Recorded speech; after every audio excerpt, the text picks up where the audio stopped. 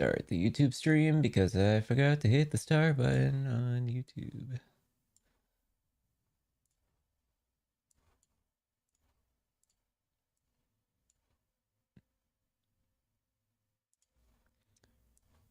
Righto. Now I'm gonna pull up last Epoch tools because I restarted my computer yesterday. Figured I'd get it out of the way. Based off what my computer was doing yesterday, I was kind of like, I need to restart this thing. I don't restart it often. I should have definitely turned it off more often, but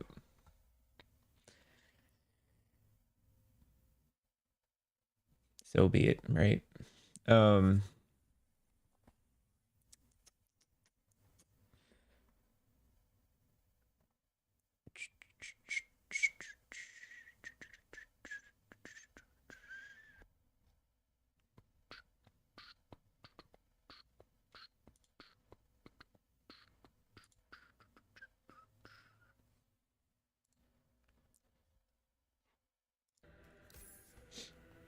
it's funny seeing Majestic Games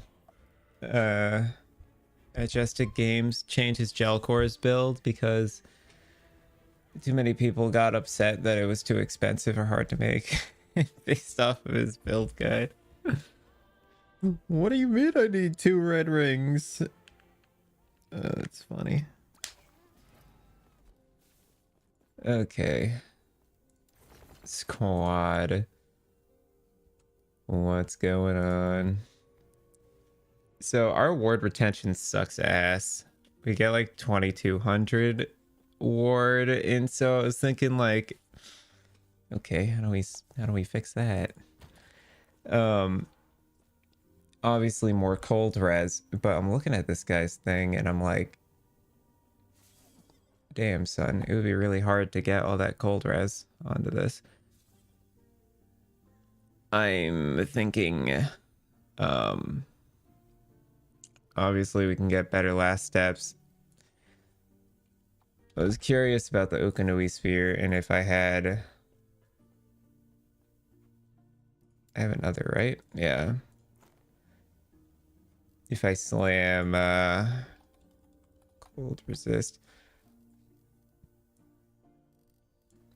relic into it, or if I have a relic with cold resist rather, be the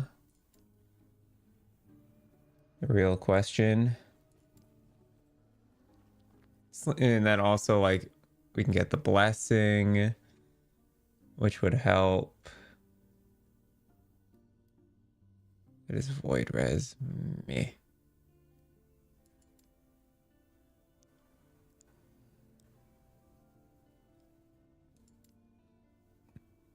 Because I really do want this thing to be blasting in like at least 800 corruption. The problem is like COF really is all about what you find, right? So it can be pretty tough to put this kind of stuff together. Or make it optimal, I guess. Alright. This has cold res. Tier 6. Let's grab that.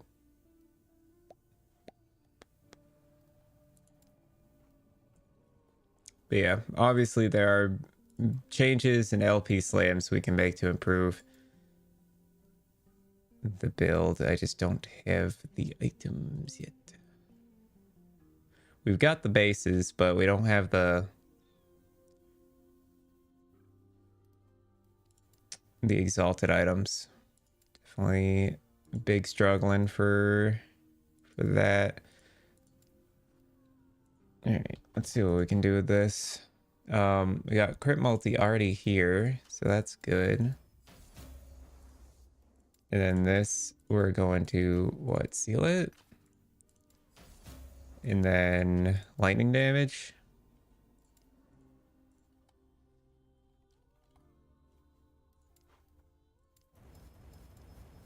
Okay, We'll try and slam this. I need to swap builds because I don't have all of the jewel res unlocked on this champion or on this character yet. Champion, Jesus. I only have 13.8 mil and need a new peak and have a really good exalt to slam. Should I go turbo cheap 2LP or spend the 10 mil on a good 3LP? And I won't need to replace for a long ass time. I would go for the 3LP, dude. But keep in mind, dude, that the rolls on a peak of the mountain can matter. Like, if you're talking 9 to 10 mil for a good 3LP, you should have like at least 4 attributes on it if possible, with like a solid crit roll. I mean, I know you were pretty overcapped on crit, which is good. So maybe you can just go for just good attributes and not worry about the crit roll too much.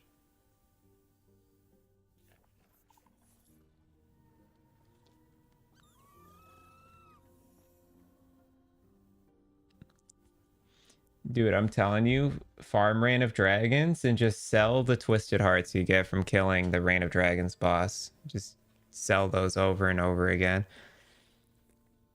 And then, yeah, just any exalts that you find.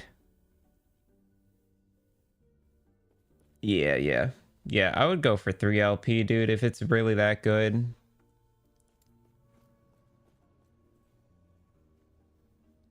If it's that good, then I vote for it. I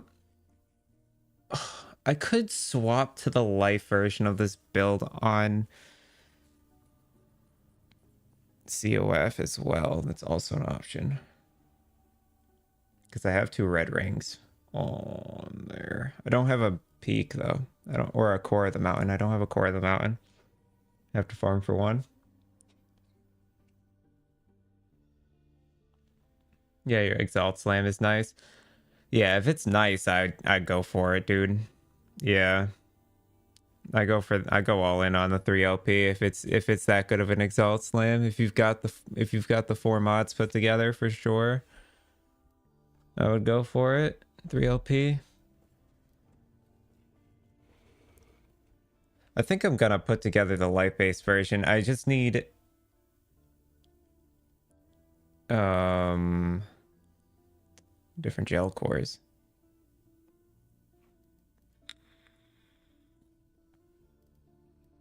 And then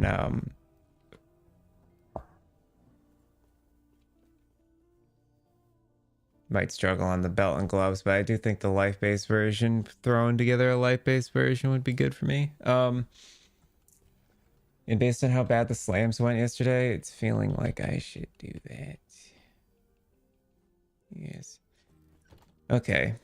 Well, we need to, no matter what, we need to slam for health on kill then, right? So we need Jelkhors, or health on hit rather. Yeah, that one's bad. Boop, boop, boop, boop, boop. This one already slams. Yeah, that one's garbage too.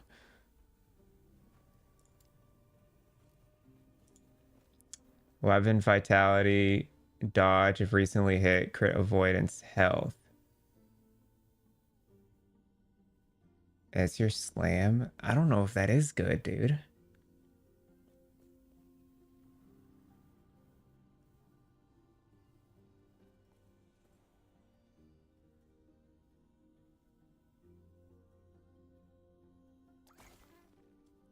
When you said good slam, I was picturing like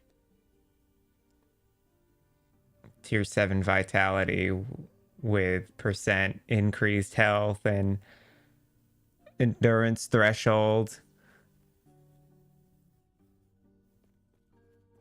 Still, I would slam. Okay, I would go 2LP with that slam if you haven't purchased a 3LP one yet.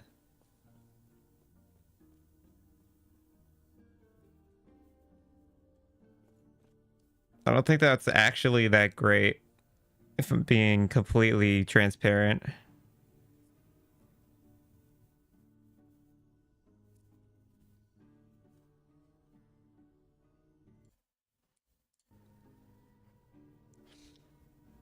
Yeah, I'd go 2 LP, dude. I think you would, I think there's better slams, if I'm being honest. Yeah, yeah, I would just slam that onto the 2 LP you already got, for sure.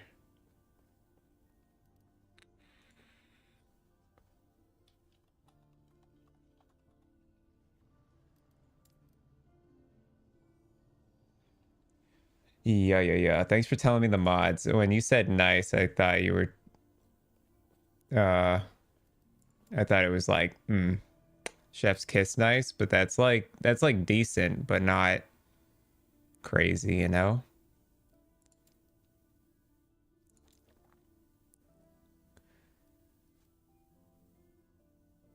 Um,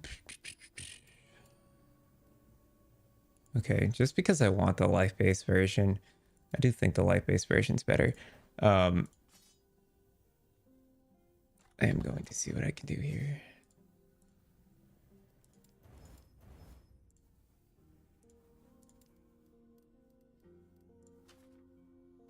I genuinely, these are 1 LP slams. I genuinely just want the health on melee hit. And I don't think anything else matters, so I'm literally just going to see what happens here. 2 minus 3. Okay, these are the 2 slams. So do these 2 slams. Hopefully one of them gets me there. I just need tier 5 health on melee hit so that I can run the life-based version. Morning, Gilly. Morning, brother. How you doing today? We got the red rings in COF. Peak of the mountain. Or, sorry, foot of the mountain. That's vitality and dodge. We really, really want move speed, though. Of the...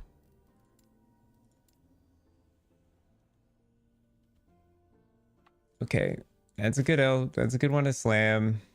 That one has int on it. That one's mediocre. That one's mediocre. That one doesn't have LP on it. Nor does that one. This one has Fizz Res on it.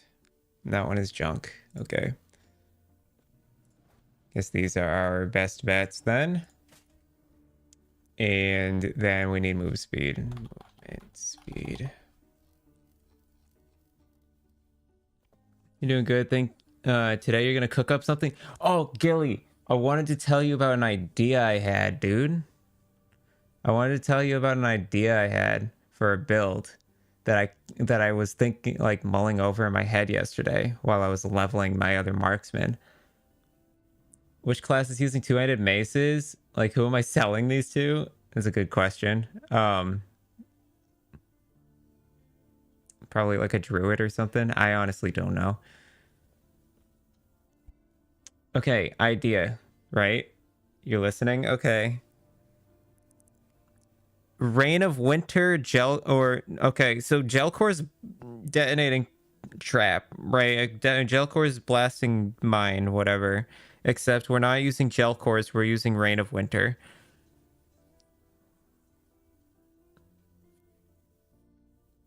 Thoughts? The bow, yeah, the one that shoots icicle on bow hit.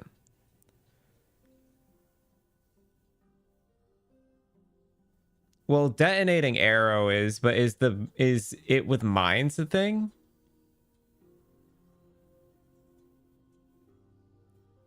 I know it's a build just with detonating arrow alone, but I didn't know if it was mixed with explosive trap or not. Do you have a link moving? I'd like to see it.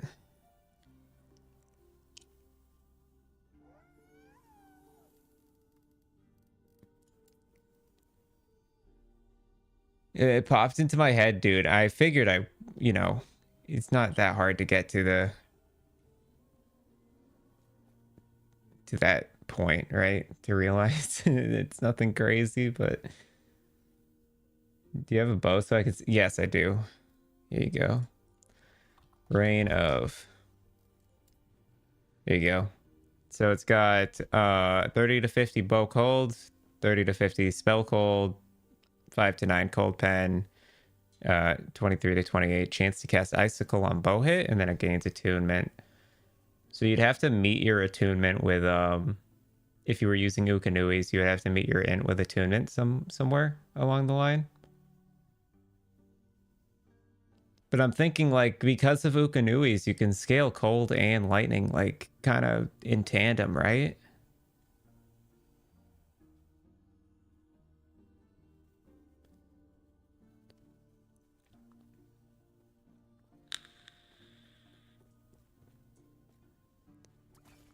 And for reference, there is a build already using this bow with detonating arrow that I did know about.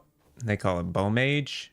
And all it is it uses detonating arrow to hit as many targets as possible all at once to fire the icicles as often as possible. But I haven't seen it done with explosive trap triggering detonating arrow. And I don't know if it exists. Moving on your left is telling me it does exist, but I have not seen it. But if moving on your left shows me a build, I'll take a look at it.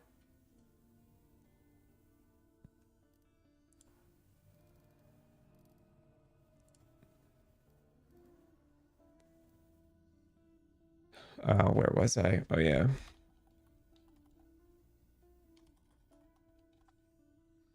Goddamn bike. Type a little better, buddy. Jesus.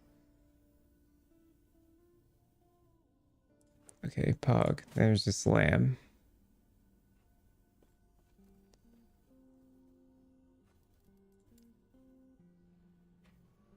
Any more tier 7 move speeds in here?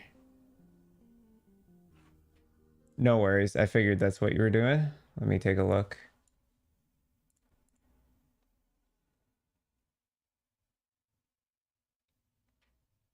Okay, it is already a thing.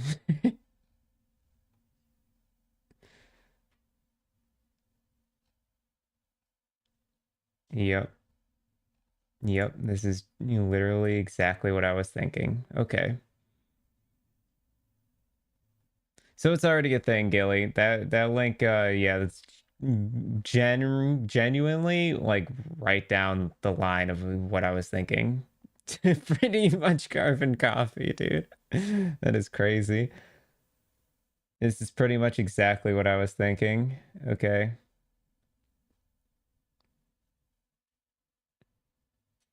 Well, there you go.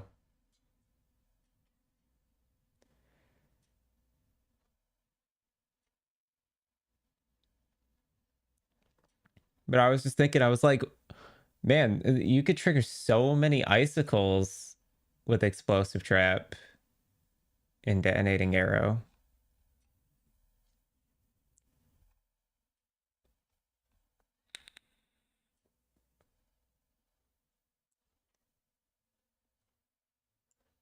I wonder if it's any good, dude.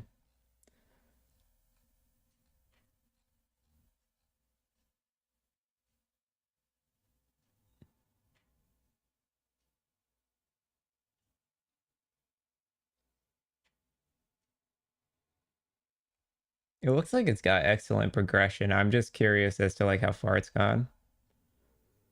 They have it listed as S tier. No surprise. What's up, guys? It's Oh my lord, that was loud. My phone died and I couldn't turn on my PC fast enough. Oh. Um Gilly here. And Reign of Winter, I'll pull it up again. There you go. Hold on, let me start this video so that I can watch while you're reading. I'm looking at it on YouTube now. Oh, it's freaking Volca made this, dude. Volka's good at last Epoch. This guy's kind of dope. Do they stack attunement? Not particularly, no. Although I do think that Icicle scales off of attunement.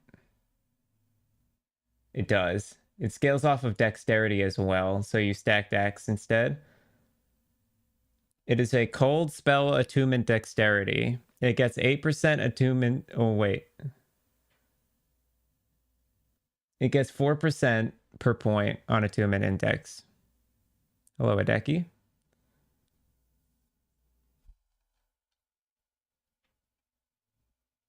The build also runs Throne of Ambition in the idle slot, which makes a lot of sense. Yeah, that's fascinating. What an interesting idea. I'm not surprised. I'm not the only one who thought of it, but yeah, that link's got a lot of good info. There is a vendor in the bazaar. The guild leader, if you talk to that person, you can use them as a merchant.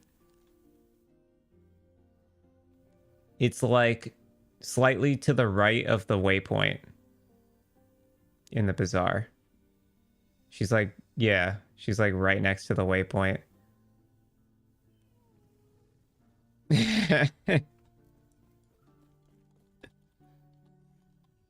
Fun fact, moving on your left. It's already there. Okay. So we were looking for movement speed. We want tier 7 if possible. If not, then oh well.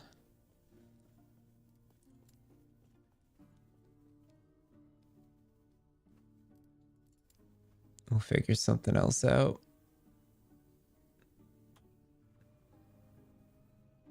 Another tier 7.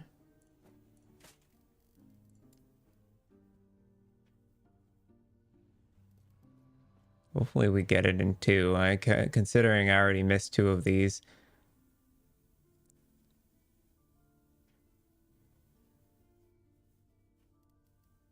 I also need to make sure that none of these are store-bought. I noticed I slammed one of my boots yesterday and I went to go equip it and noticed it had a merchant's guild tag, and I was confused, but then I realized I totally slammed a merchant's guild item into it.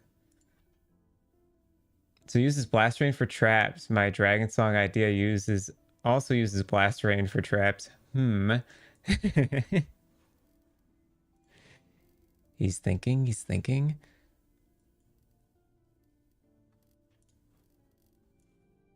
Okay.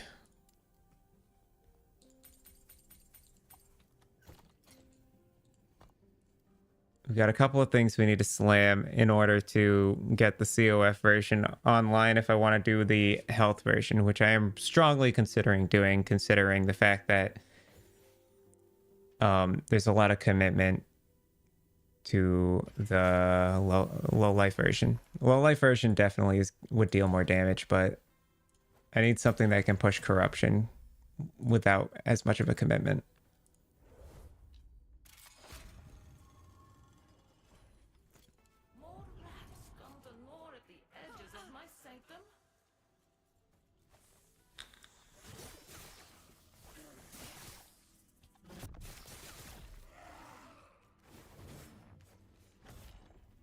I'm getting a phone call. God damn it. 1 second.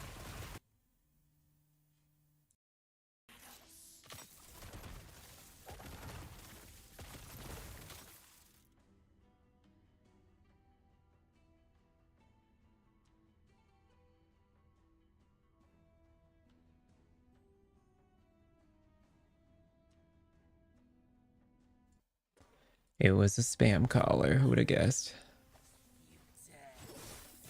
I'm legit about to shatter every two-handed mace I saved to auction off. Can you find anyone who is currently using this? Dude, some people just come up with ideas, you know. I always just check the price on auction house. If it's if it's listed for a decent price, I'll sell it, you know? Obviously, if it's not, then I won't. Oh my lord.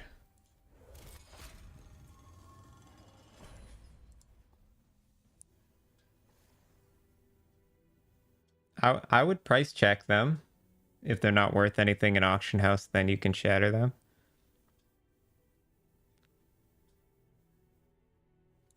Such power. There is only one explanation.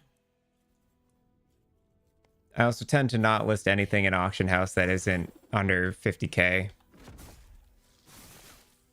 Or that isn't over 50k. It needs to be at least 50,000 for me to be interested in selling it. Dang it. Going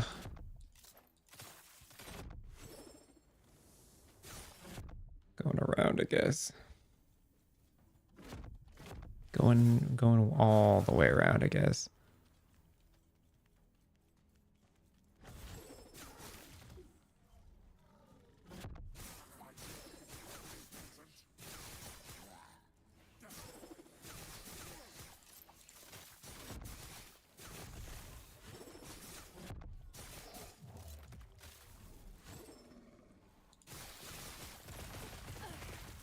The global auction house, literally every item has a price. So you determine what's legitimately worth something. I just check the listings and sort it by lowest. If an item at lowest price that looks like my item is listed for a price of under 50,000 gold, then I delete it.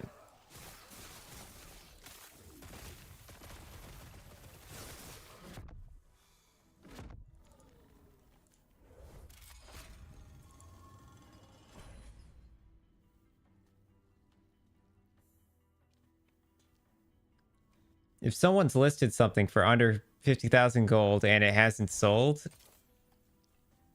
then that means no one's looking for it.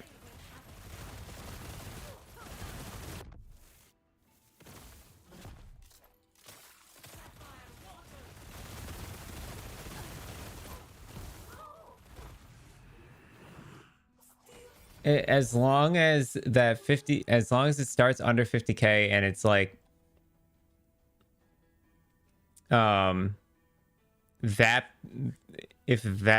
well, it depends. It's different for weapons than it is for like rings and stuff. For weapons, generally, yes. Because the base type rarely matters for weapons when it comes to the exalted item, because most people use unique weapons and you then use those weapons to slam on, right? So for weapons, yes, I will search the items for its specific mod. I will say like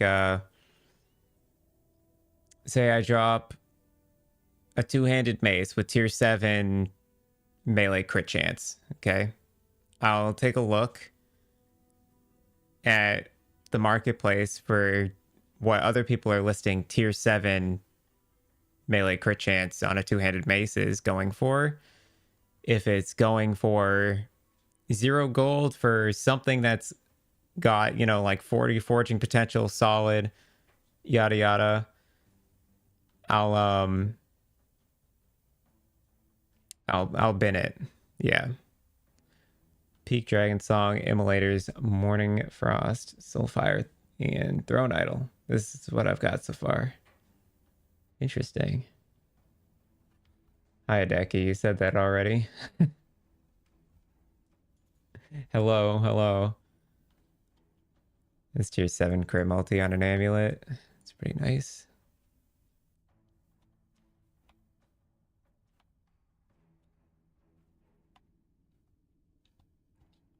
That was not not multi LP. Okay. We'll start with the Jelkhor. We just need one of these to have health on hit. That's not it.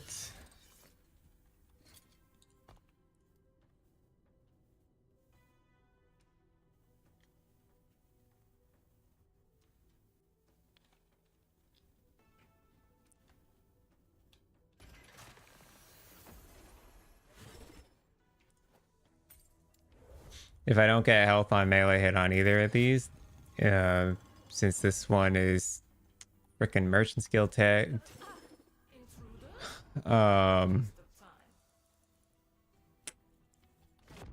then I guess I'll stick with low life.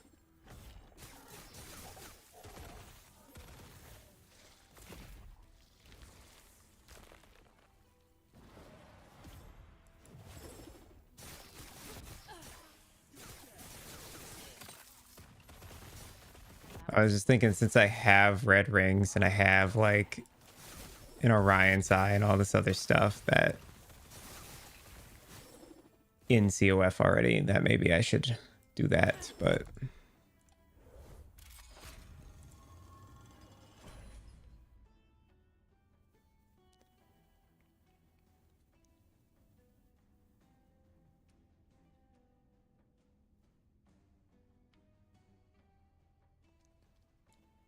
I guess we will find out Only I should be able to command time here, momentarily.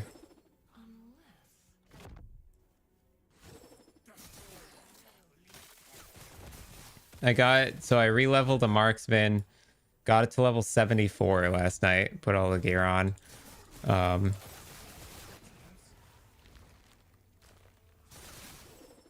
But it's cruising at like 2k ward, which is fine for early corruption. It'll do totally fine for early corruption, but a bit of a yikes for later on. Its max hit is definitely not great.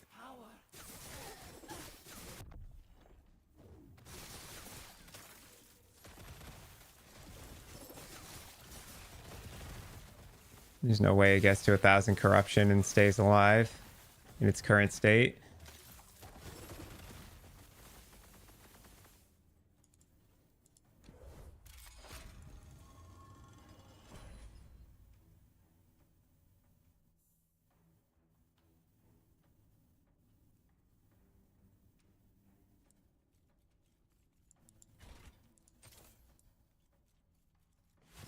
Epoch, I will have it.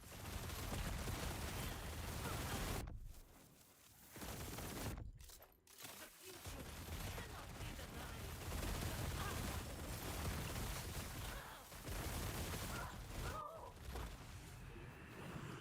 Still so much to learn.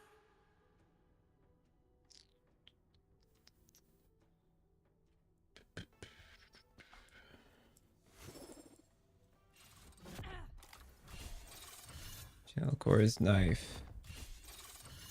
All right, then.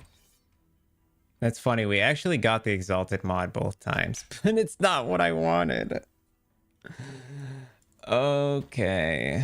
All right, back to low life then. Forget these boot slams. We'll just drop these somewhere. And we can list this.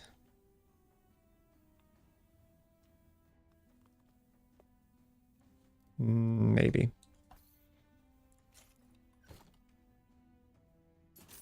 Okay, I was gonna say no sales today. Crazy. We got 3 sales. Most of my stuff had sold yesterday. And I've been leveling all day yesterday, so I didn't really put anything new on the market. Yes. Hello?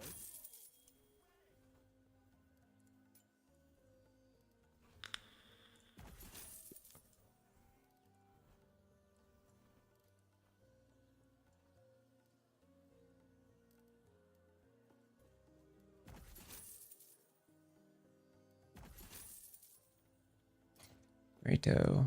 All right.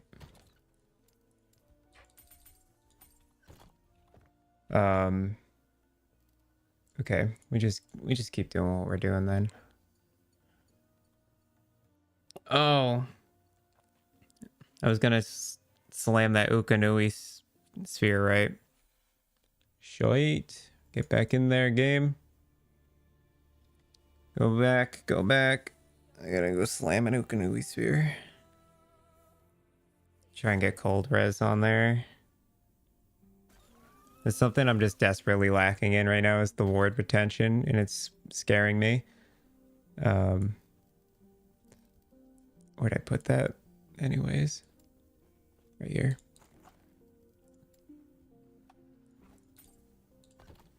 What up, B program? We're just setting up the COF Jelkhor's build. So I have the Merchants Guild one, and then I'll have the COF one. The COF one's a low life, mainly because I had the gear for low life already kind of put together. Although it still needs vast improvements, but I'm just doing one more slam before I swap over.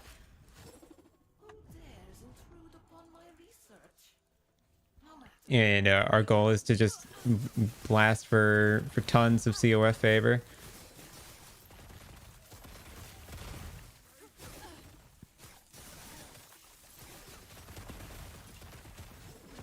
Try and make a boatload of gold by using some cross faction strats.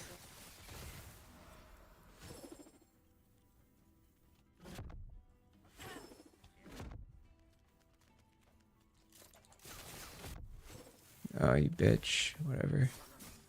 I'll go around.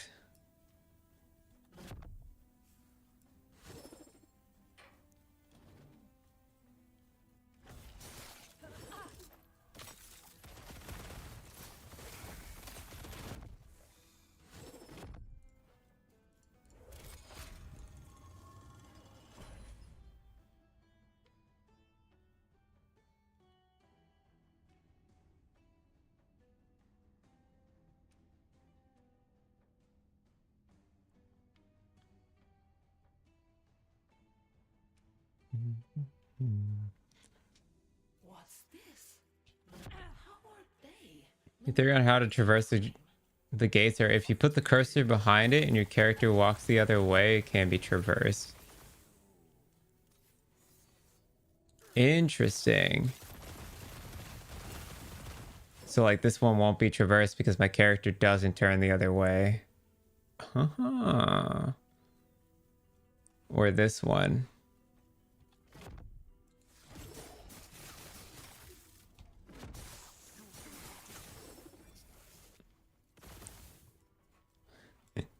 Oh, dude, I think you're right, Gilly. What the heck, dude? Man's a genius. You think it's possible to make Dragonclaw Full Frost Rune Master applying frost from Lightning Blast Claw and Nova? So making it a Full Frost Rune Master using... Come on. There we go. Using Dragorath's Claw and Elemental Nova. There are versions that are using Tri-Elemental with Elemental Nova on Rune Master.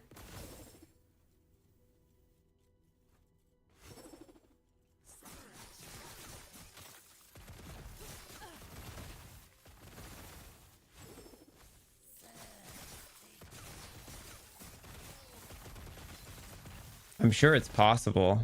Carry the Epoch then? I don't know how good it would be or if it would be better than Lightning in particular, but it's probably doable.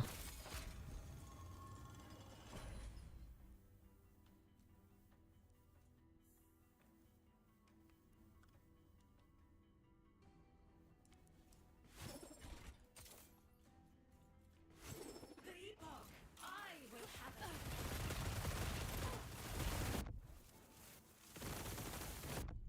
Sapphire water!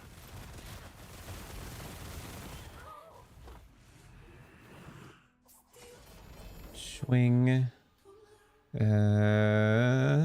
Nothing good. Okay. Good slam, good slam, good slam, good slam, good slam. Okay, that's a great slam. We'll take it. Fuck it. We'll take it. It's better than what I have currently, so.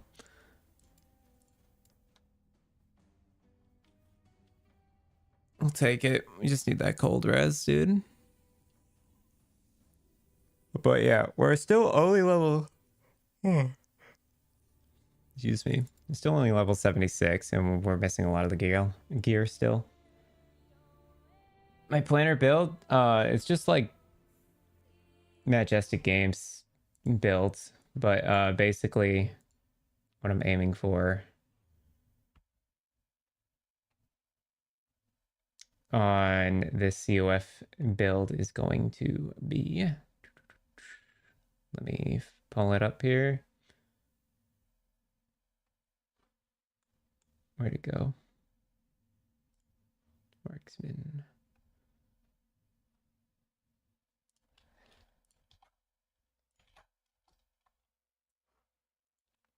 Something like that.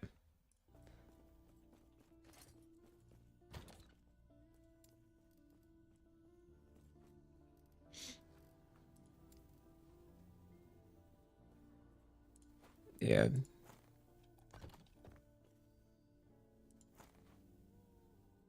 Yep, that's helping ward a good amount already.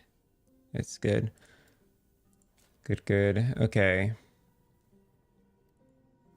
So yeah, we need to find some blessings. We need to get out of base monoliths and into empowered, which I was getting pretty deep on, but I stopped once I got to the level 90 monoliths.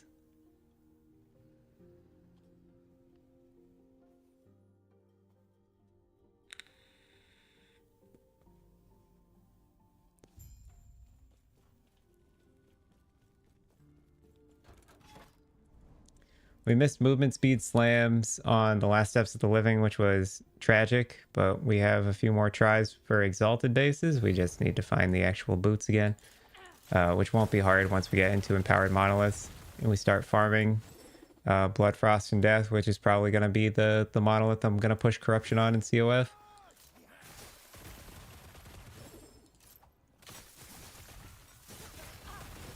Once we get all our empowered blessings out of the way.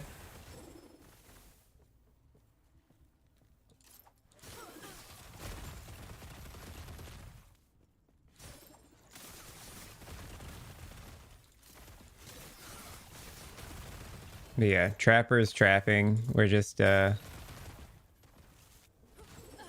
focused on making sure our defenses hold for the later corruption. We can probably get to 500 corruption with exactly what you're seeing right now, but I'm gonna need to push it a little further if I want to survive some of the BS amounts of damage that's gonna come from the future monoliths. And then of course, like things like a mana regen is not great. We need better mana, which again is going to come from leveling up mainly, but then also a few other things like some gear changes. In particular, I'm not too keen on the belt I'm wearing currently. I don't think Shattered Chains is actually that great. Even if it is giving me more damage per stack of Doom, like that damage is so unnecessary, dude.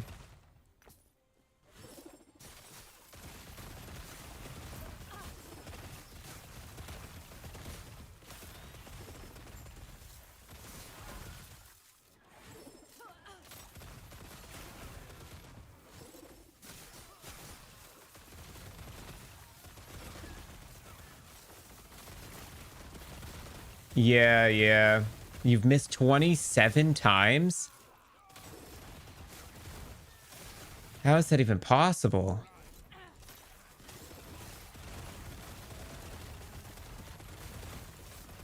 I also need to do that. My issue right now is I don't have the gloves to slam into it.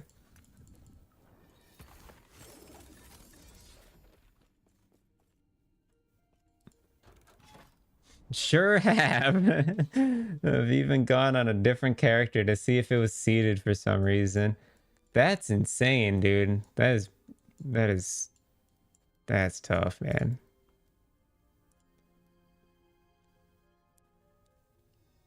27. I didn't think it was fathomable for that to happen.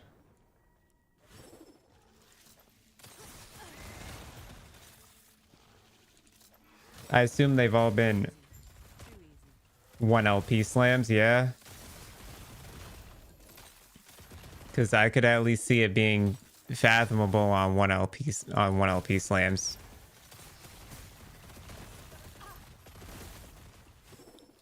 Because to be fair, when I was fracturing max specters on a chess piece once in, ooh, that is excellent. When I was slamming max specters on a chess piece in PoE once, it took me like 23 tries to get it. So it's not that I'm surprised, it's just that I'm a little surprised.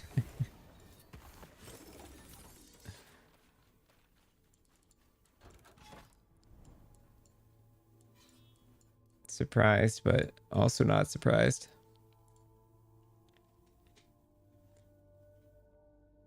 I guess rolling 4 on a 4-sided die just ain't your thing.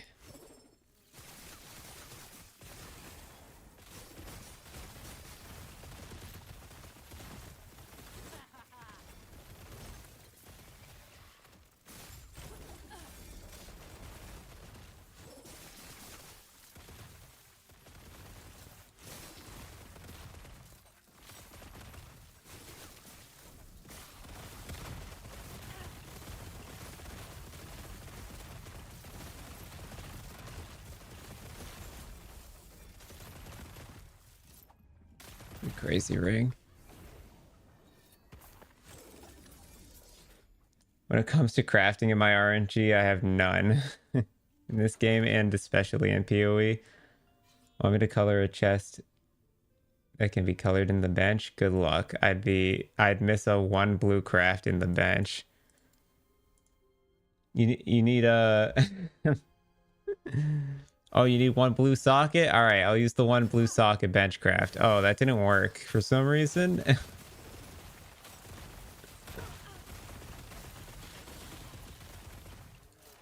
Didn't know it was possible, but I missed on a 100% guarantee. That's funny.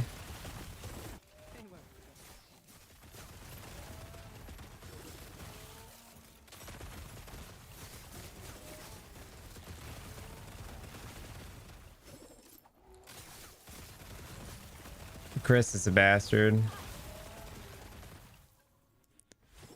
Well, now it's just Jonathan, dude. Now Jonathan just hates you.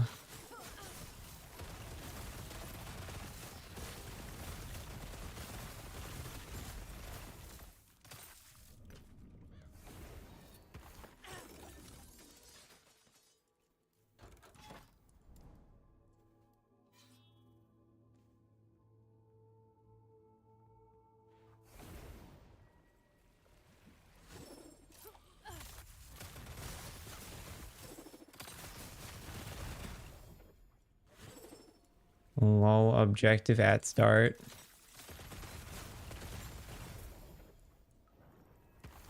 Easiest 3 XP tomes ever.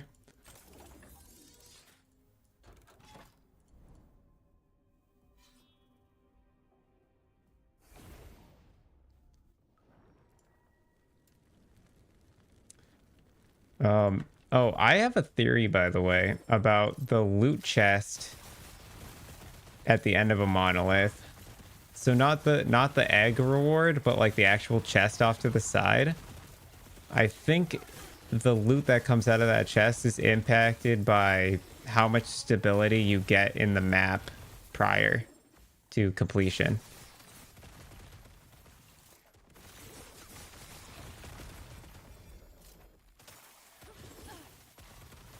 Which is why when you do things like kill Orbis, the reward chest is garbage.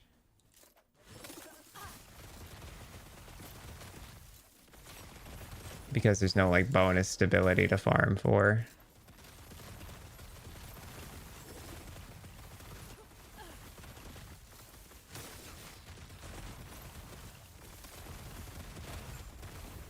It's just a hunch, but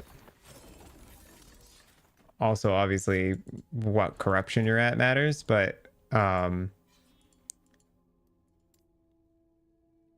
saying, like, if you were to run side by side two identical echoes at the identical corruptions, your loot would be better in the one that you got more stability in.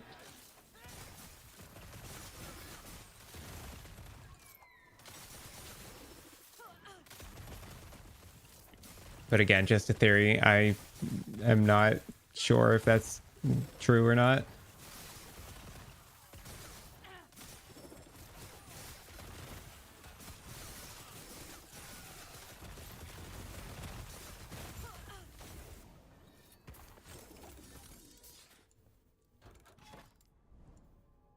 Oh, I didn't need to run this. I'm actually going to port out.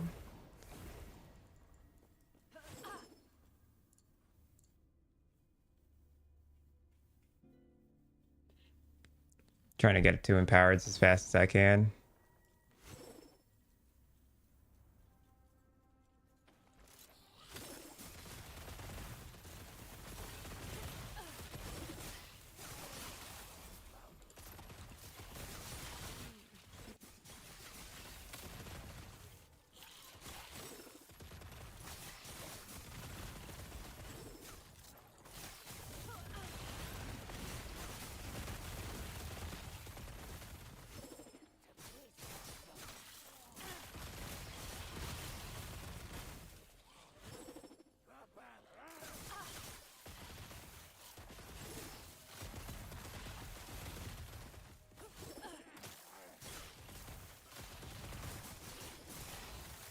I will give that this build goes faster. Like, the low life version definitely zooms a little bit better, but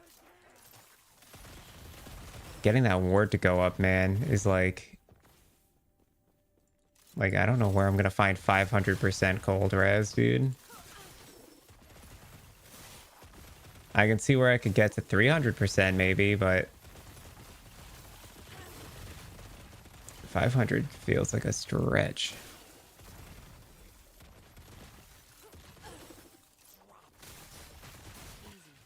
Too easy.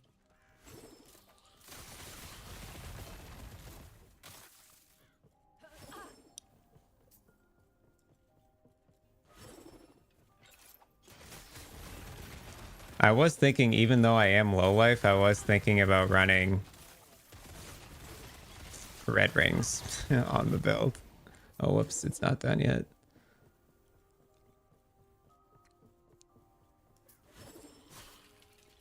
Just for the extra resistances. Ah, yes.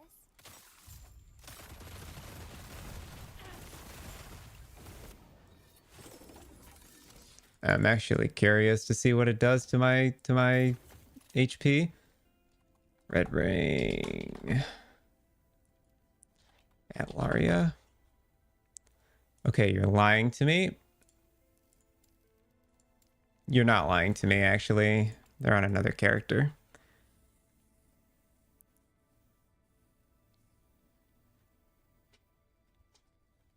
They're on my Spellblade currently.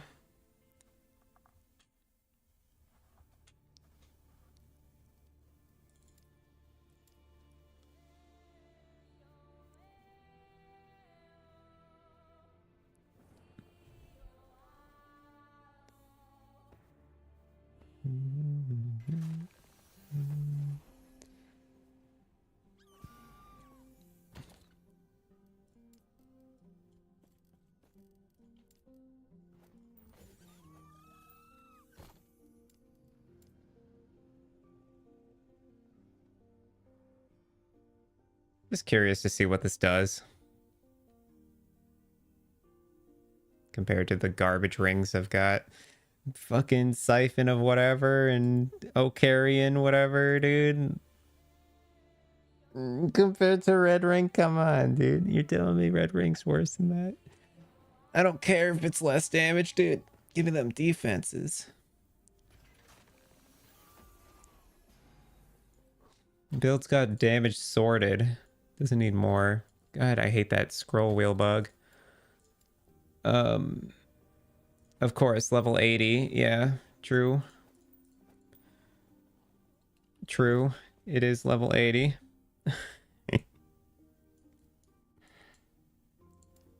Okay, in 3 levels I'll find out.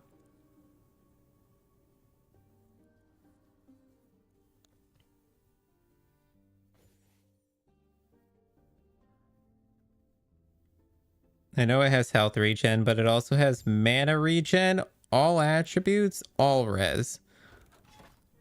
T7 cast speed ones sell for so much. Yeah, dude, because people use it on Mad Alchemist ladle. Or are you kidding me?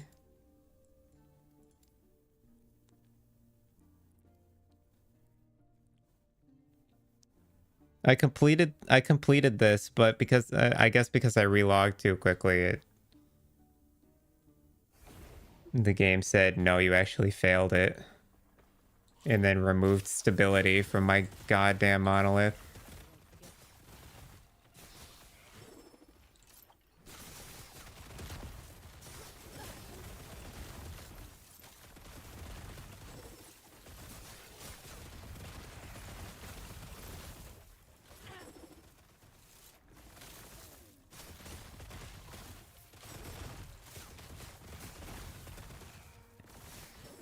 Yep. T7 cast speed, T7 crit multi wands sell for a lot. Honestly, if it has crit multi and it's tier 7, or if it's dex and it's tier 7, it's probably worth a fortune. Like, whoever's with tier 7 dex, we're going for 10 mil a piece as well. Okay, I guess we're doing this again.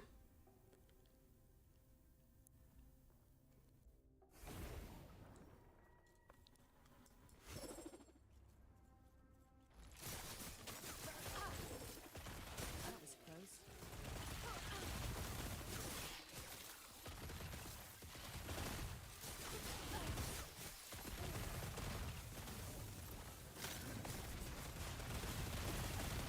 I wonder if that guy always spawns there.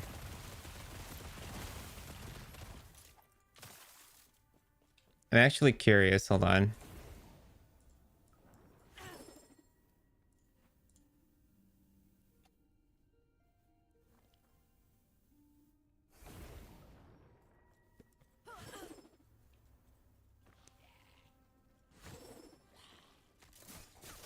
Okay. The Exile Mage does not always spawn there. I just got lucky. Okay.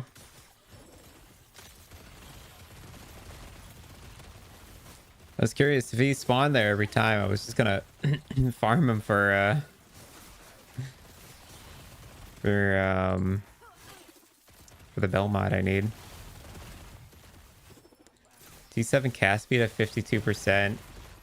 One lower than max. Yeah, see, moving. I would not even think about the second mod when listing your item.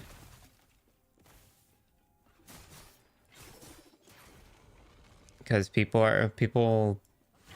are going to, you know, not be searching for exactly those 2 mods together. I feel like obviously it's a bonus, but I don't think people are going to pay like a lot more for that.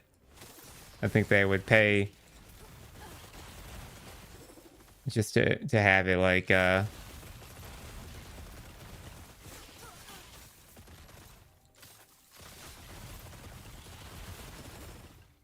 I think it'll sell faster is what I'm trying to say, I guess, because it has the second mod, but I don't think it'll sell for much more than whatever the bottom line is, because when you get into those prices of like 10 mil, people aren't like going to want to spend more than that, you know, on an LP slam.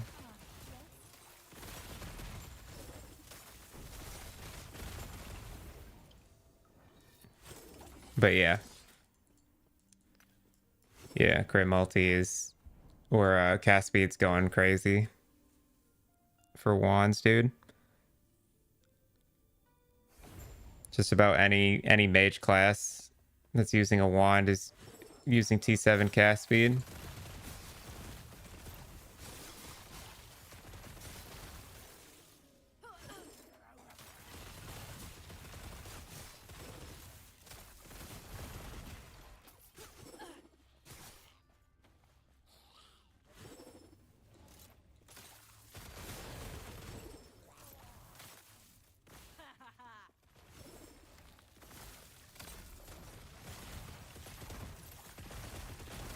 I'm realizing I'm doing this like an idiot. I have to go all the way down there afterwards.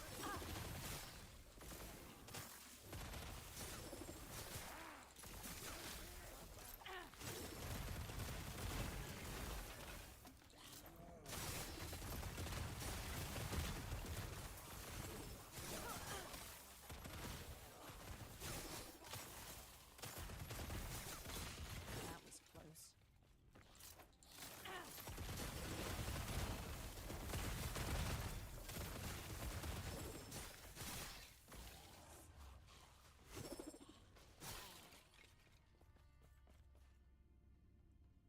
It's 2 LP, which is cool, but I'm not using that, so. And I can't sell it because we're on COF now.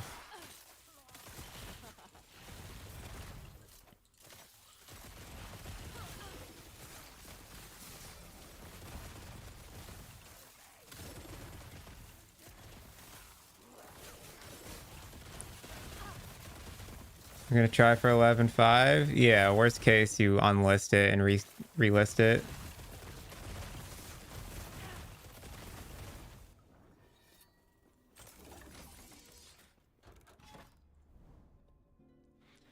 Worst case, you just take it down and put it back up.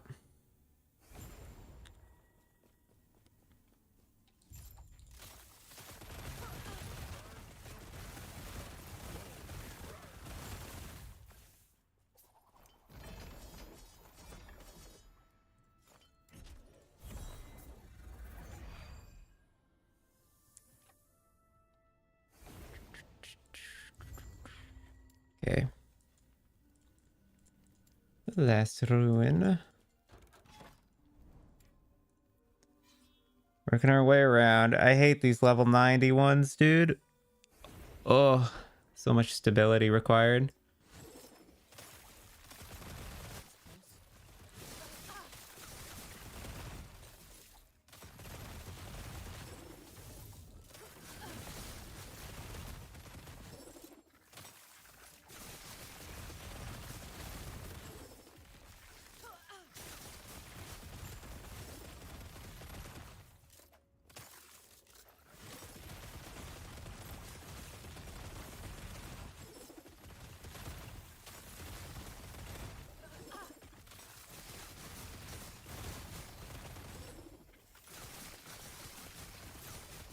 They won't forget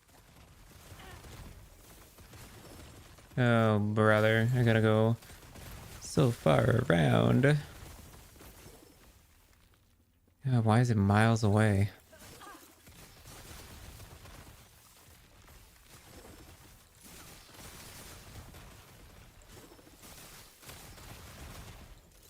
Oh, guys, I started watching an anime. I know, it's crazy, Bike watching an anime. Who would have guessed? But no, actually, I did start watching one, and I'm not like an anime enjoyer, so it's pretty rare for me to get into one.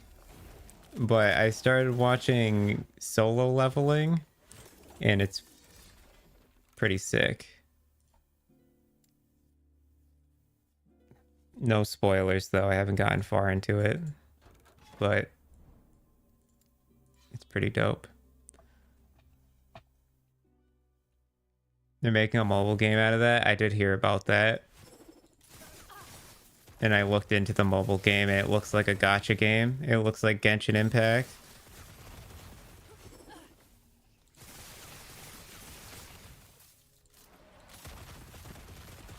Also, tell me not to level my Void Knight. Level your Void Knight.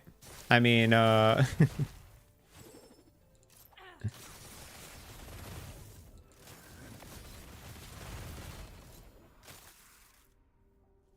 interesting.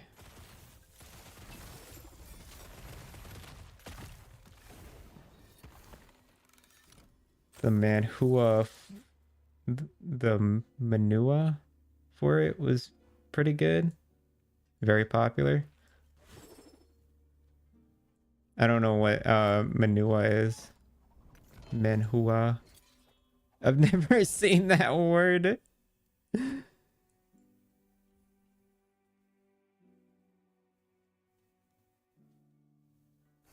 It's not moving on your left, it's not in America. In America, it's not on Netflix. Korean equivalent of manga. Oh, okay.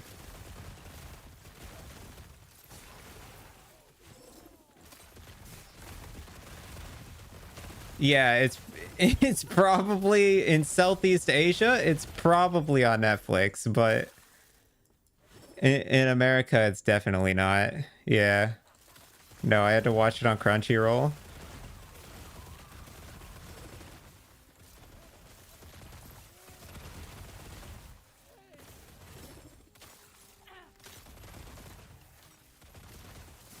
Yeah, it's pretty good though. It's an interesting concept, which is what dragged me to it, or drew my attention towards it. And then also my friend Manhwa. I guess it's Manhwa pronounced both ways, yeah.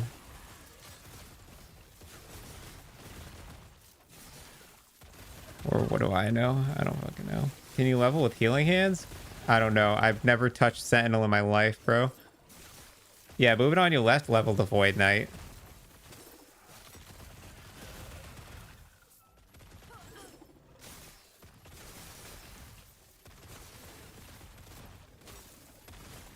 Healing Hands Void Knight is what I heard the best Sentinel in the game. So I think you'll be good if you do that.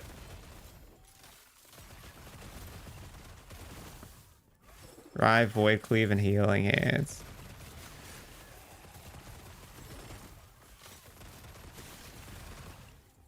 Yeah, Sentinel's like bottom of the totem pole for me, dude. It'll be like the last class I get around to making.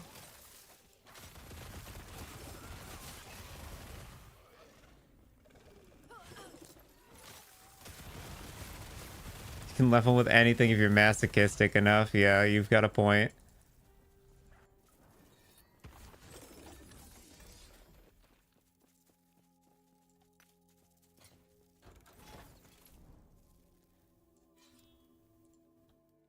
Technically, if you hate your own worth of time,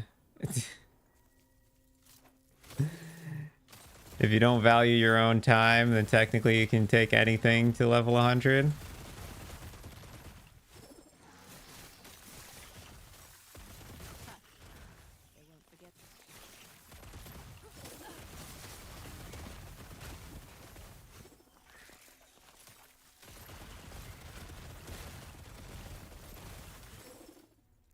Moist. The Void Knight begins. The adventure of a Void Knight begins.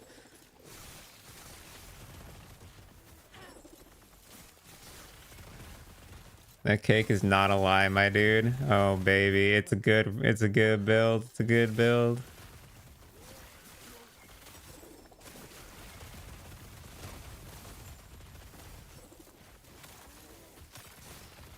Yeah, no, I know Babbling Bike is a big Sentinel fan, and he went pretty far with Void Knight as well.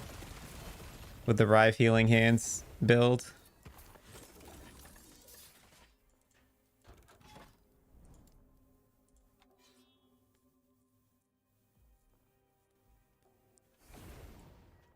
Level 78, huh?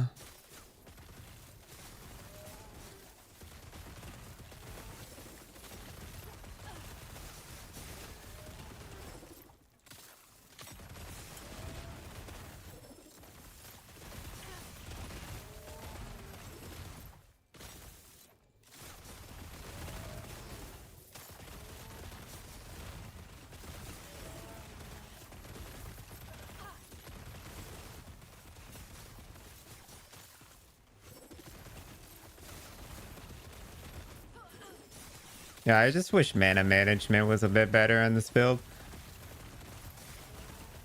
I was thinking, dude, of like reducing the amount of traps you throw just so that you don't have to have such a horrible mana cost.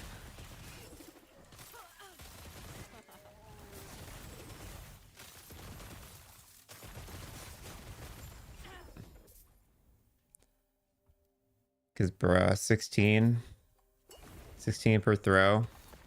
Whereas you could all, like, is it ever, so tell me if I'm crazy, right? Is it ever better to just remove both clustered explosives, bring the cost of throwing them down to 0, and then just being able to throw them faster?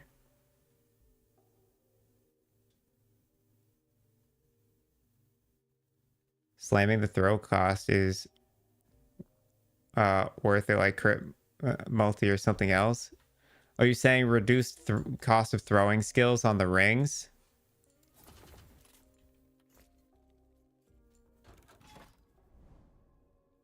That's fair.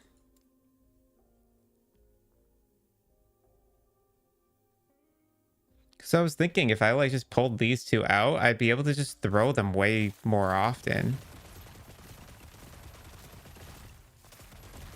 And like +2 traps isn't that big of a deal, you know? Whereas I could like, this is obviously, you don't want to level this because you want them to explode, but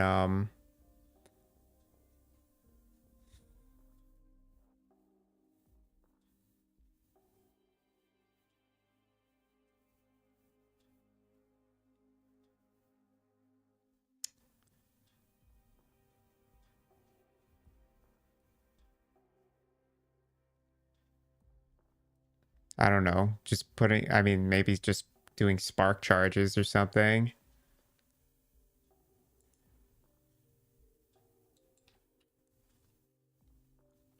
On your low life version, you just wear 2 -4 throw mana cost. Yeah, exalted rings. Yeah.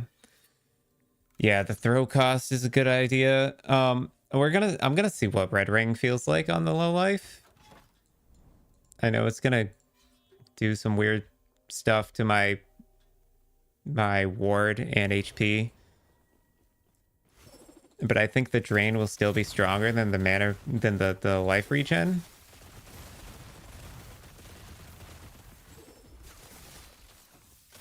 And I think it'll overall benefit because even if the drain isn't stronger than the life regen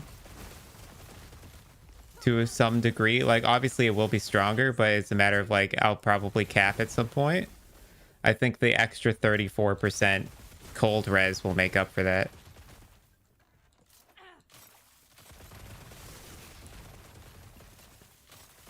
Yeah, the mana, me not having the mana potion belt is totally problematic for me. And if I find it, I'll probably put it on. I'll probably try slamming it on a jungle queen first, because I'd rather just honestly equip a jungle queen over the shattered chains, because I don't think the shattered chains is actually any good. I know it cleanses stuns and freeze, but like I ain't vibing with it, you know.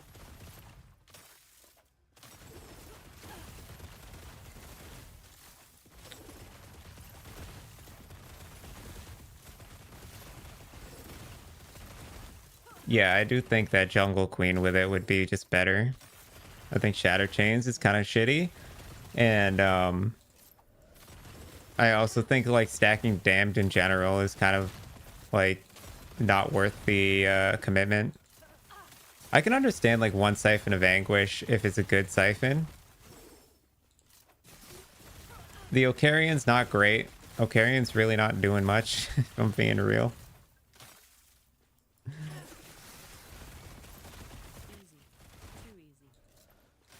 But yeah, I've just got some ideas that I'm going to focus on doing, I think. But we got to get to those ideas.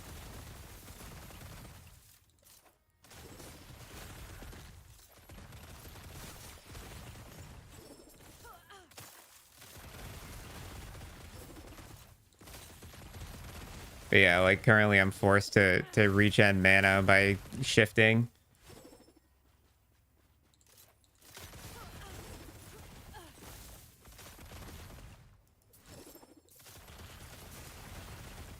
And if I put red ring on, I'll have more mana regen as well, which will be nice.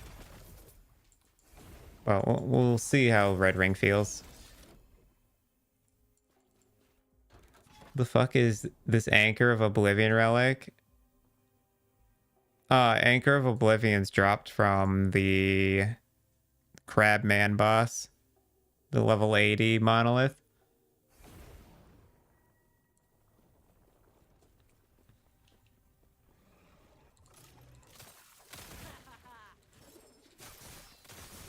It's a wildly interesting relic.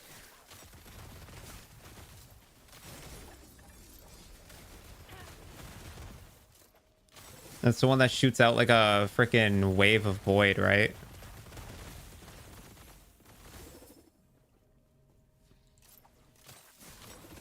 Easy.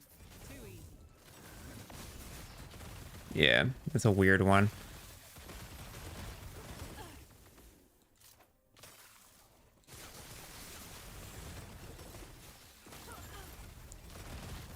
Good in the right shell, though. I looked at that item and I was like, this has to be good somewhere. But yeah, it comes from Fall of the Empire.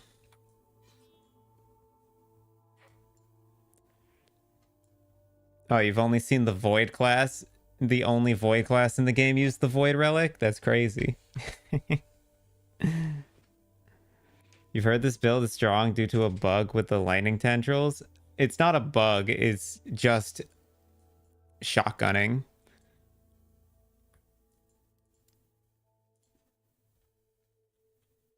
I wouldn't call it a bug.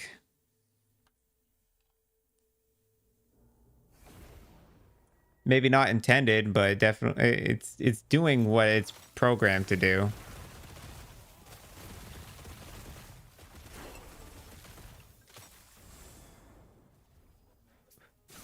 The thing is it's casting detonating arrow for every time a trap explodes. And the thing is we have traps throwing traps, and then those traps have a chance to drop additional new traps. So you end up getting like, you know, you throw traps out and it detonates like 50 times. And so you get this like crazy shotgunning damage. And the lightning tendrils, this detonating arrow getting cast at melee from Jelkhor's. And the reason why it's so strong is because we're able to get detonating arrows mana cost to 0 if we dual wield Jelkhor's, which makes it so that the traps can infinitely explode. We don't have to worry about the cost of it. If we weren't using Jelkhor's in reducing the mana cost of detonating arrow, our mana would just like go to 0 so quickly, because every time a trap explodes, it would spend the mana of detonating arrow. But yeah, because our mana cost of detonating arrow is 0, we don't get to worry about that.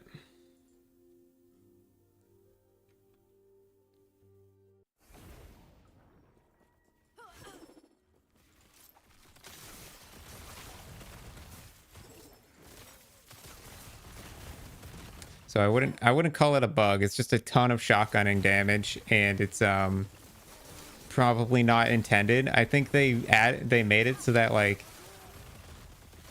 I think they planned on it being impossible to shotgun like this, mainly because of the fact that you have to pay for detonating arrows mana cost every time. But if you have I think it was an oversight that Jelkhor's reduces the cost to 0. I don't think they ever expected you to get detonating arrows mana cost to 0 in order to trigger traps to cast detonating arrow infinitely without ever spending a single point of mana on the actual detonating arrow part.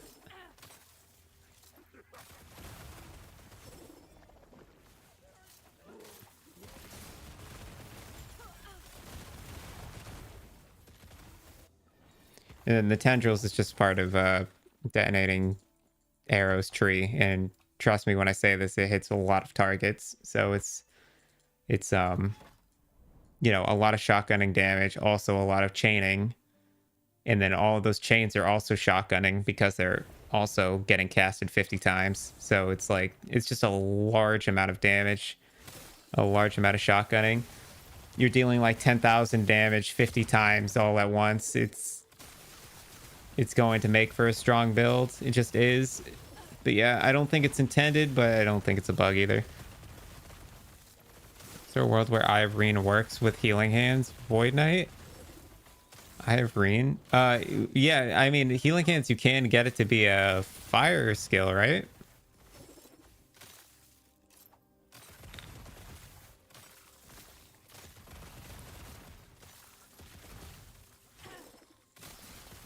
It wasn't converting the tendrils to melee, and they never nerfed any Easy.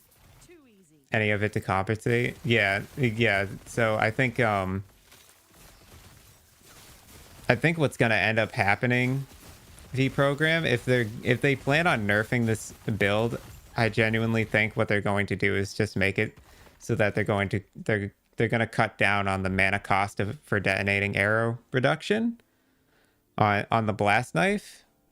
I think what they'll probably do is, instead of it being a minus flat, they'll probably do a reduced mana cost type deal, so that it can never actually cost like 0 through the reduction, you know? So maybe they'll change it from -3 to -6 flat mana cost. They'll change it to -30 to -60% reduced mana cost. Maybe, or something like that. I don't know. I feel like they'll find a way to make it so that it'll never cost, and they can make it so that the detonating arrow will always cost at least like 1 mana or something, and therefore you end up with the mana being the problem, right? And that chokeholds the build.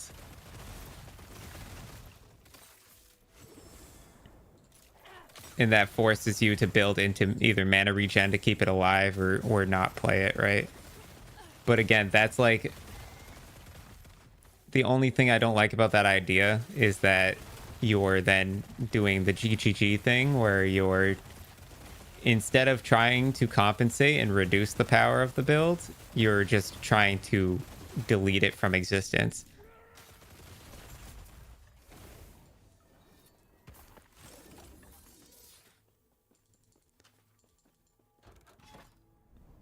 So we'll see what happens, but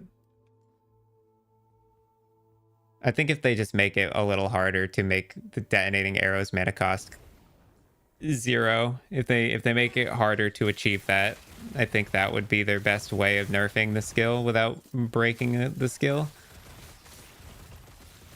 or like destroying it completely. Alternatively, they could just remove like a lot of the base damage from Jelkhors, or the base damage from detonating arrow in general, or the effectiveness of detonating arrow, so that it scales worse.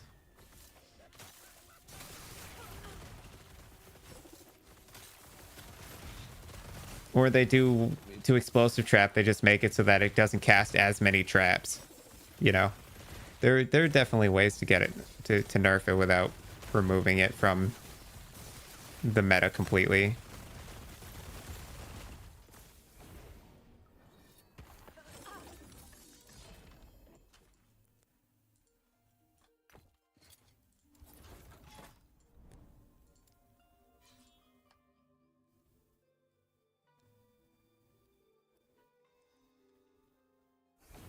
You'd be doing melee healing hands, so maybe.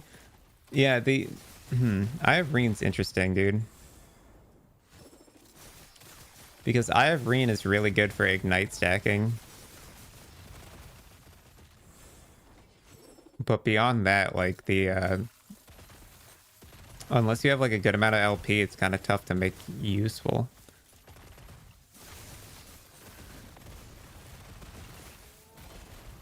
But again, I don't know. I'm like so unseasoned with Sentinel and like their scaling opportunities, so I'm not. I don't have a professional opinion about this topic.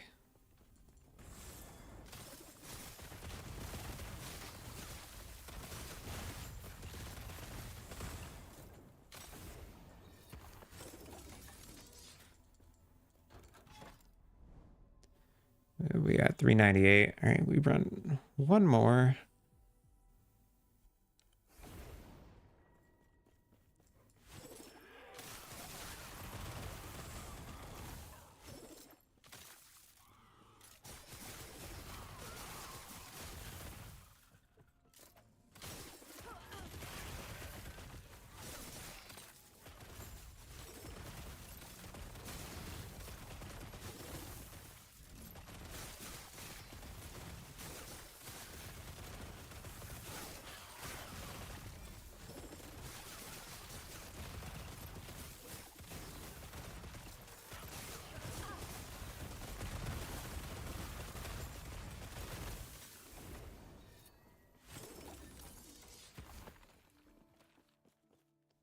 We're almost level 80 as well, which is nice. We can try the red rings out and see how that does for our defenses if it's better than what we have. Try to get off of Shattered Shades and run off. Run Jungle Queen instead.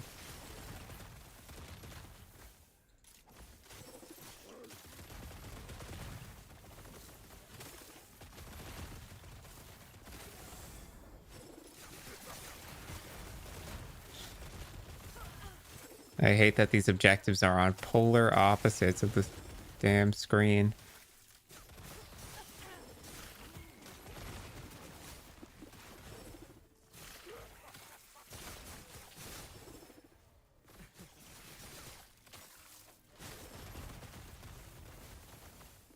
Who are you?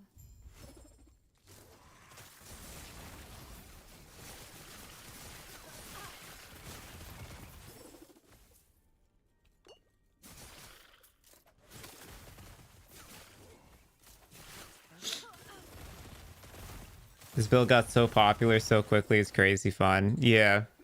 Yeah, no problem for the explanation. That's just like, you know, my observation. It's insanely powerful. So definitely the damage that comes out of this is, I can tell you, wasn't intended. Oops, I don't need a portal yet. There's no way they meant for this to happen, but at the same time, it's technically not a bug. I just don't think it was intended.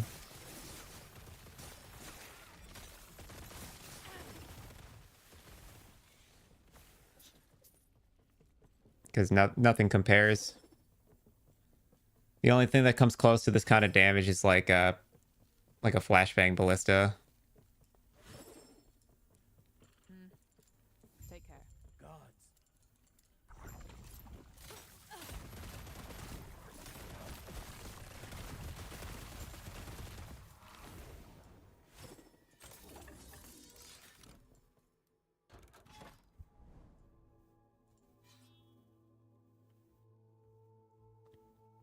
Yeah, they didn't. Yeah, they didn't mean for Lagon to be deleted like that. Yeah, literally first phase. It's so stupid.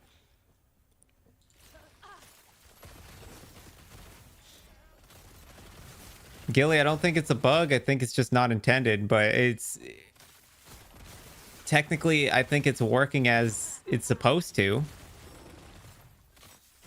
It's not like they put in like the wrong numbers or anything, you know? It's not like with like the cyclonic fissure or whatever it's called for frickin' warlock. It's not like that skill where it was generating 3 times more ward than it was actually like programmed supposed to be. Yeah. It's not intended. No, definitely not. But a bug, also, I don't think so. Technically, everything's working as programmed. Working as coded, not as intended, exactly. So technically not a bug. But yeah, definitely problematic. It's not good for them to have a build that stands out as being so much better than every other build. So I assume something will be done about this. But hey, cycle 1, am I right?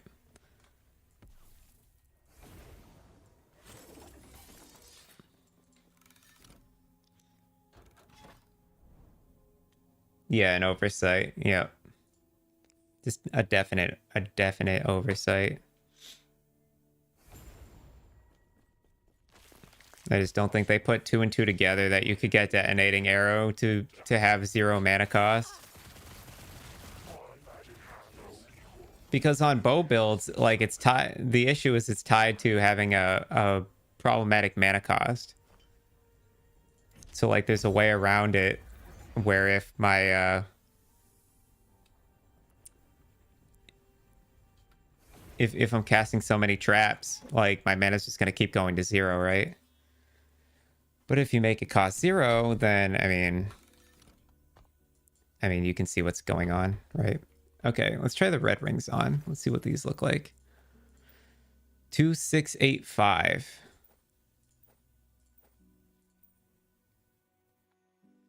Oh, it's excellent. Oh, it's excellent. We're still at 0 life.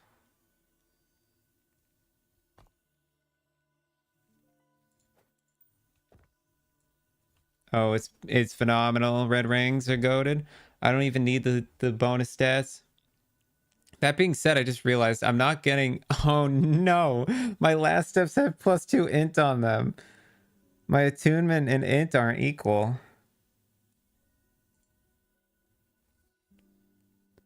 Oh, Lord. Hold on.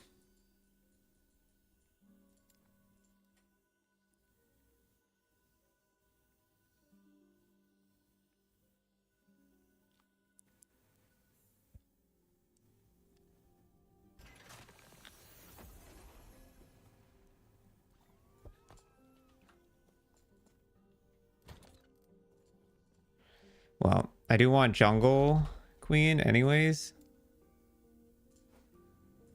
Put that on. And then I gotta break out a calculator. Let's do the math here. 31 plus 12 plus 40 plus 12 plus 12. Yeah, we're way off on getting the damage reduction, but as for just giving me flat resistances, it's pogging, right? Yeah, these last steps need to be changed though. And I can't wear these ones, and these are... Hold on. I must have a pair of last steps that hasn't sold on Merchant's Guild that I can delist. Rex listed an update to the build where you take Acid Flask into Explosive Trap. I tried it, but didn't like it. It didn't feel as strong, and it ruins your mana. Yeah, just because big streamer said so doesn't always mean big streamer is correct.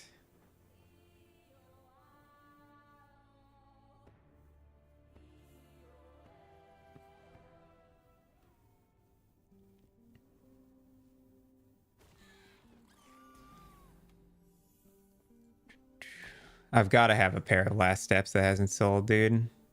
Even if they're dog shit. Just something that doesn't break my Ukanui sphere.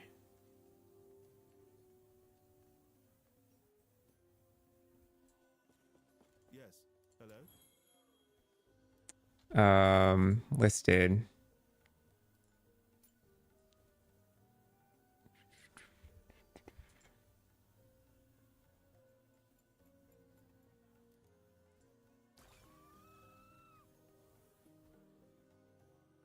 Last steps, 1 LP.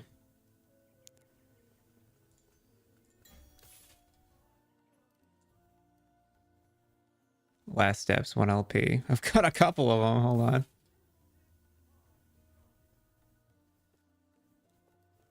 Got any more in here? Last steps, 1 LP.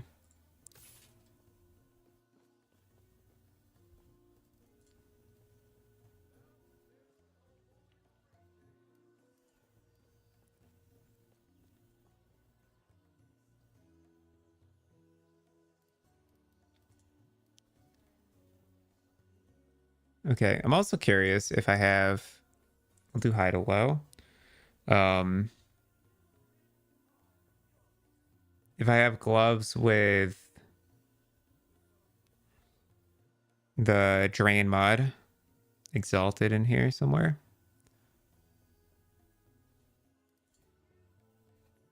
Gloves with the low life mod.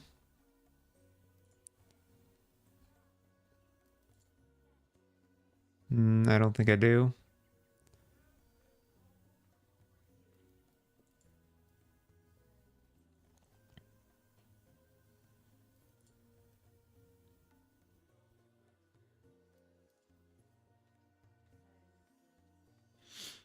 Yeah, we'll just chalk that up as no. No, I don't. Okay. I've still got move speed things, right? Move speed boots, yes.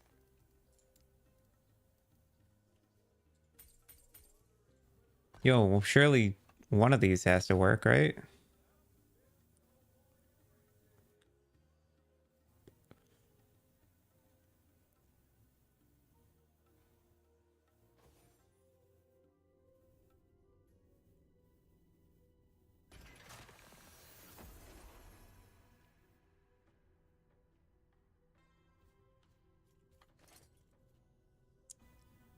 None of these are tagged. Good. Okay.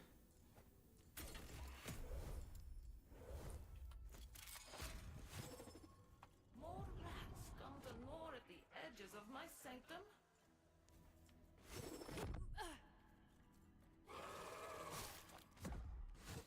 Come on.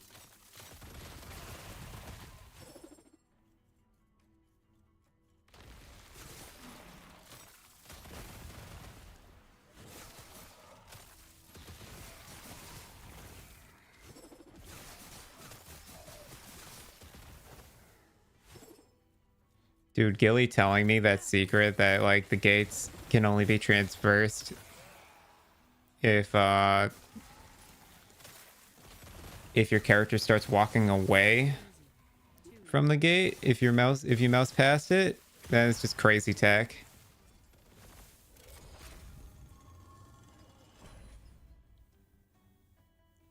Giga Brain ain't it, dude, and that's what I'm saying. That is crazy. That's something I would have never figured out.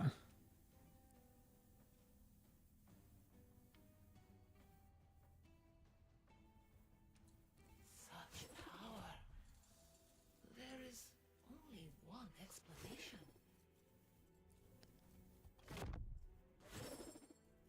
That is so crazy. So, moving on your left, if you look, like if I mouse past this gate, you see how my character doesn't turn around, like because there's no way to get over here. That means I can't get through this if I dash through it. But if my character does turn around when I mouse past it like this, then I can get through it.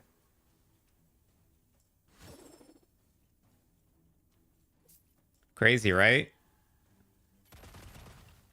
Yeah, dude. Gilly figured it out. He simple scienced it. It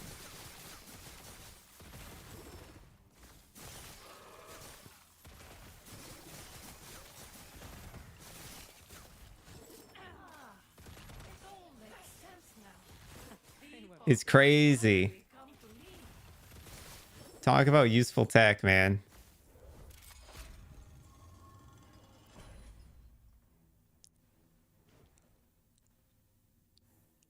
That makes slamming items so much faster. That is extremely helpful info. Epoch, I will have it.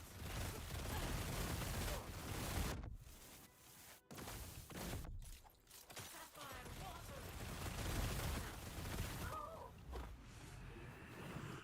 Still so much to learn.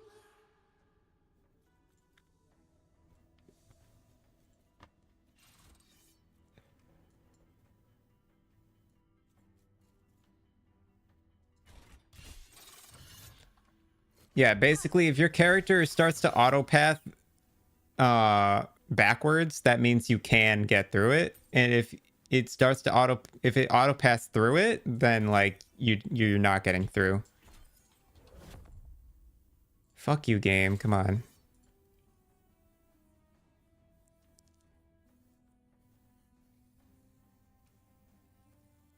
Yeah, dude. Big dick information. That's what we call that.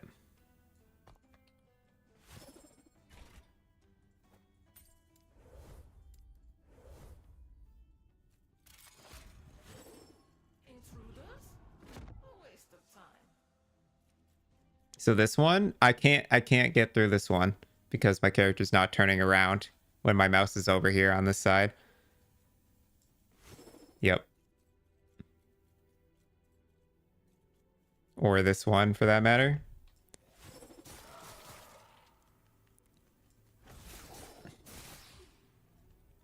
But this one makes my character turn around so I can get through this one. Yeah.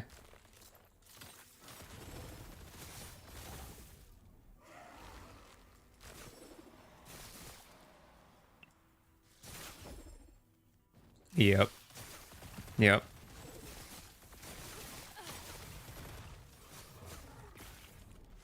Gilly's definitely correct. It's yeah, it's functioning exactly that with that being true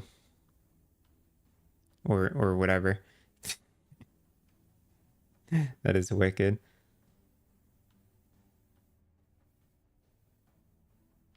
How is this possible? Only I should be able to command time here. Only I should be able to command time here, unless not getting through that one or this one. It's edge.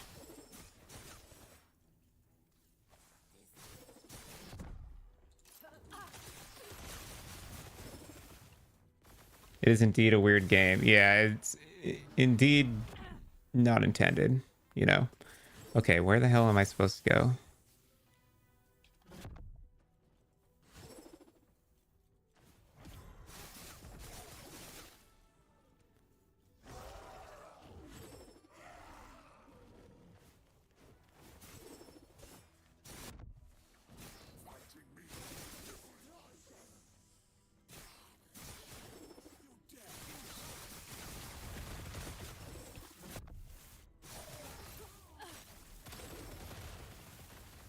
Easy.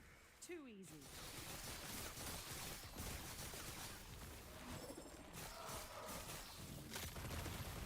Now that's a bug. That's what we call not working as coded.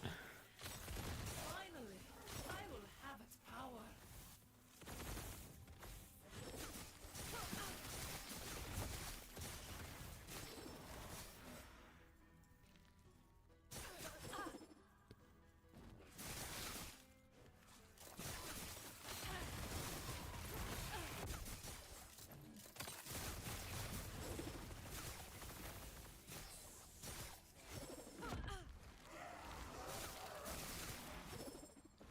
It really puts teleport to shame, dude. Because teleport can't get through any of those walls, no matter what. I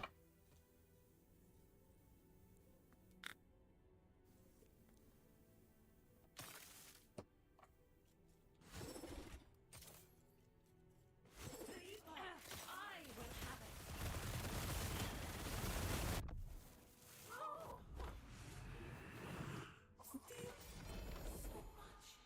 Well, I know Surge can, but teleport can?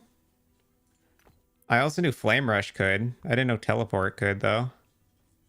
I thought teleport was all fucky about it.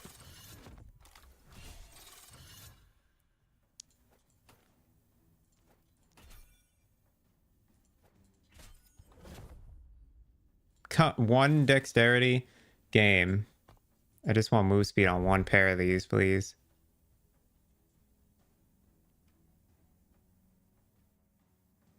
Oh, I see. So you just have to not teleport from a massive distance.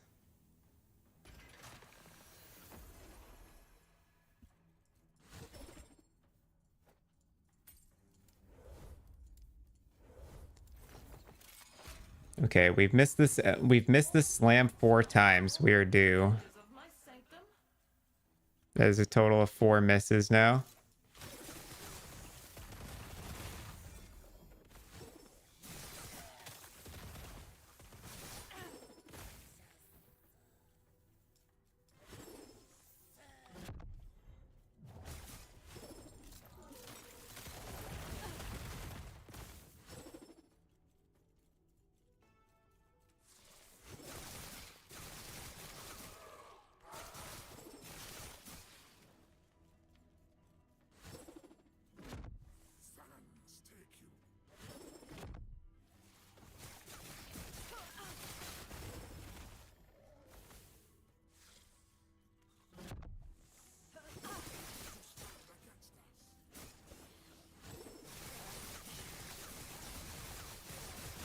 Blow up. Thanks. Forget.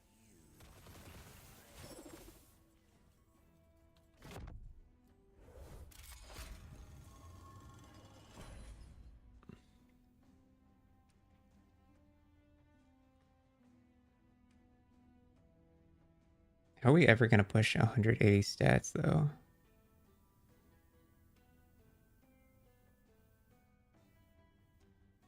I don't think I'm ever going to get the defensive application of Red Ring on the low life build. Just based off of what I'm looking at, it would require a lot of decks. But I don't have room for decks because I'm going to be putting cold res and shit everywhere. So I like to find out not intended mechanics in games. The biggest one you found so far that landed me on multiple Reddit posts was in the Division 2, where if you save World Tier 1 gear and slam it with World Tier 5 gear, it scales the stats 500%. So if had a chest with percent armor and slammed it onto a chest with onto a Tier 1 chest, it giga enhances it. So you're running around the dark zone with 20 mil armor when the normal is like 100 to 200k. For the Division 2. I've never played the Division 2.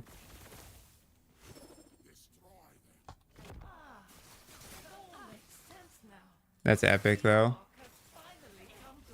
Gotta love exploit hunting.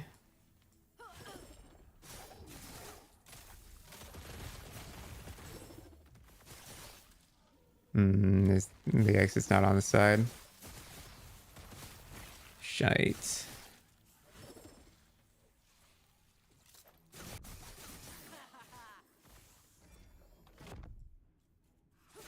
Come on.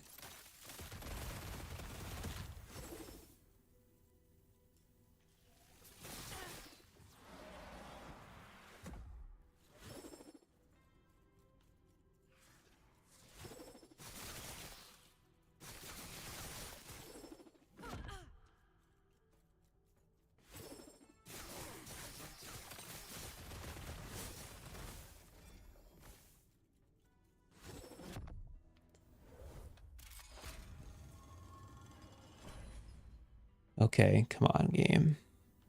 You screwed me 4 times. I'm past the average. It's time to give it to me.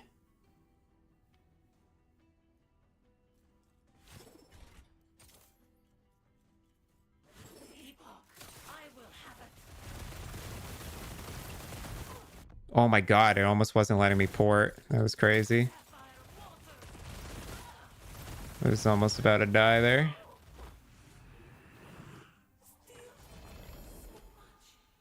Ooh, we got a vessel. The main dev manager messaged me on Discord and told me to chill out because his team couldn't process the reports fast enough to fix the bug. No, that's Giga Chad. Oh, thank you, game. Okay. We actually got it. Cool.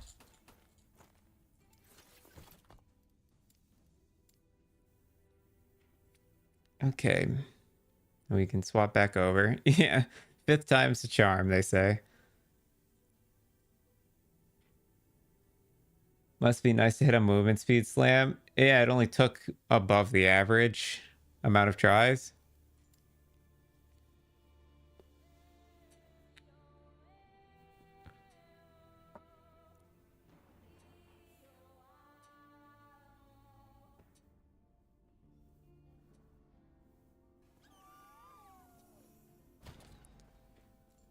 Boom, boom, boom, boom, boom, boom. Okay, misc 2. These ones. Boop. Let's dump all this shit in here. Don't need none of this. Cold res.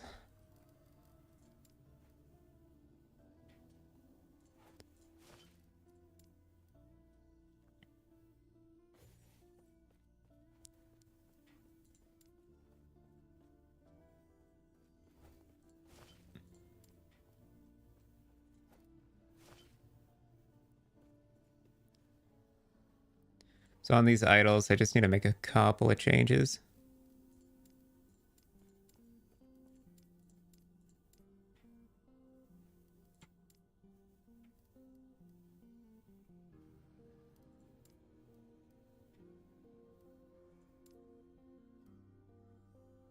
Right.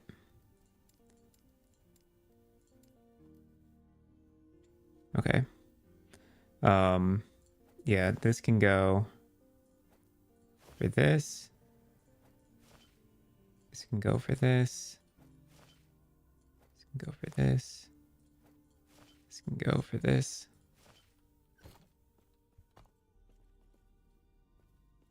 Yeah, Pog. We need Fizz Res bad.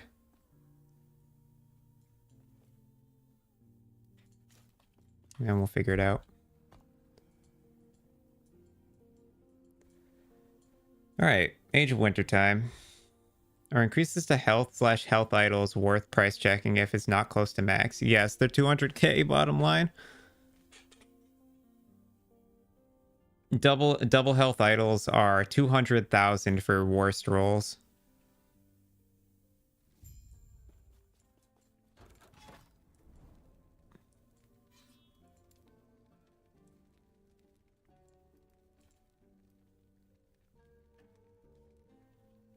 For best rolls, they go up to somewhere around like 3 million. I think if it's a 5% with a decent bottom mod, they go for like 3 million. Mainly because it's part of the Jelkhor's life build. It's like super valuable. Yeah, the shitty ones will sell for 200k, the cheapest. Like, yeah. Definitely big money in those. 4% 28. Yeah, I would probably list that for like somewhere around 1 million.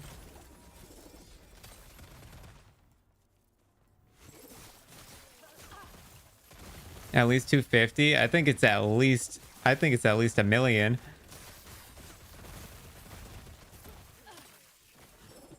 I think you could pull 1 million out of that. Easy. Too easy. Listen to Bike.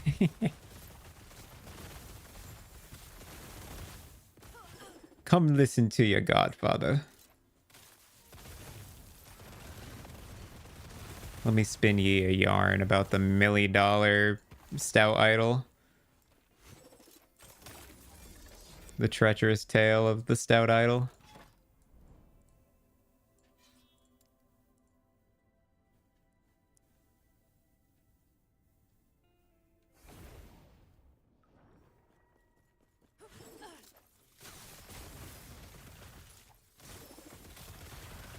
Most expensive item in the game is probably like a 2 LP red ring.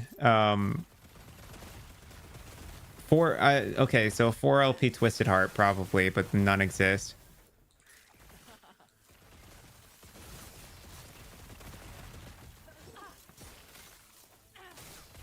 I think in Last Epoch's entire history, there's only been like 2 legitimate LP4 Twisted Hearts to drop ever, period. In the history of the game.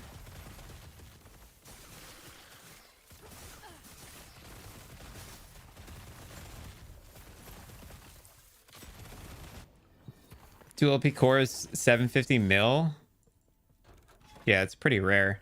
A 4 LP Twisted Hearts odds of dropping are something like 0.01 e to the like 7 or something. It's like exponentially small.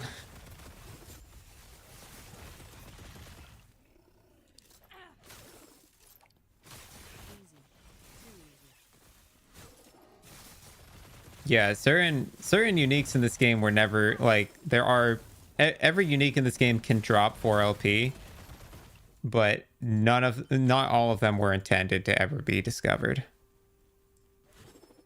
What's my biggest sale? I sold a pair of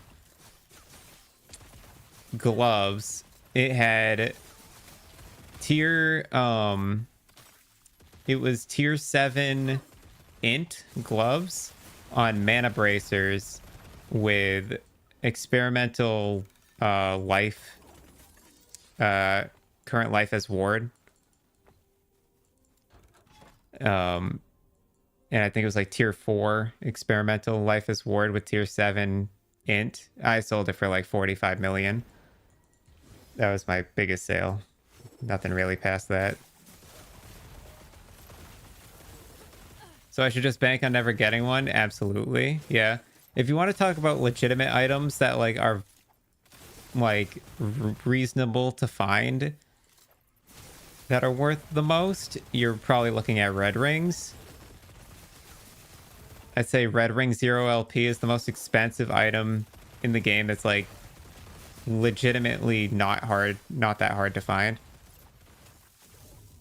Or like a 2 LP Star Dial, which I think is also like 50 mil. And then like 2 LP Twisted Hearts go for like dumb price too. I've only ever found one 2 LP Twisted Heart though, and it was on COF, so.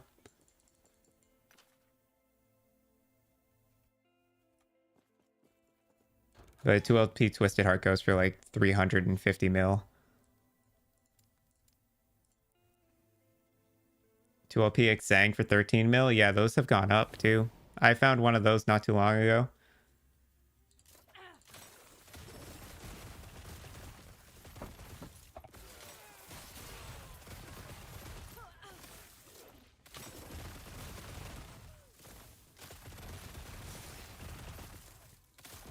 Yeah, I found mine on COF. I still haven't slammed mine either because I'm too much of a weenie.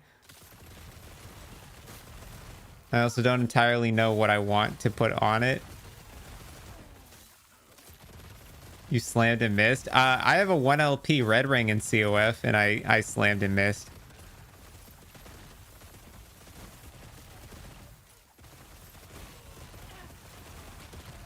Tried slamming int onto it. I got poison resistance instead.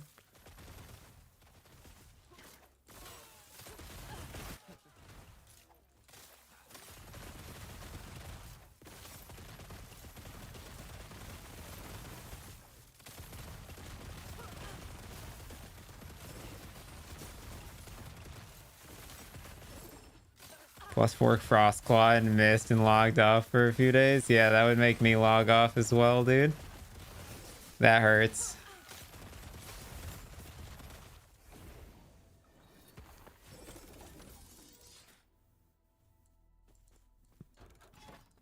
Yep, Frostclaw is kind of the go-to, isn't it? Damn, all these arenas, bro. I'm not a fan.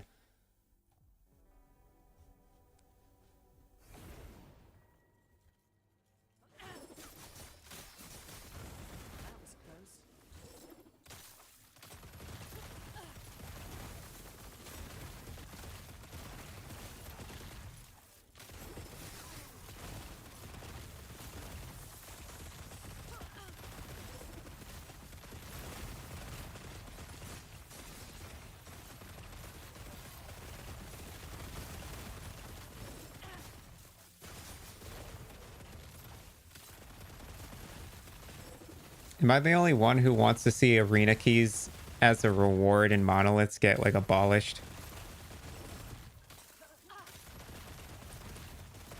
Blood of the Exile for 42 mil yesterday? Hell yeah, dude. Blood of the Exile is a good pair of boots, man. Crazy what those things can do for stats.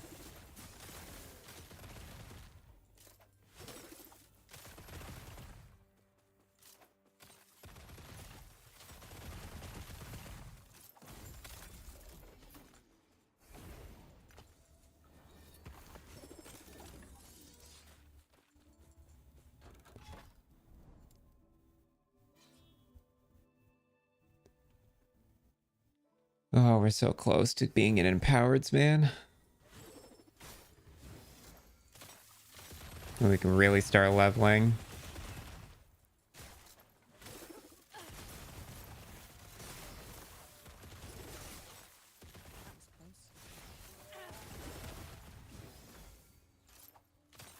Start getting our blessings put together. First blessing I'm going to go for is the Fall of the Outcasts increased experience one. That one's going to be vital. And then after that, I'll jump around to like, I'll probably go Reign of Dragon second for the all res, and then go from there.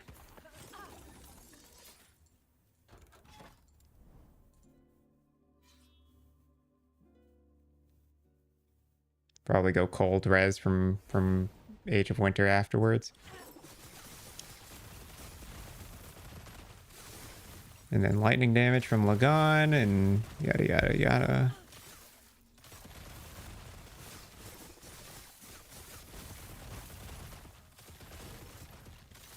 Get the 9% XP on first shot. Yeah, that's always a pog, dude.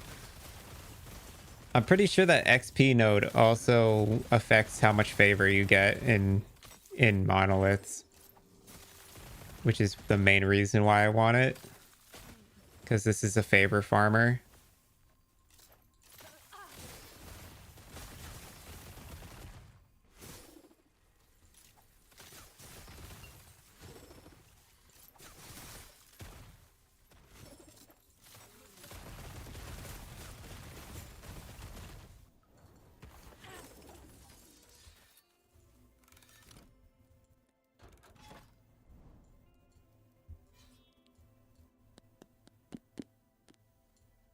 We can just keep going this way. Lagan up to 200 corruption so you can unlock the lightning damage blessing.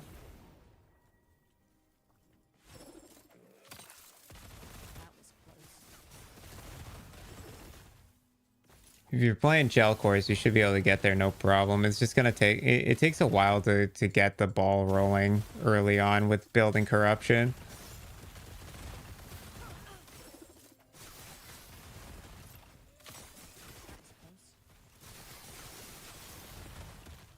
But once you get to like 500 corruption, it starts to get really easy.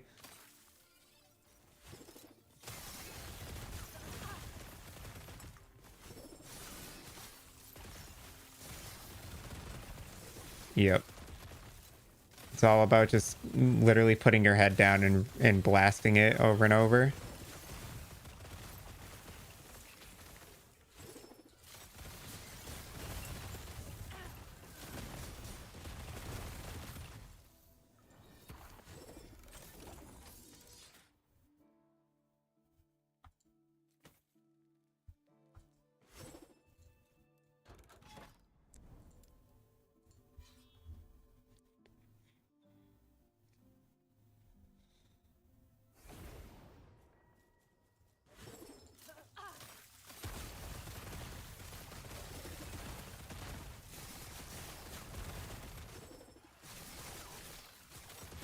Easy.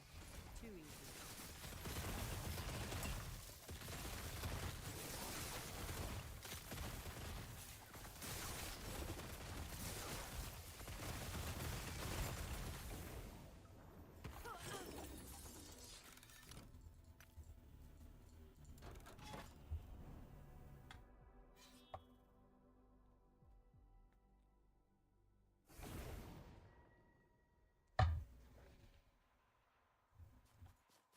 You haven't gotten lucky with Blood Frost and Death? Dude, Gilly, I'm in the same boat. That's what I ended up doing because I was facing the same problem.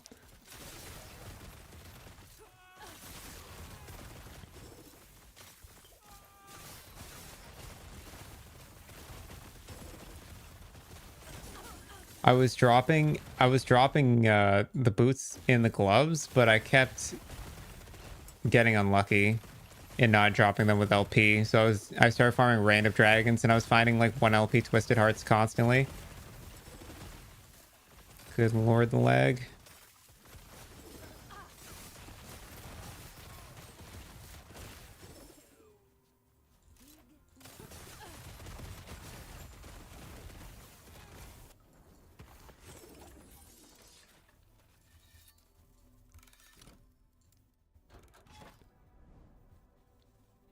Plus 1 LP twisted hearts sell for like 3 mil by themselves. Whereas like a 1 LP shackles only sells for 650k. 1 LP last steps barely sell for anything. 1 LP Jelkhors.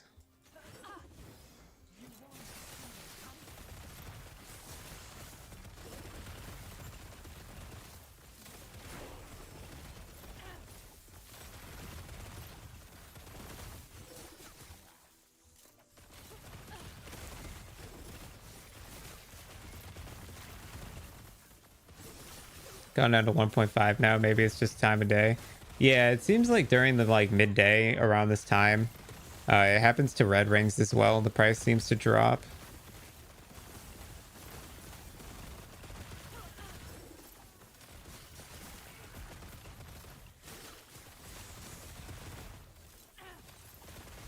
Easy. Too easy.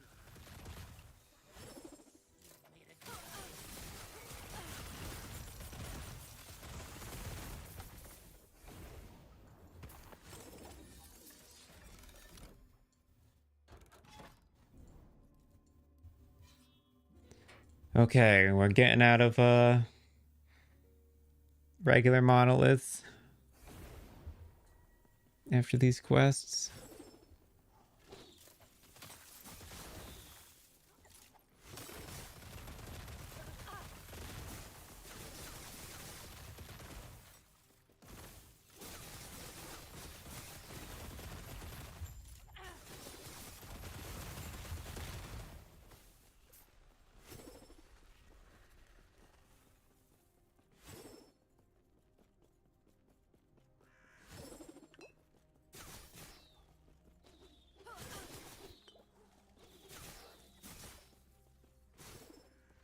We're zooming.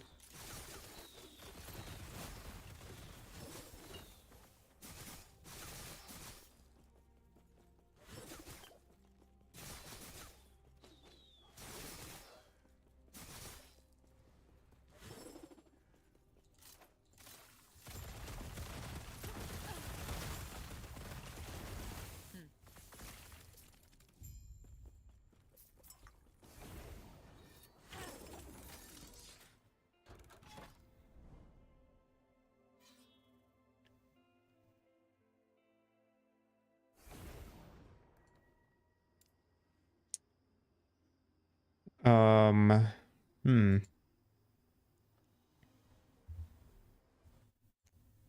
Passives. All right, we need flow, at least 1 point.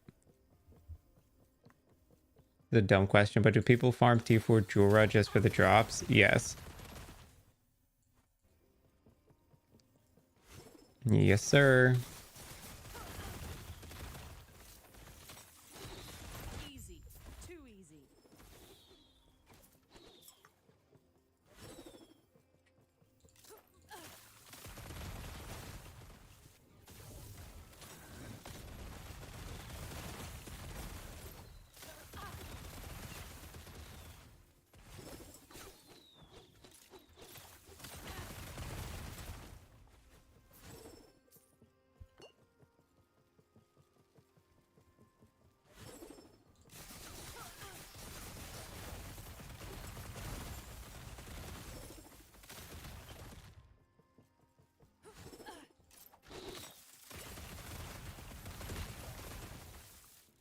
Thoughts on Rex saying you need 2 T7 reduced mana cost and throwing skills on your rings to make this build get high corruption? I'm at 1,000 corruption without it on my life-based version in Merchant's Guild without it.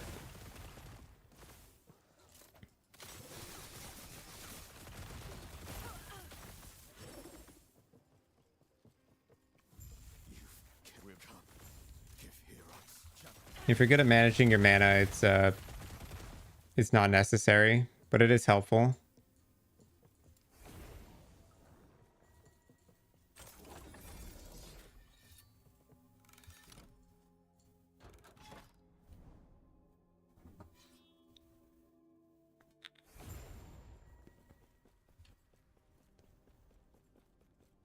This is a mess. I did what I must to protect my people.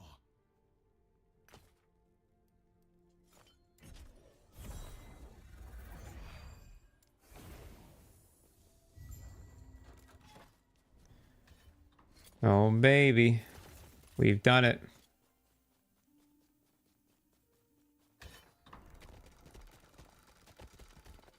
Into empowereds we go.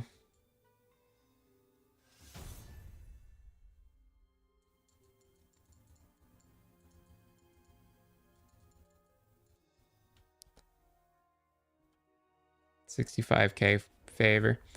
Nice. Okay, we need to finish the campaign.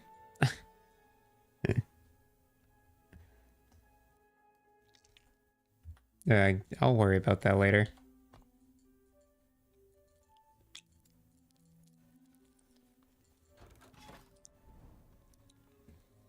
Got my time in campaign down to 2.5 hours. All idols, passives, plus majas. Feels... You still feel slow? Dude, you're faster than I am.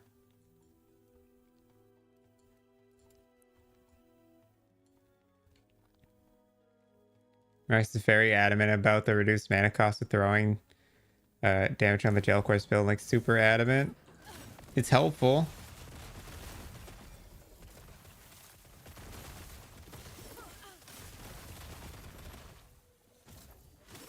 I don't know if it's necessary, but...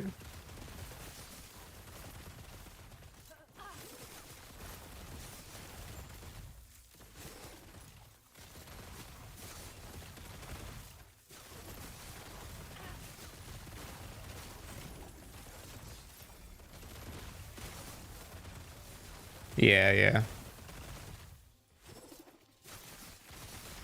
Yeah, if Rax is doing Poison Flask, then he's got a reason for needing reduced mana cost. If he's also using Poison Flask. Because that's also a throwing skill. It's going to put more damage to his mana.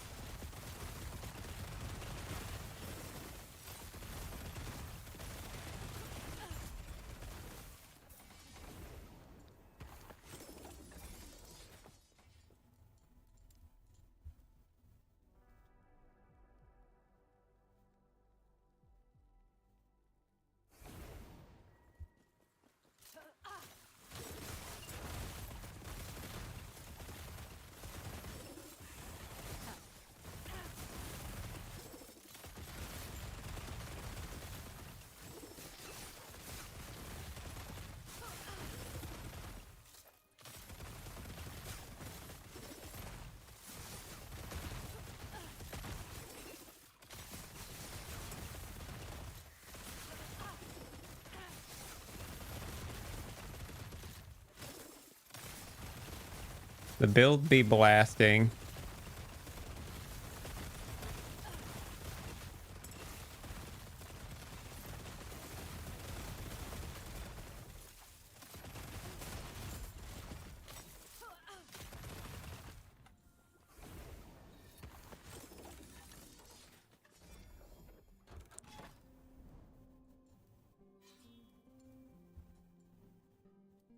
Oh, baby, she blasting.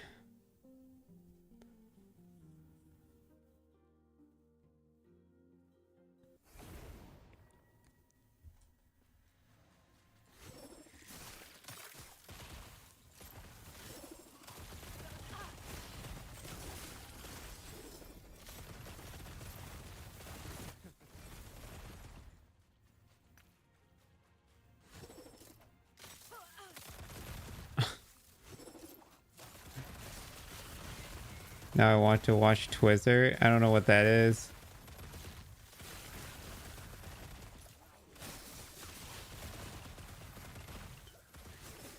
Did I just make a reference by accident?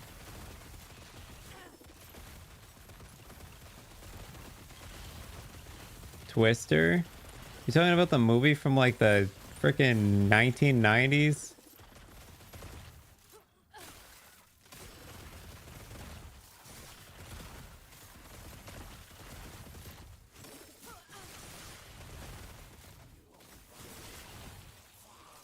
It's really from Twister? That's kind of nuts.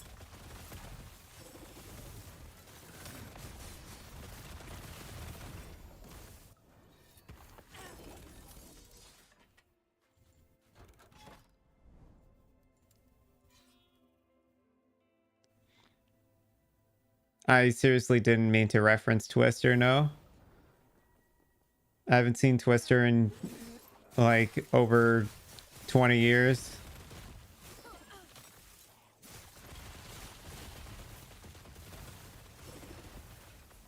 Or more like 15 years.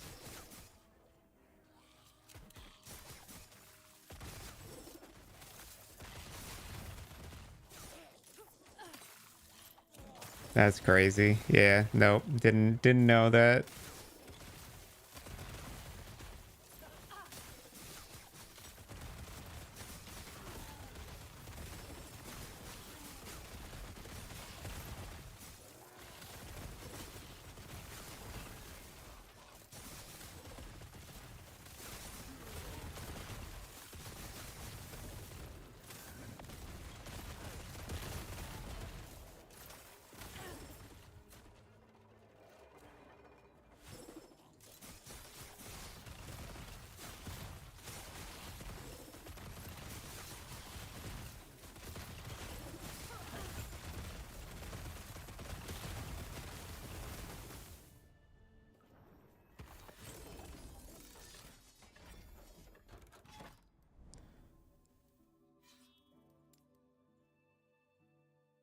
God, it's such a slog to get a character up and going, dude.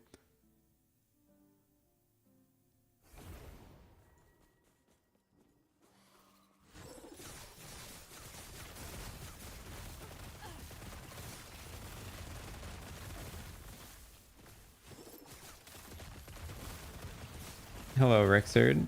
Yeah, we made a second marksman for farming COF. So we have now the same build. Well, this is the low life version, but we have a Jelkhor's build for both COF and Merchant's Guild now. So that I can do cross faction shenanigans. I think they'll help at alt leveling. EHG reference, they agree it's too long. I have a feeling they'll allow you to get extra bonus corruption if you've done corruption in the past.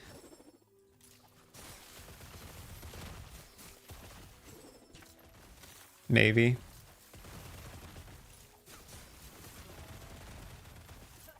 They won't forget that.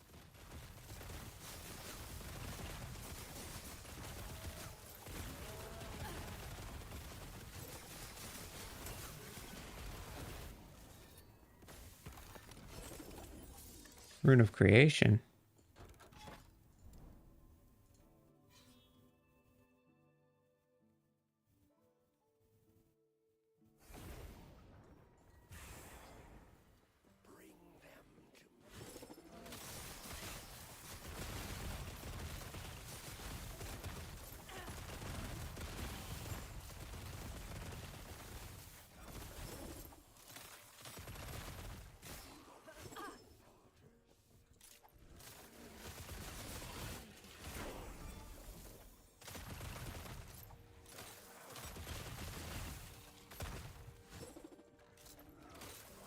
I really hope they fix the lag issues that this game has, man. The optimization's rough.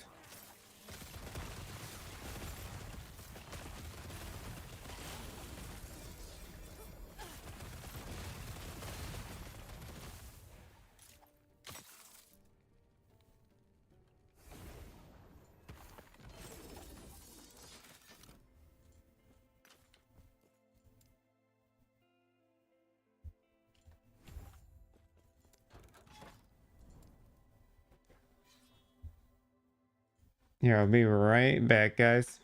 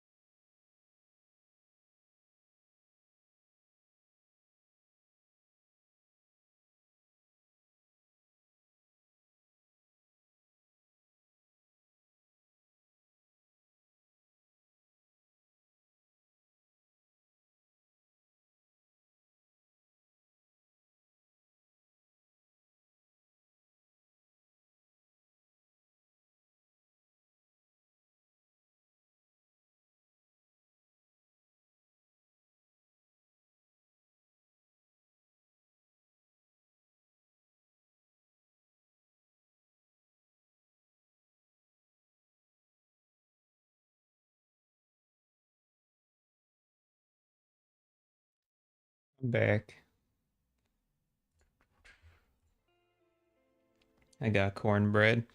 I'm gonna be muted while I play one-handed and eat cornbread for a moment.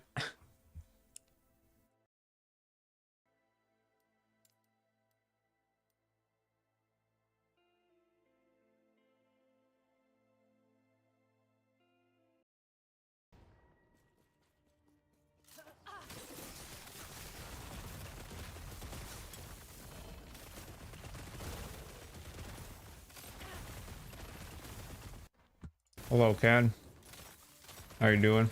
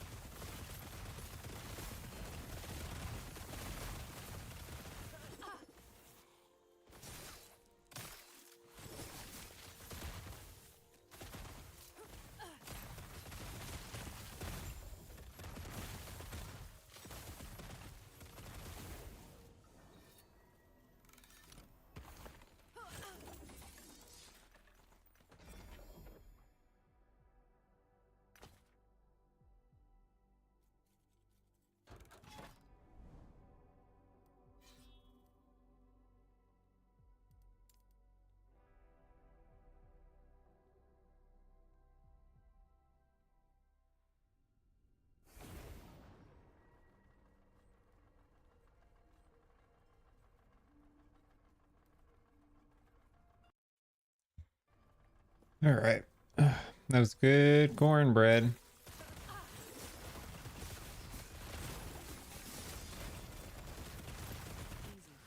Too easy.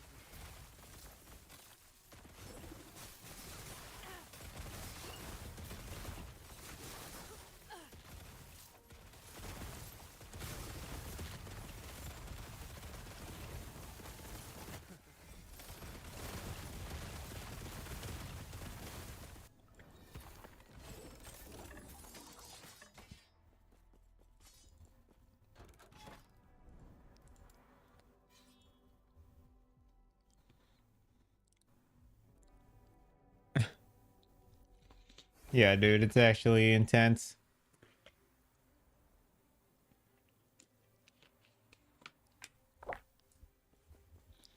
It's extremely useful attack.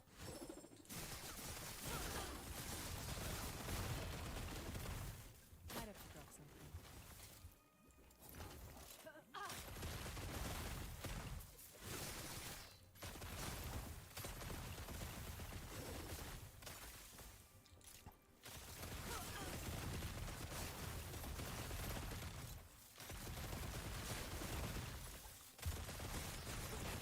Yeah, you should have no problem with her.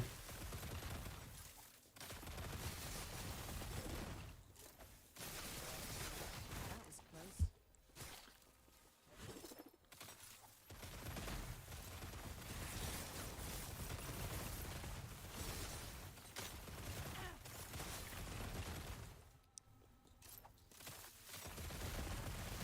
Easy. Too easy.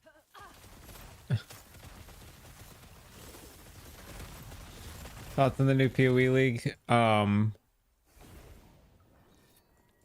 It's a skip league for me. I'm not gonna be playing in it.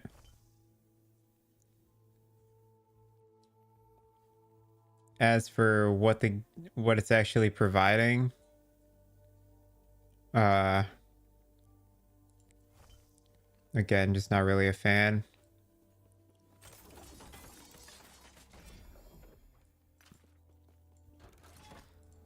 My starter would have been Toxic Rain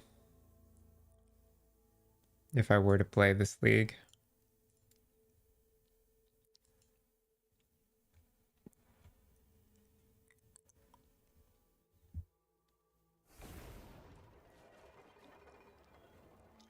On the fight, I had to go through 2 bomb phases. Yeah. A couple of LP slams would probably do you good too. Also leveling up. I'm not sure what level your character's at.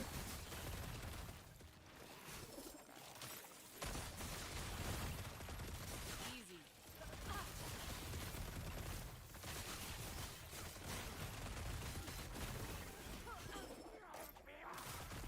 94. Oh.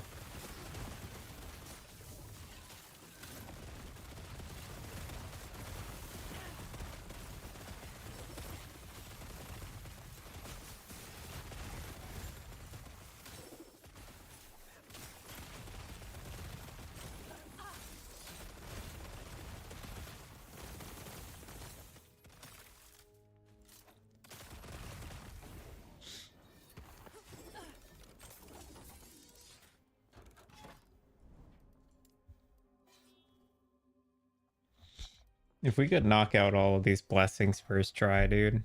Imagine.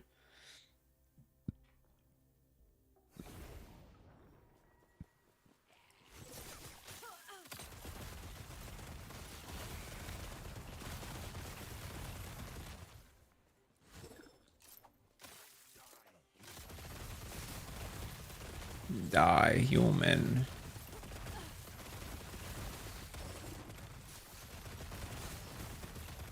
That was close.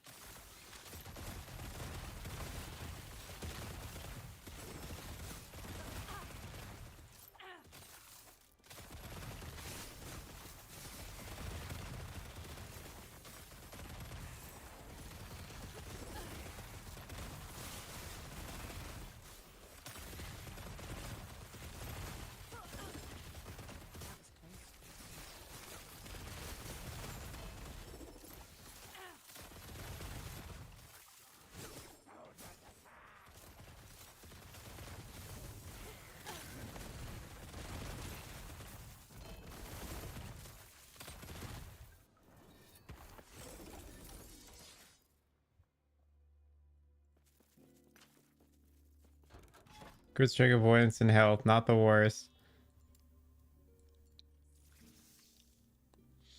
Yeah, not the best either. Missed the vitality slam, unfortunate.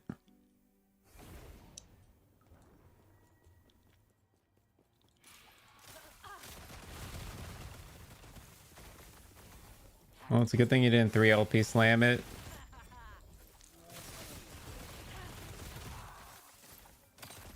Yeah, that's fair.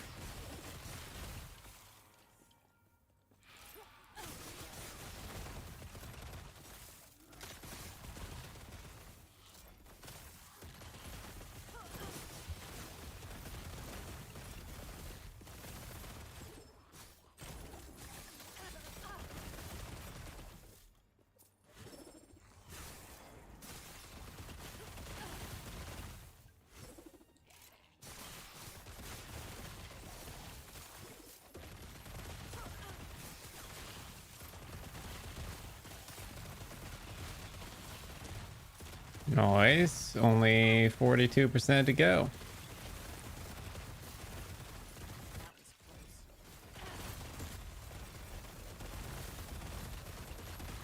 It's only one downside against versus like avoidance versus reduction is avoidance. You kind of need it to be 100% to feel it's worth, whereas with reduction you don't have to cap it and it's still solid.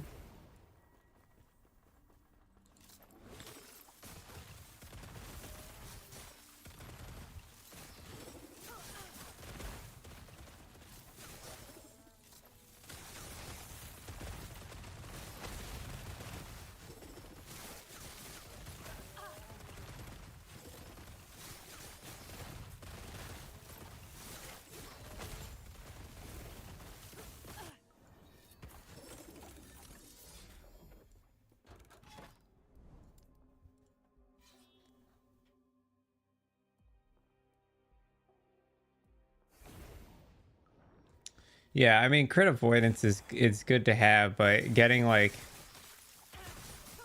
if you're only 58% crit avoid, then if you get hit by a crit, it's still gonna deal full damage, which might still one-shot you, right? Whereas if you have 58% crit reduction, you might take crits more often, but those crits probably won't kill you.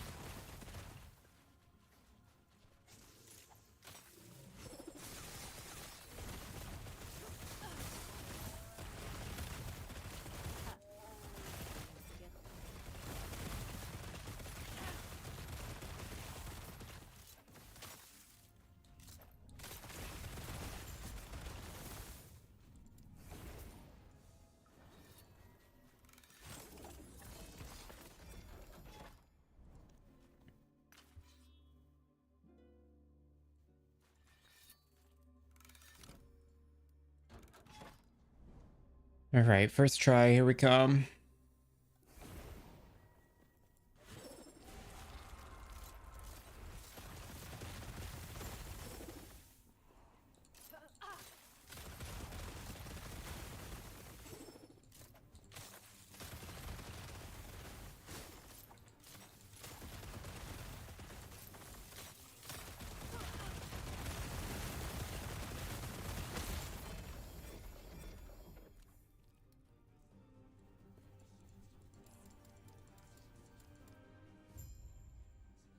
Dang it.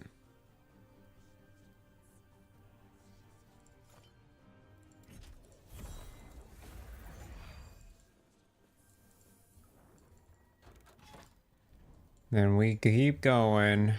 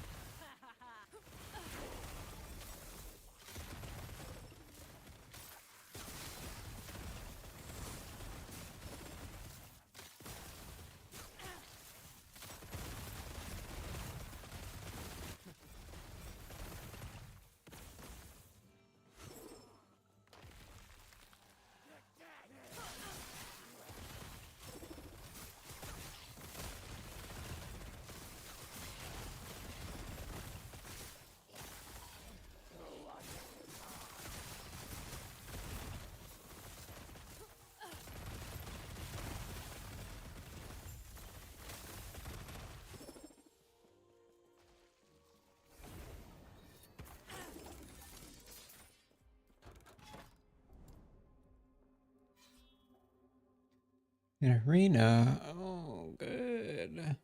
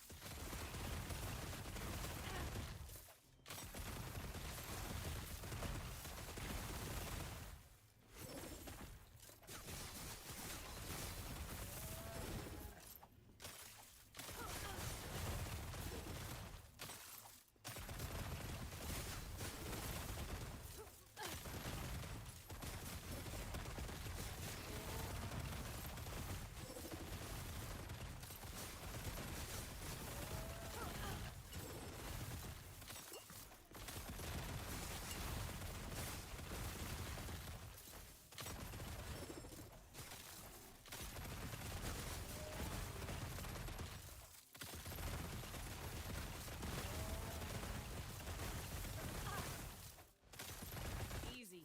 Too easy.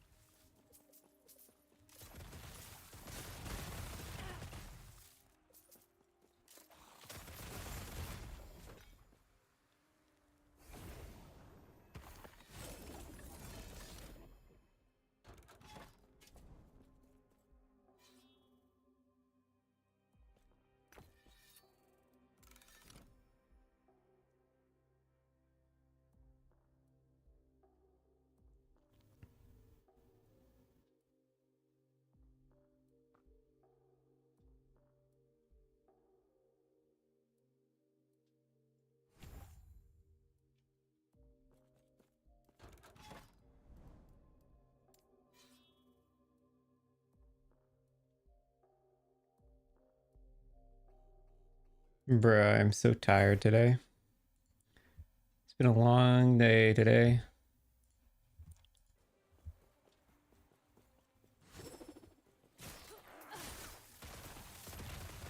I think it's because I took my freaking anxiety meds early today. So I'm all like, bleh, tired.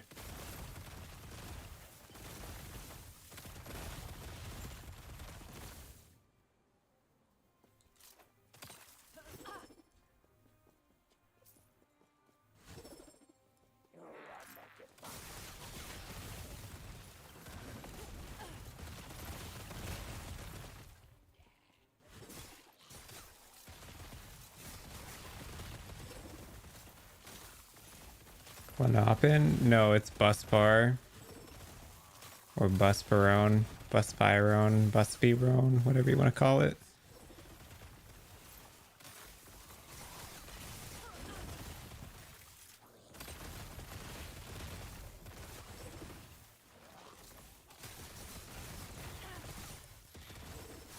But yeah, it's for anxiety relief, and it just makes you tired, makes you less entertaining. I typically don't take it when I'm streaming, but I felt like taking it today.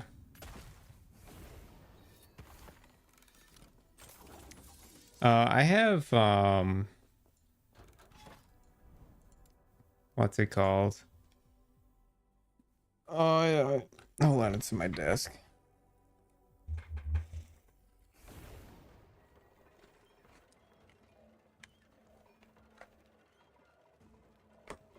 I have lorazepam for emergencies.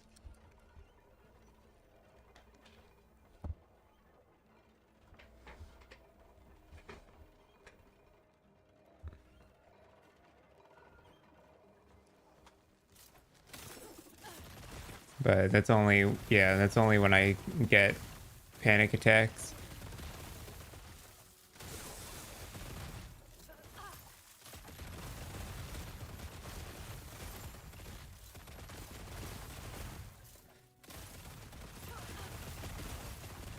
They won't forget that one.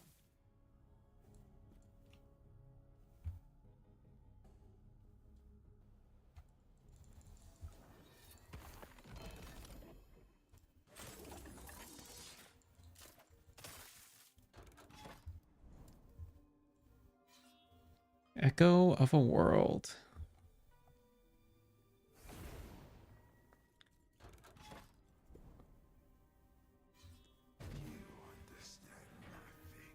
Yeah, bus bars side effects aren't unwelcomed. It's just like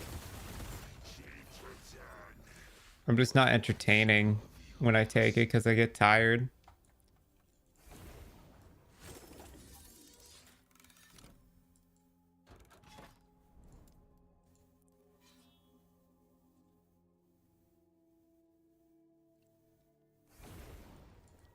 But it is also just a grinding day. Like I don't know what to like really Might have to drop something. talk about. That was close. Unless someone brings up a topic.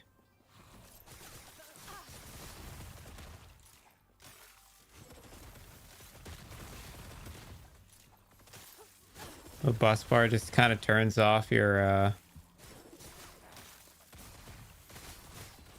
like conscience from going a million miles a second. Just be more flamboyant. Every day is a grinding day in ARPGs. That is the entire genre. That's fair.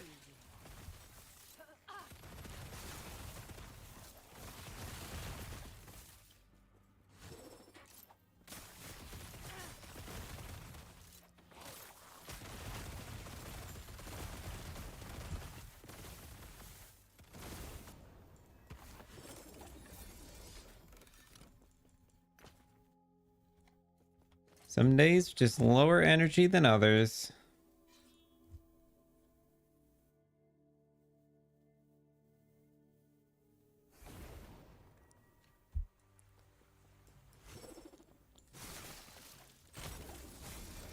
I'd like to get my blessings done today. That was my goal today. I mean, we are grinding out some good favor too. Dude, I want to get to like 1,000,000 COF favor and then just dump it all on Rune of Ascendances and go to town.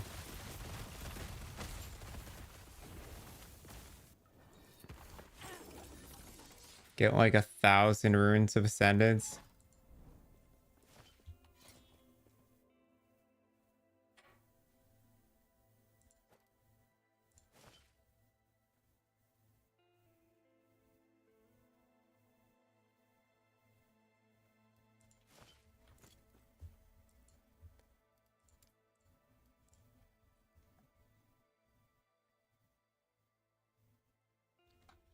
Put it all on rings and hope try to get a red ring. Sell it, dude. That'd be fun.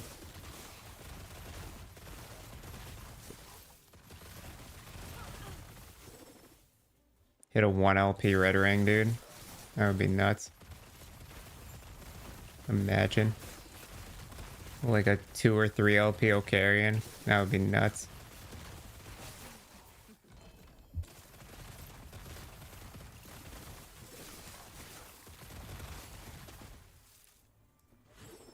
I already have hit a 1 LP red ring on COF, but no, what we would do is we farm 1,000 runes of Ascendance on COF, and then we swap to Merchant's Guild and use them on Merchant's Guild.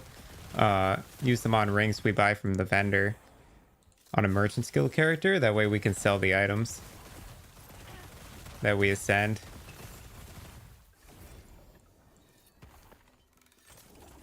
It's actually Kick a Brain. Yeah, I came up with it myself, and then I learned that apparently it's like a on the hush hush strategy, but you know, it's not, it doesn't take a rocket scientist. Stuck at 97. You farmed for like 4 hours yesterday and didn't level up. I upped my corruption on one of the monoliths and then started dying on all your XP tomes and echoes. Yeah, that's unfortunate. Stuck at 97, huh?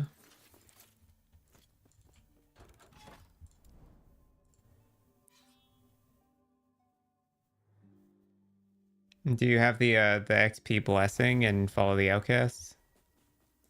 I assume you do. I'm acquiring runes of ascendance from COF using prophecies. If you go to the idle prophecy telescope, you can get runes from it. Easy. Too easy.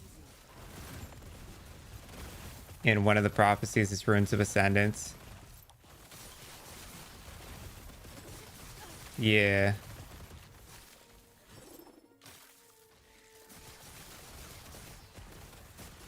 So I get the 3 lenses that I use is the one that doubles the amount of times a prophecy can be completed, and then the one that doubles the amount of rewards you get per prophecy, and then the one that grants you more runes on rerolls.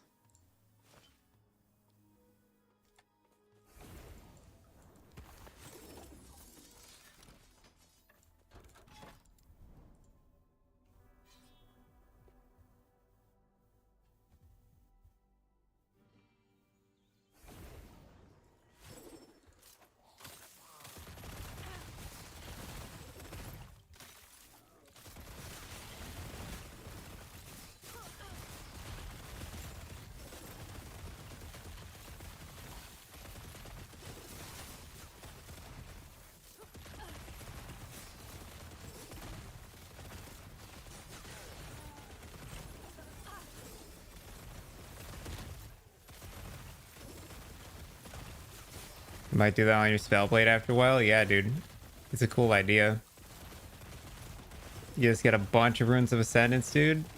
Swap to Merchant's Guild. Slam them all on something, whatever you feel like you slam on. It could be rings. It could be daggers. For like Jelkhors and Dragoraths. You could do it on like relics. You could do it on amulets even.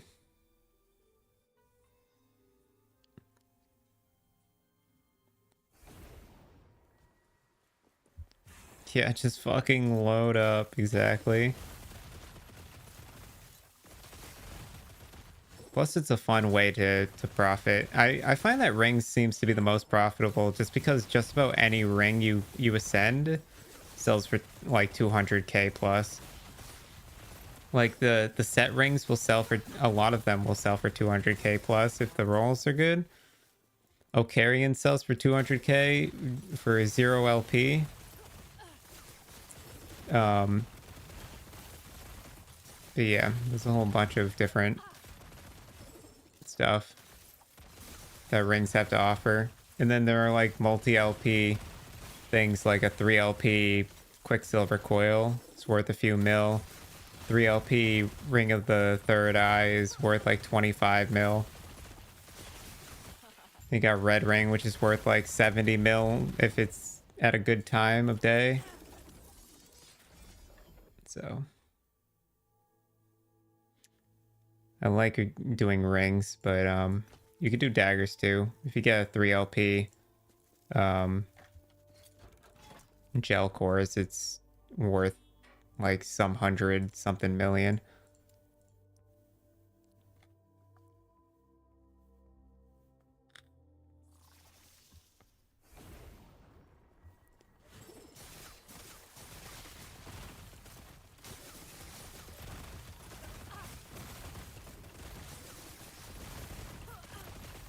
The only downside is you have to farm for the favor. So I wanted to make a build that could really blast in COF so that I could get that favor really fast. And so I was like, okay, I was going to make Flashbang Ballista. So I was like, this thing will clear like crazy. But the problem is the out-of-the-box viability of that build is not good enough. That build cannot push high corruption without a large investment. So I decided I was to just make another Jelkhor's build, because this build works with no LP on everything. Like, this build can push 500 corruption without any LP.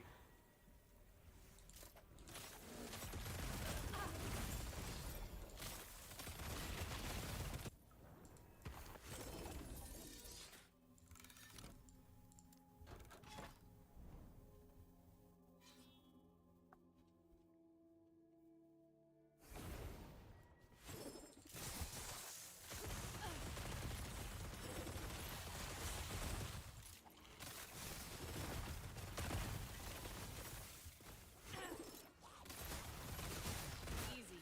Too easy.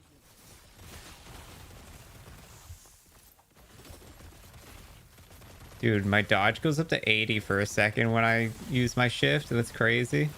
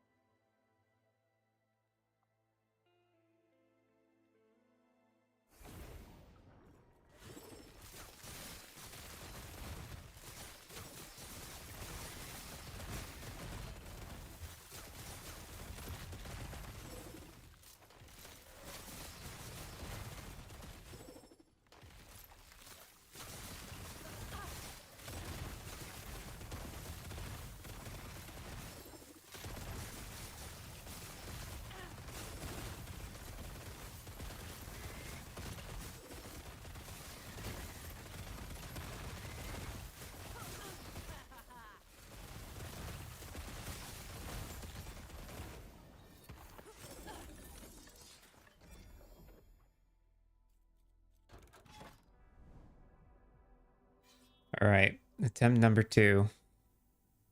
This time for sure.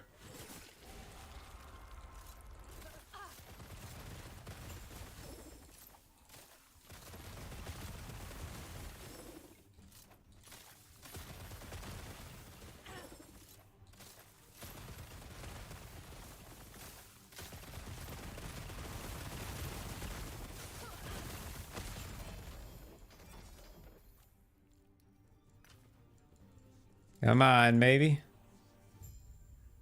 Yeah, yeah. Replace. Confirm.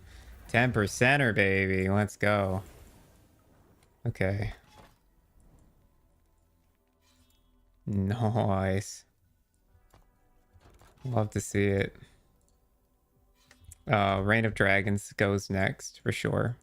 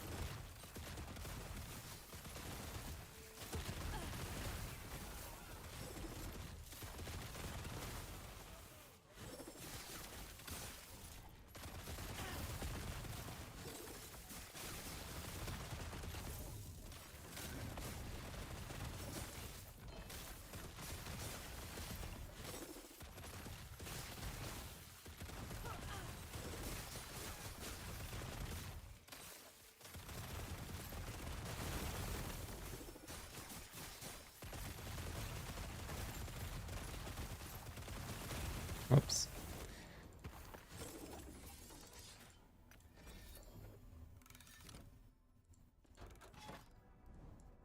Crazy how much more enjoyable this game would be without the lag, dude.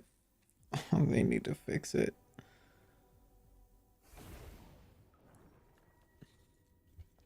I get that there was more pressing matters for bugs. But dude, they need to optimize.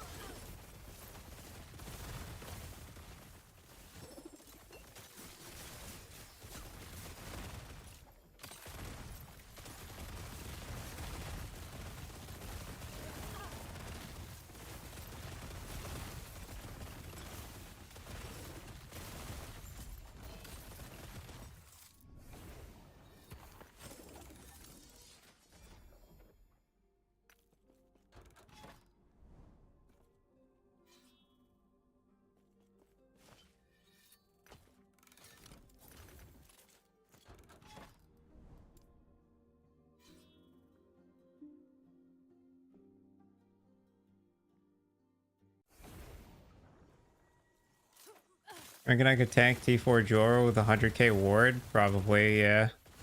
The 100k, yeah. I don't know how the hell you're getting 100k.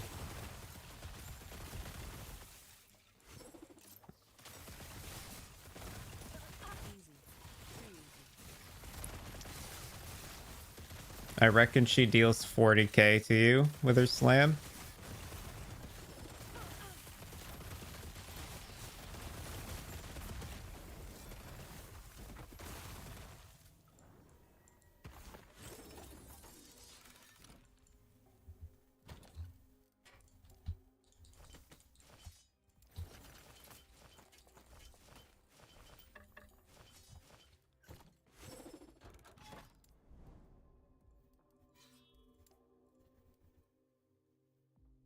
You also have no Fizz Res, Necrotic, and Void Res.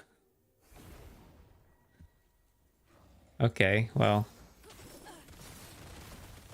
I still think you'd survive, but I'm a little less hopeful now.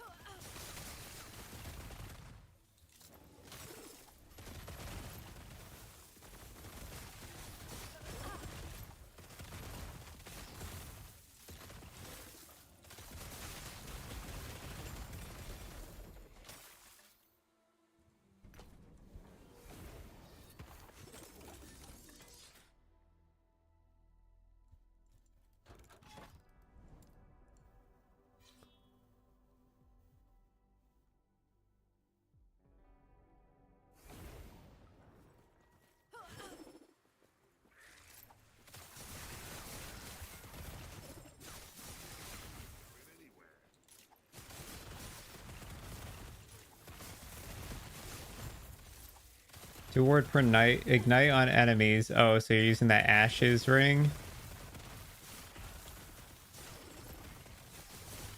Ashes of Mortality or whatever it's called.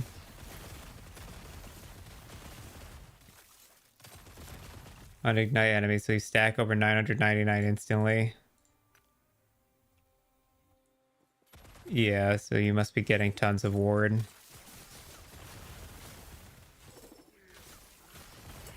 That's cool. Easy. Too easy. I feel like with 100k ward, you could go infinite in corruption.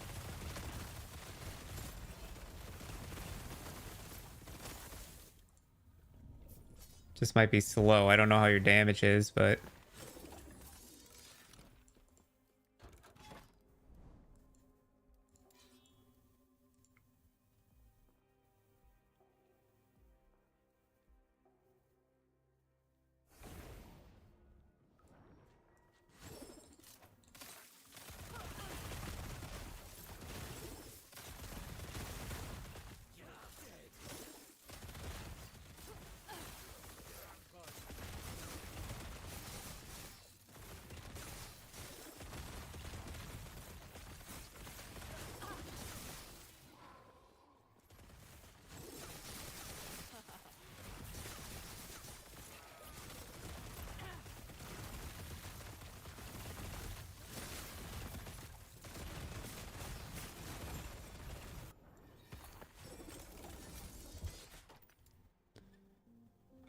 I just put the point here.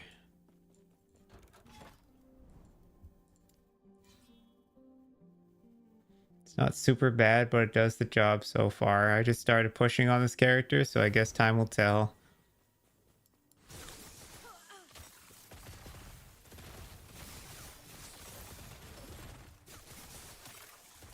Yeah, I was really happy that the fact that I managed to get 1,000 corruption on the life-based Jelkhor's build. I honestly thought I was going to get stuck around 600, but it just kept going.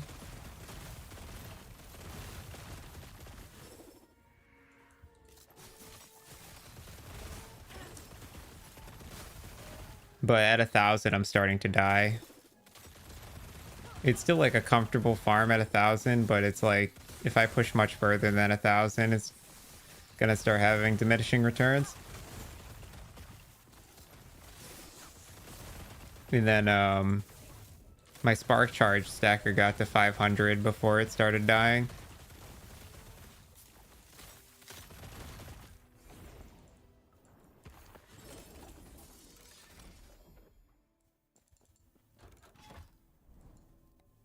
Which I was also pleased with.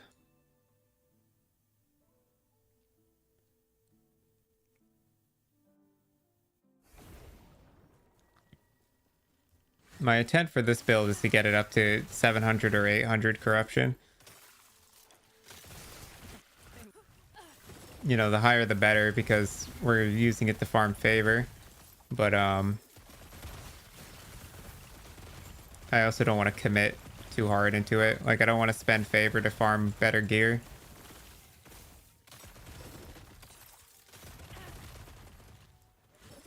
I'm surprised with the low life version being at 900 with trash gear. I think this Frostclaw can get to 1k easy, but I don't know about going past.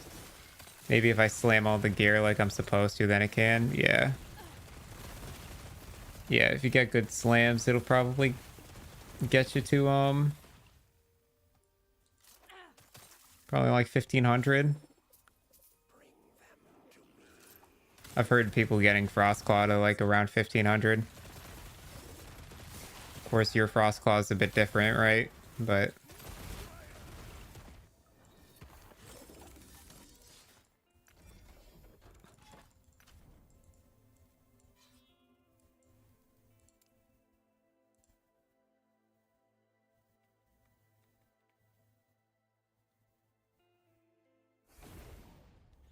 do you guys notice there's a spot in Ritual Lake that you like get stuck on invisible geometry?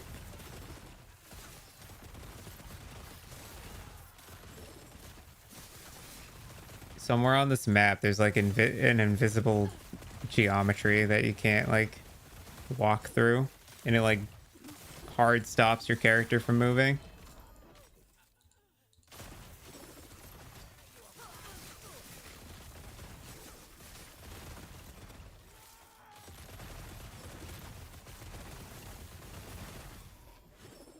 You get stuck just walking randomly in any map. All your hardcore characters have died that way. Yeah, dude, hardcore is like a curse in this game.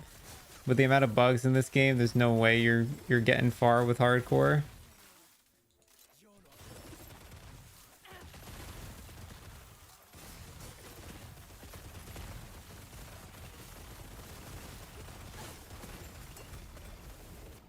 God, the frame rate, dude.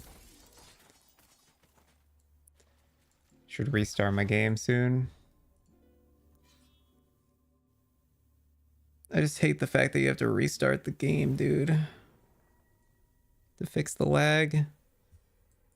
I shouldn't be getting lag in the first place.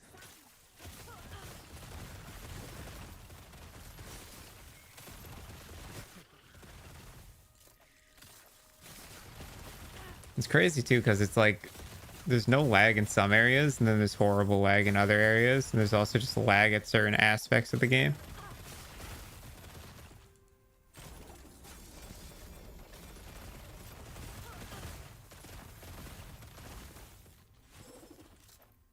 Can't wait till they fully optimize this game. It will be so nice to play it smoothly. Yeah, I agree.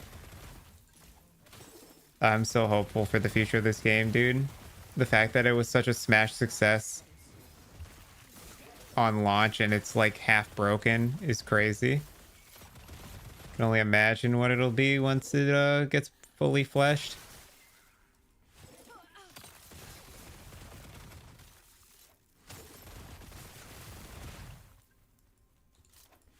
Once they add like new endgame content, new classes.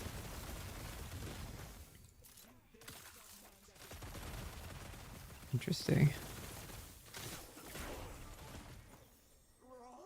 New endgame, new classes, optimization, new items.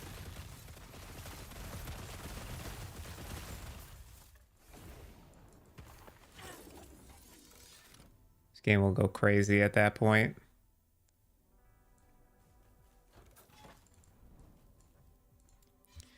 really hoping Diablo 4's fourth season is playable as well.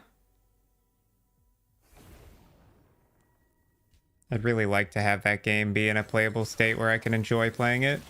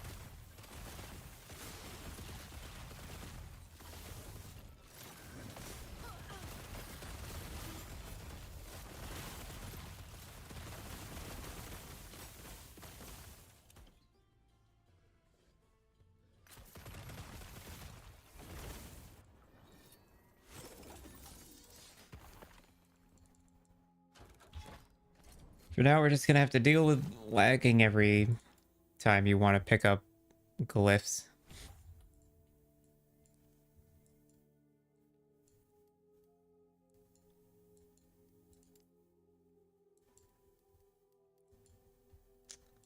I'm not really making progress towards an edge. It is start heading towards an edge. Season 0 of D4 was so fun, even with all the instant nerfs. Like, your build survived all of 3 hours before it was gutted, but it was fun, still fun to play. Yeah, the game itself is good. I just think the itemization was just really plain, or just like, you know, there was no depth to it. And then the end game was like empty. There's a very strong lack of replayability, which is what ARPGs are all about, right?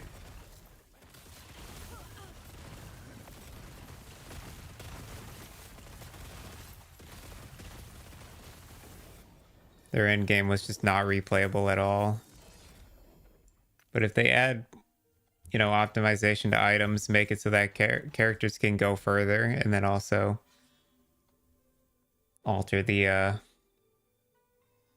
end game so that it's more replayable, then it could be a big deal. Like, running the nightmare dungeons is fine, but like, dude, having to spend like 30 minutes to walk to an area every time I wanted to do a dungeon was a pain in the ass.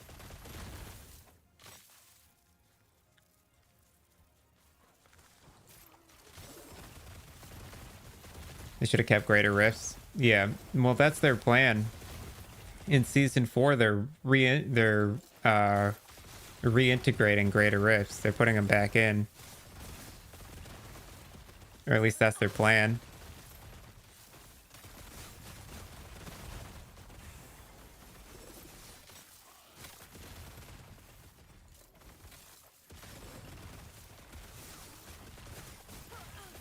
Easy.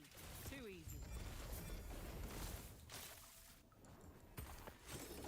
And then they said that they were going to alter itemization so that it's more like last Epoch, which is interesting to think about.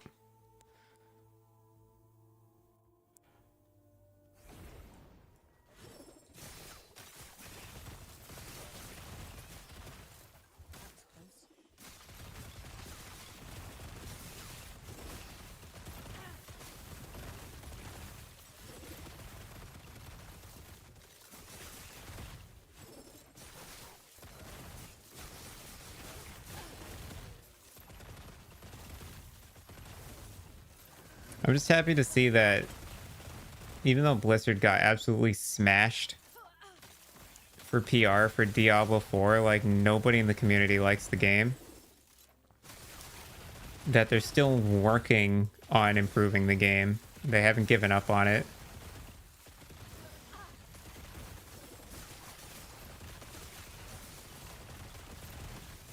Easy. Too easy.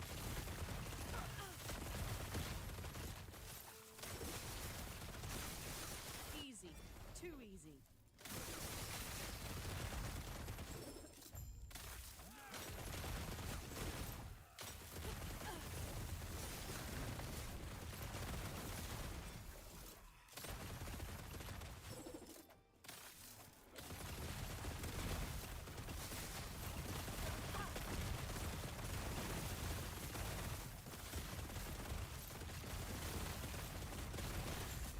D7 Dex on an opal ring.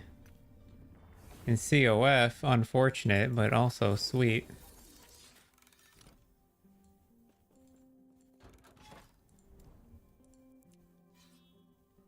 But also still T7 at Dex on an opal ring. The rest that's on it isn't amazing, but we'll see where that ends up. Could be a good slam target or something down the line.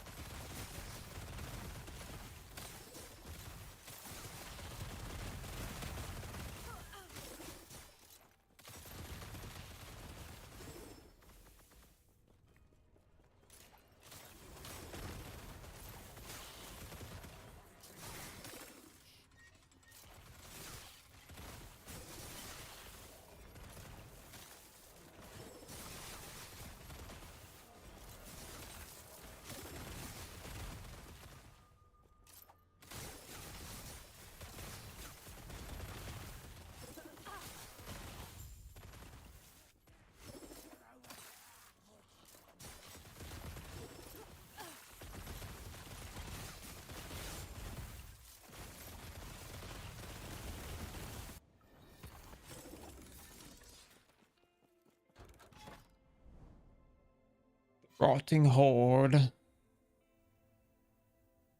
When does season 4 come out? May 29th. Somewhere around there.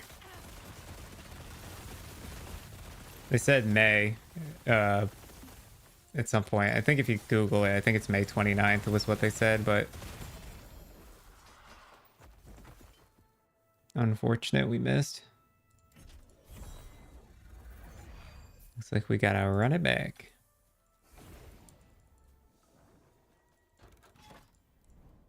But yeah, they extended season 3 so that they could work on season 4's release and make sure that it's gonna be good.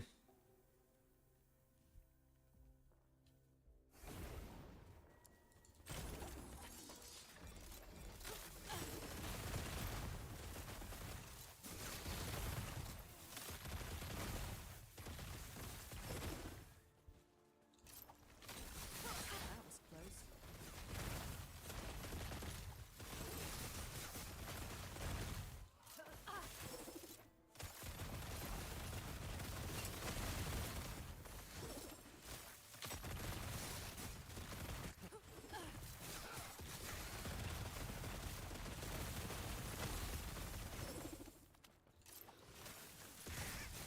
God, Shades are so worthless. I swear it's pointless to do. I wish there was another way to get corruption. Yeah, dude. The Shades just...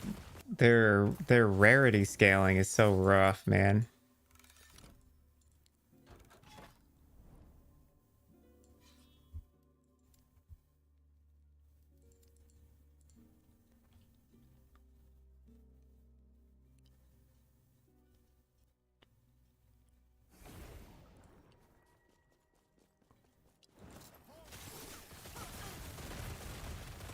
Like, you can be in 1,000 corruption and kill a shade and only drop a Siphon of Anguish with 1 LP. Same thing that you would drop on a 0 corruption shade. Doesn't make any sense.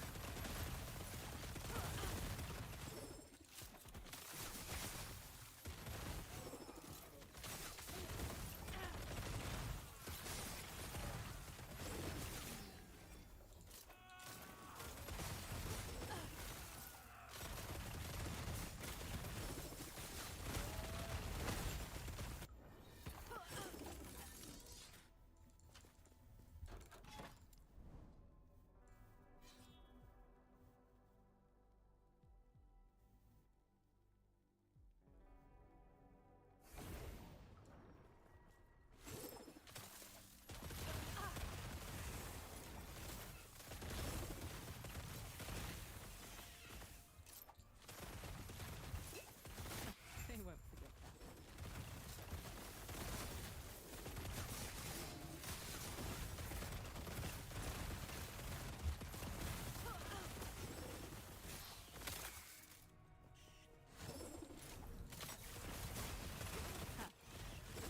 Forget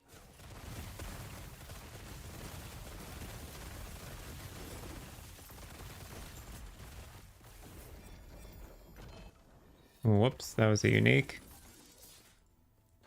No, well.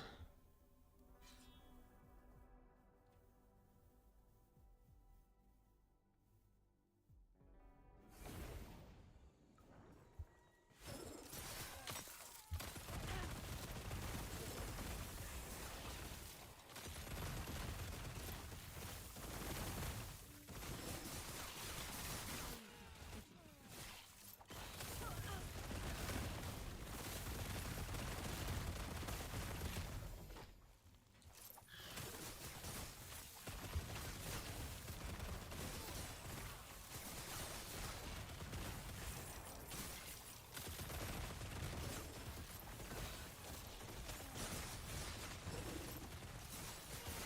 was close.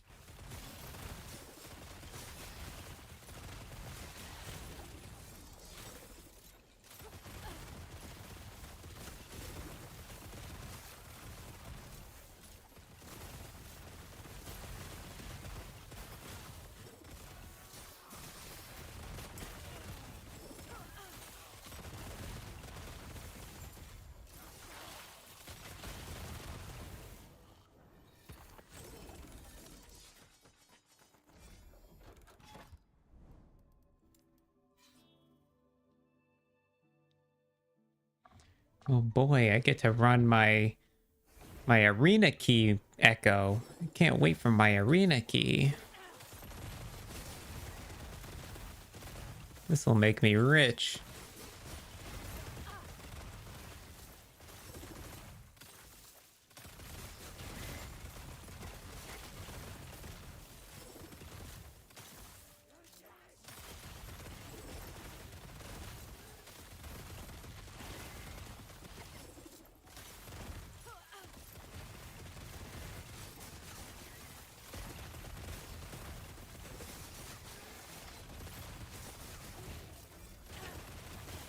Cast speed 1 sold for 11.5. Hey, let's go.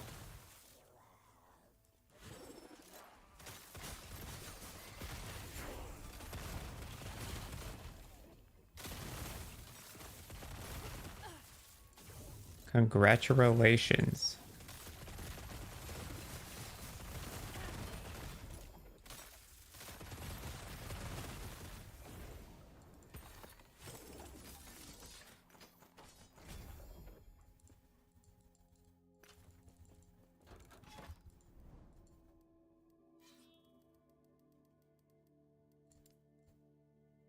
Oh, it's an arena. Fucking.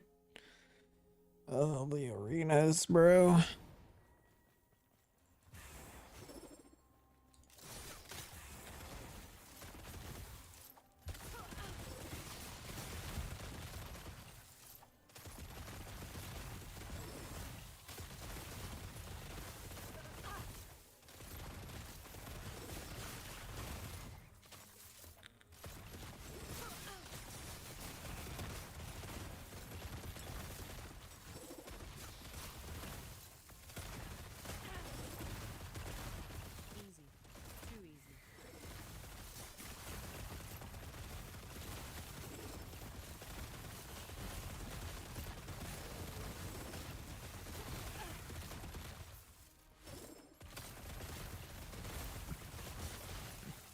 What do T6 cast speed wands go for then? My guess is 150k.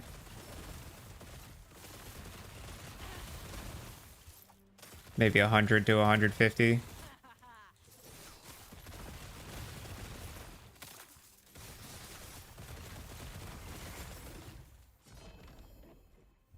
It's crazy how much that extra tier can raise the price.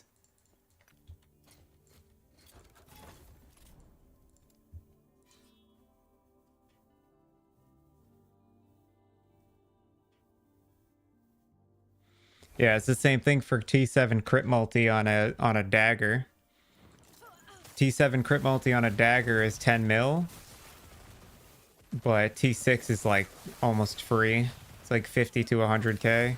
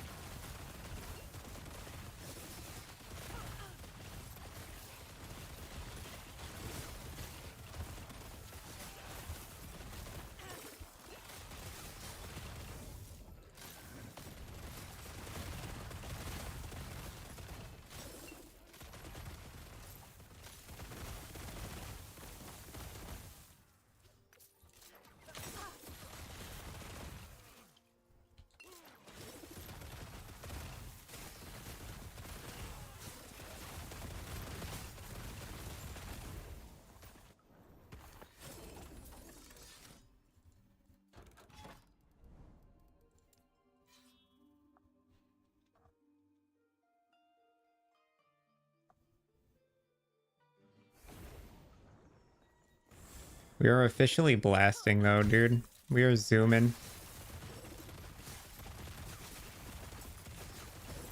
The jungle queen's putting in work, dude. Getting that extra move speed. Ooh, a 2LP frickin' majigger. A thingy-majigger. What is this? Rolled. Pretty good rolls. Honestly, that's a pretty good one. Med Alky Ladle.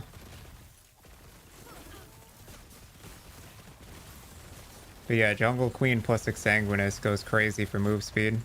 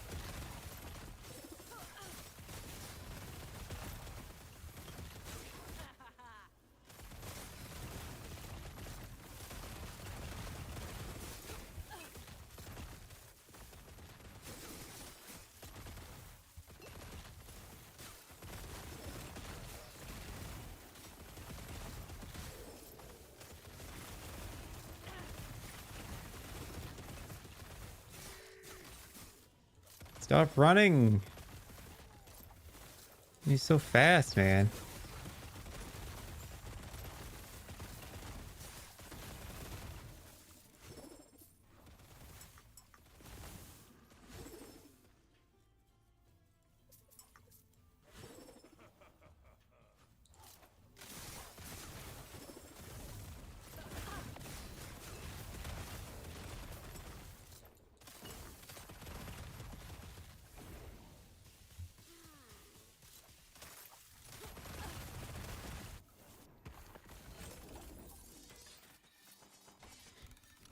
Two LP normal ladle. Yeah, I'll pass on that one.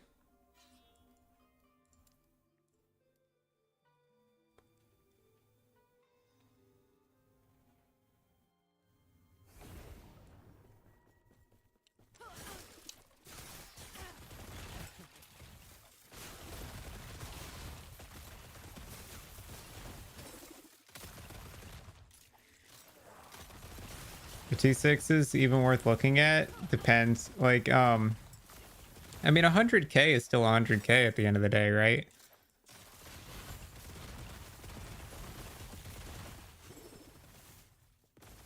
But like, if you get T6 int on an opal ring, it's worth 200k, you know? So there are niche cases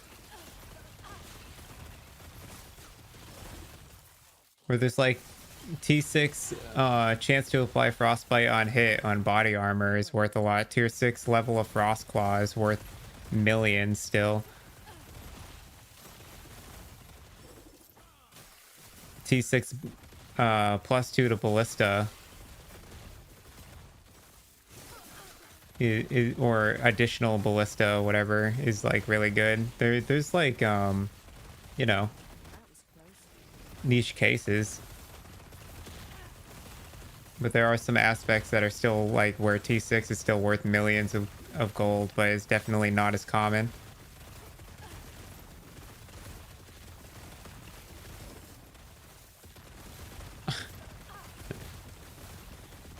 Fix what? Move in?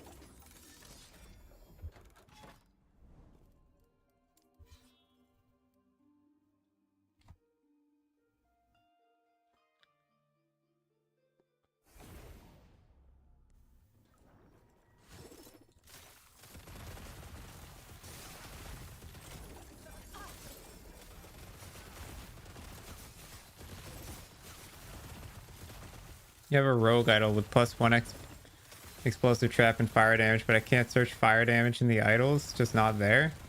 It's is it shared fire damage, like plus to damage with minions and plus to damage?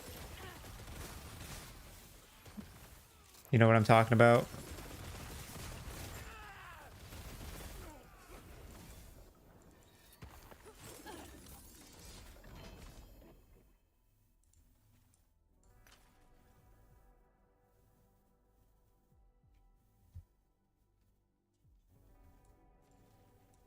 Yeah, it should be called shared fire damage.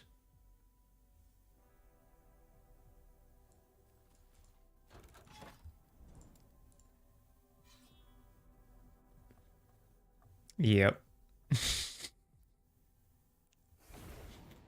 Yeah, they've got like quick like when you search for the affixes, some of them are like abbreviated or like worded differently than what it says on the actual item.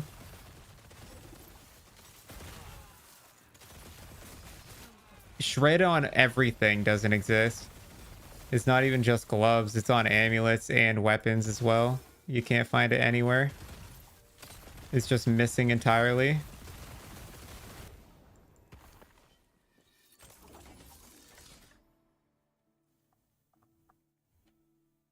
Hi, Raxon.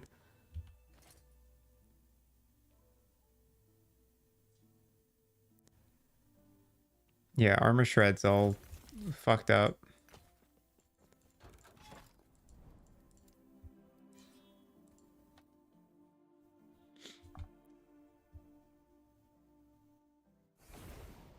Millie.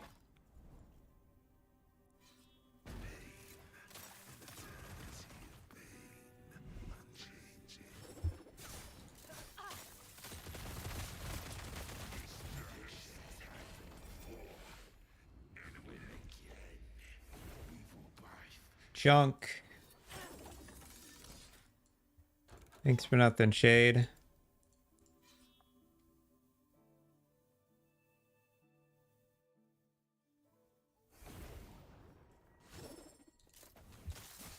Yeah, dude, idols go crazy, man, for gold. Pick up your idols, man.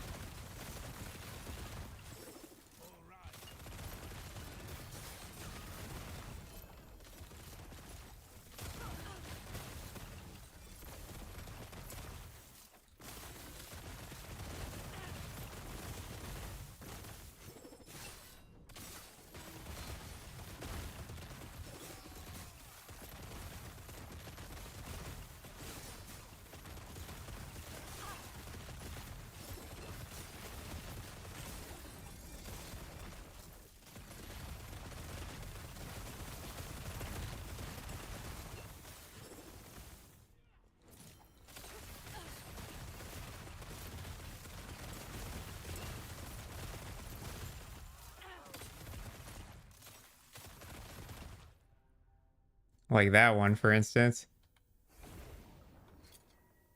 Oh, it's COF tag. That's so unfortunate. Because it's such a good one. I would have put that on my Merchant's Guild character in a heartbeat.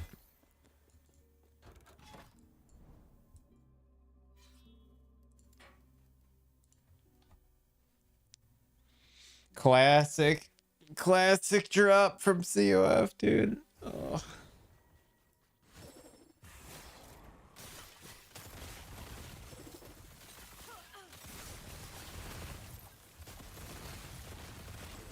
Did I tell you guys I dropped a second pair of Ravenous Void?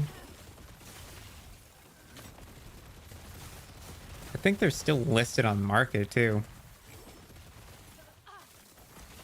I don't think they ever sold.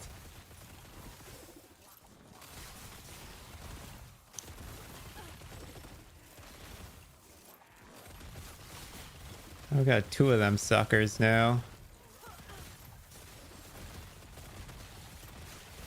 For how ungodly rare they are, they sell for like nothing at 0 LP.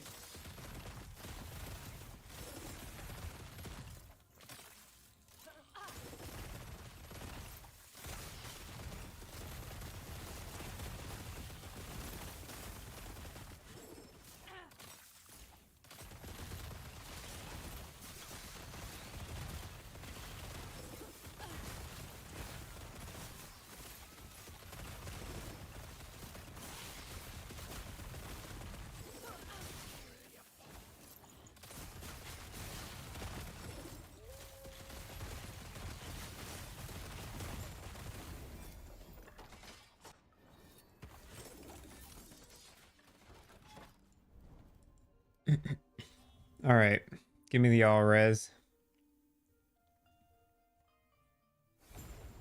The rotting horde. Wow, I blasted that guy and I missed again. Looks like we're sticking around then.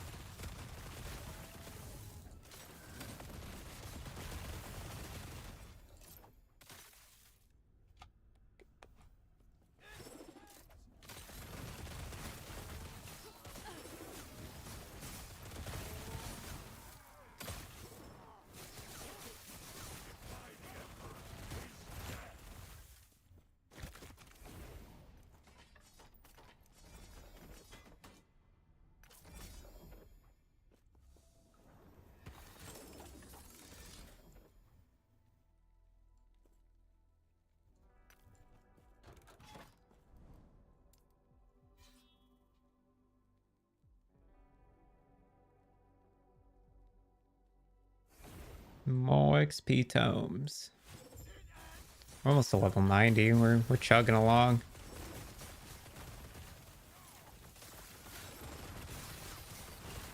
Seeing part and part of rolls on a Quicksilver coil.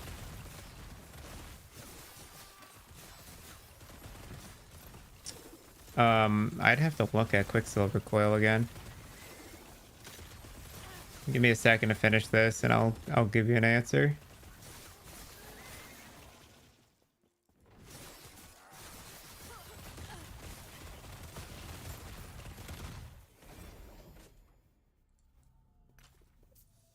I'm curious how high my ward can get if I just spam all my potions.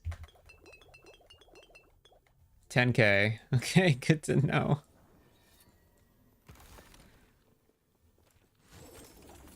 All right. Let me see here.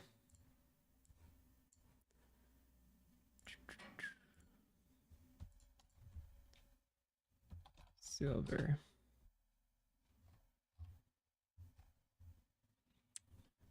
Just to gain haste. It's probably that. It's probably the percent chance to gain haste for 1 second on hit.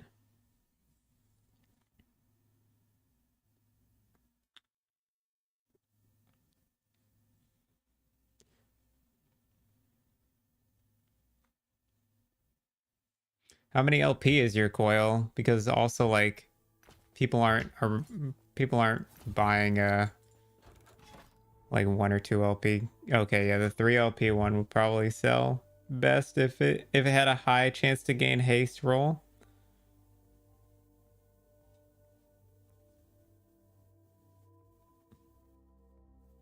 Otherwise, I would just list it at like an average price.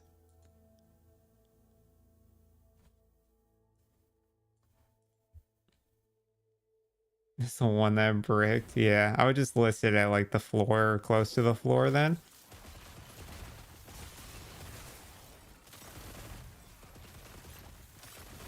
Yeah, I need to find my potions back after spamming them all.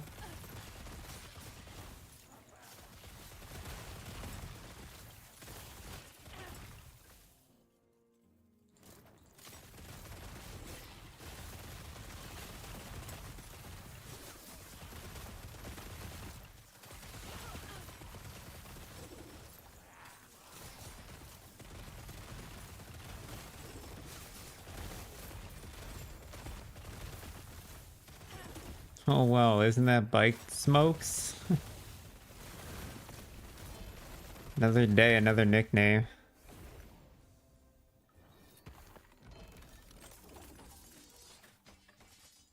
Good day, Elon. Grind treating you well today, my friend.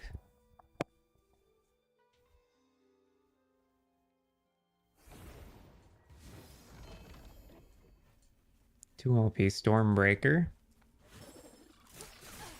Keep up that virtue something.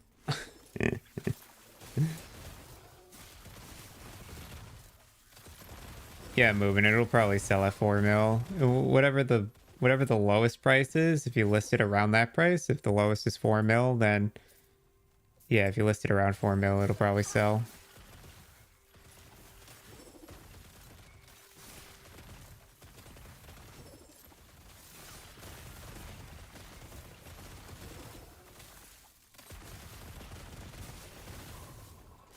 The lowest 3, I'm just greedy. I believe you, dude. I was in the same boat. Like I had a 1 LP Twisted Heart that dropped like almost perfect rolls. Like it was fantastic rolls. And Too easy. I listed it when the floor price was 2.5 million. I listed it for 11.5 million, and it didn't sell at 11.5, but it sold at 6.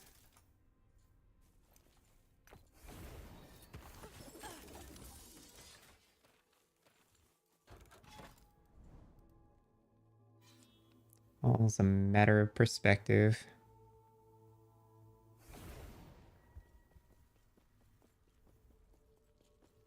Notice that people in the auction house on this game seem to be paying over minimum price, even though the stats are very similar.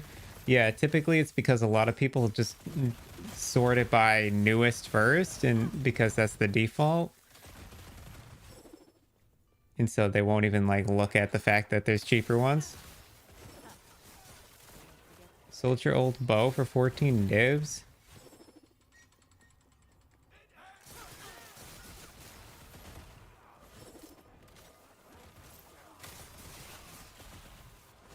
Oh, Elon, did standard come through this today?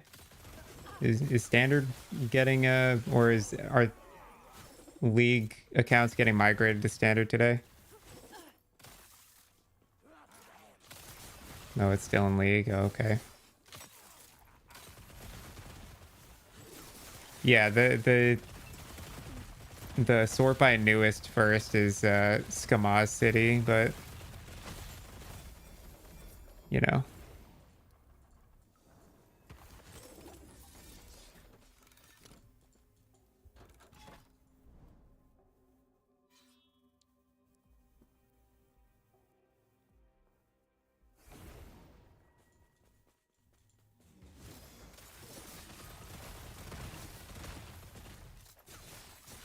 Yeah, dude, that day I logged in to pick up my my mirror fees, I got like 3 or 4 trade requests for different that which was taken that I had listed.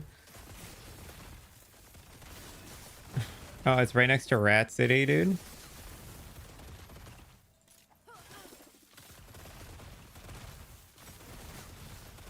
Too easy.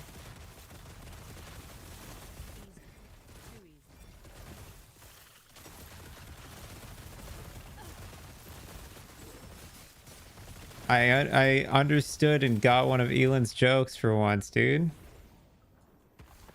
I'm learning.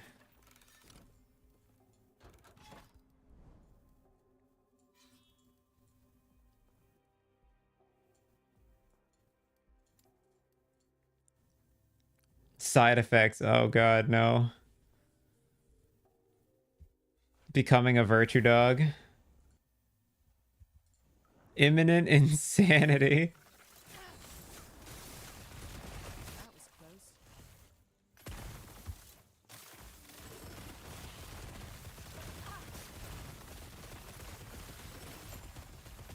And what about the whole fact that I'm a dog now? What's the where did that come from?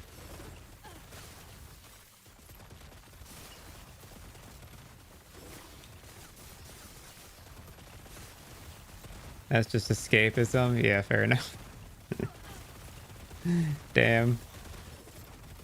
True.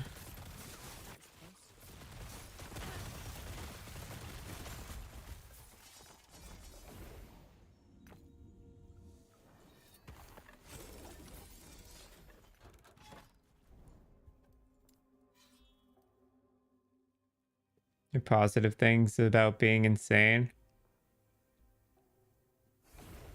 Like...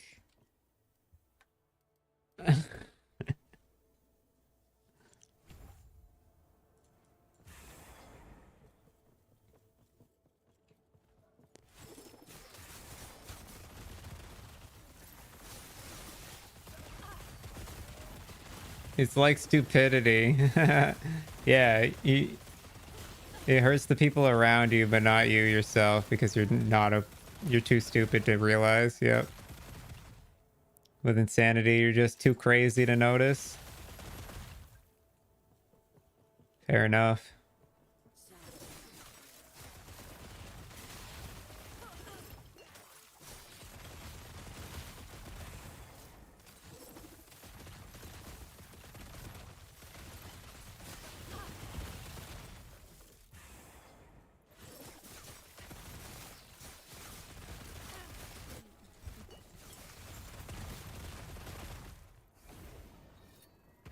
Maybe I should start my brilliant.org course on how to become insane.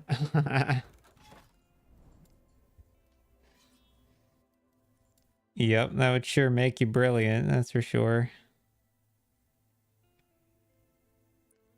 5 quick tips on how to get insane quickly. Yeah, and then also explain how it can make you rich. Easy. That'll bring the clicks in. And then turn it into a pyramid scheme.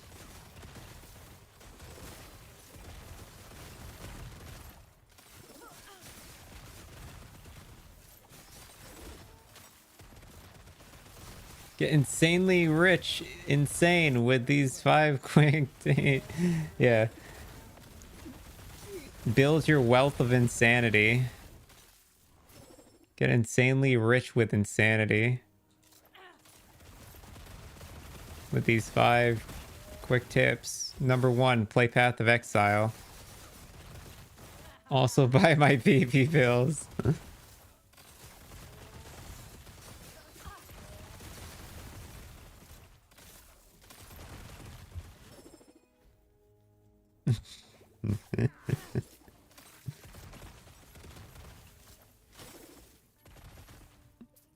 Step 1, play Path of Exile. Step 2, don't stop playing Path of Exile.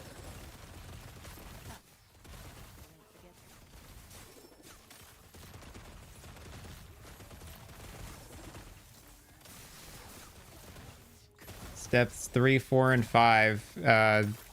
Repeat step 1 and 2.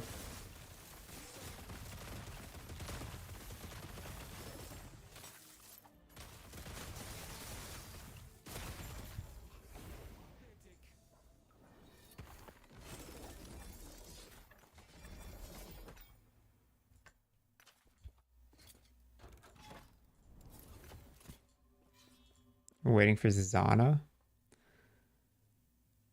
She says she's coming back very soon.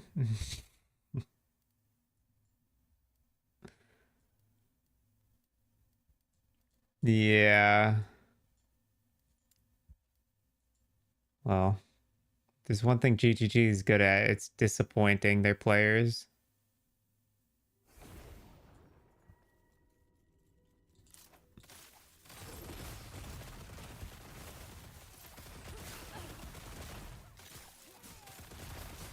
That's Disney. Yeah, fair enough. Easy. Too easy. Disney tries too hard not to disappoint and then does the opposite because they play it too safe.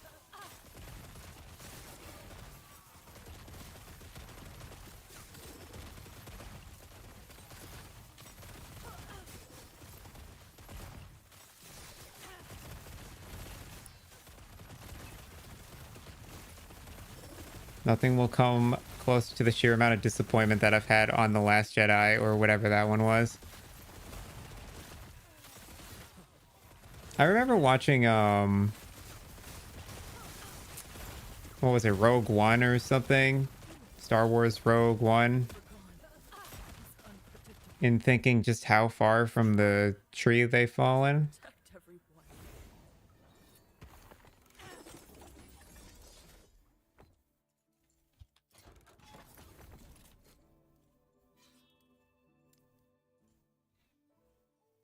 Yeah, I don't know, dude. The continuation of the Star Wars series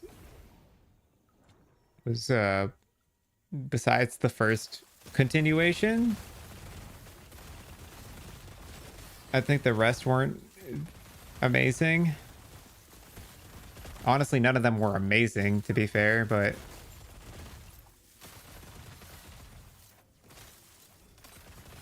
well, that's the thing. They were like trying to be politically correct and stuff, and it's like it just ended up kind of killing the vibe of like the fact that it's meant for entertainment.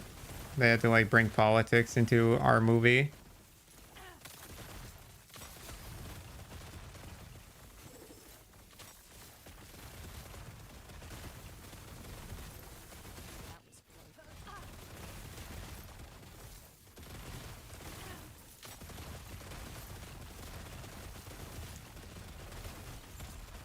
Yeah, true.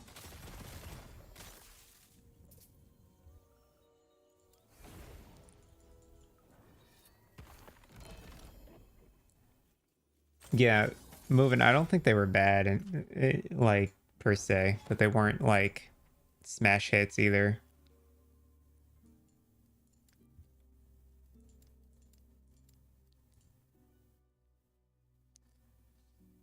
You can spike it with some dick salad, but overall, a lot of it comes back.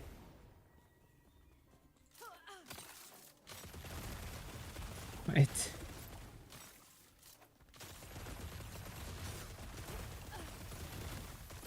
Could have been just fine if it would calm the fuck down and generate a good movie slash TV product. Would have went with more dick salad.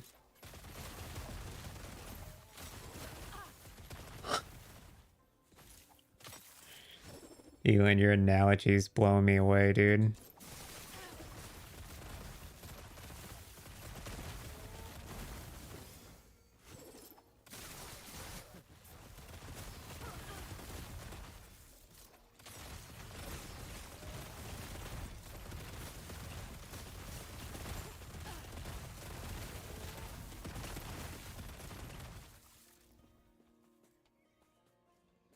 I think it's fine to compare the two.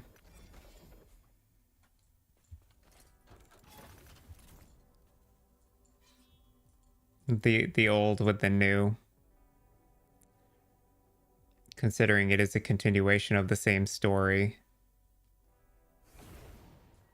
Obviously it's going to be different, it's going to be modernized, but and that's why what Elin said, it boils down to if the writing is good in the actual storytelling at the end of the day.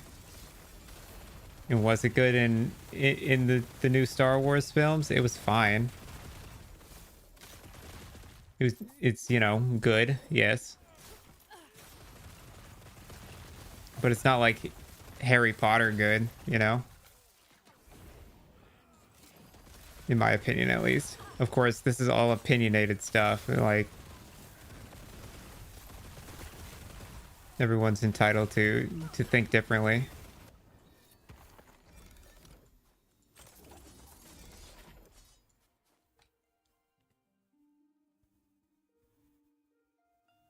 They're going to give you the same. Yeah, of course not. Of course, that's not going to happen. Let's be realistic, right?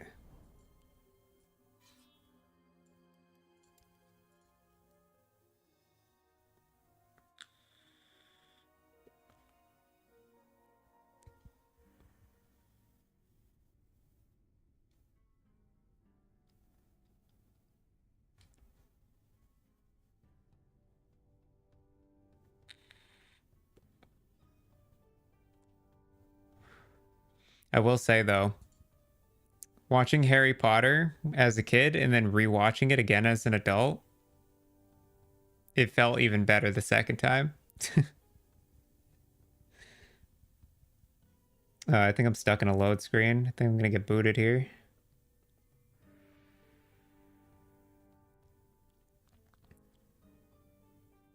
Some sci-fi western in space. That ain't what is being delivered like Star Wars. Yeah.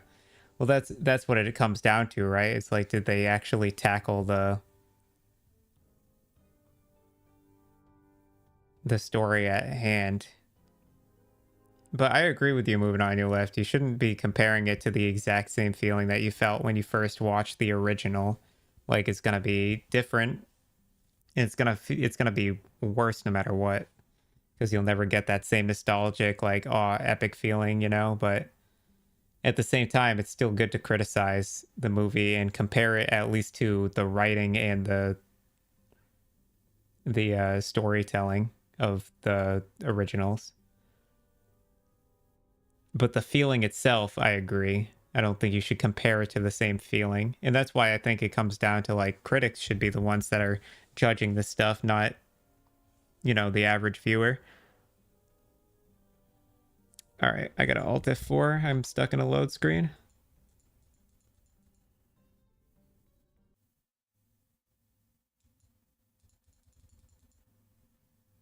Yeah, that good feeling is all about old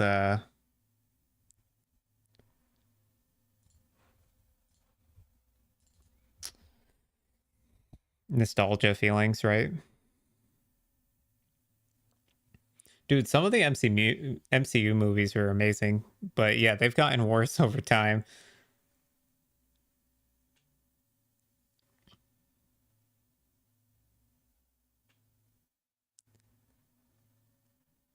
Yep, Iron Man 1 to Endgame. Yeah, right around that period of time was nuts for MCU.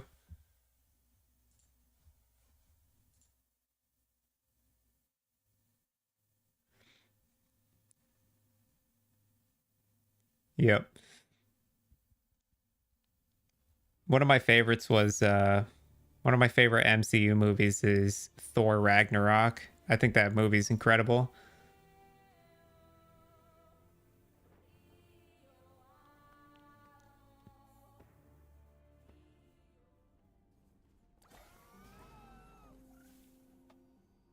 Dude, I haven't seen any Ant-Man movies.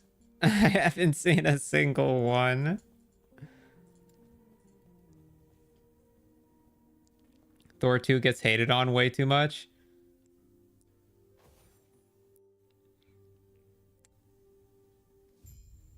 Yeah, I don't know actually how much people hate Thor 2. I thought it was good. Nothing special, but it was good.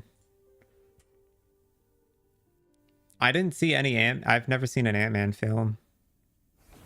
Paul Rudd's an interesting actor for a superhero, but overall I just didn't see it because I just never had interest in it. The story itself just didn't interest me. Same thing with Spider-Man films. I've only seen a handful of Spider-Man films. The new ones I haven't really seen.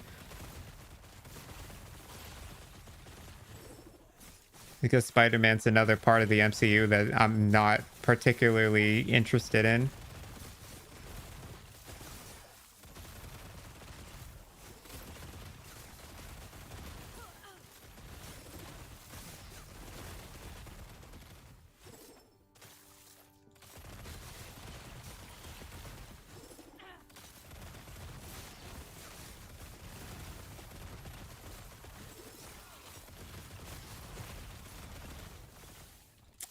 The Into the Spider-Verse I did watch, but I watched it when I was drunk and it made me feel sick.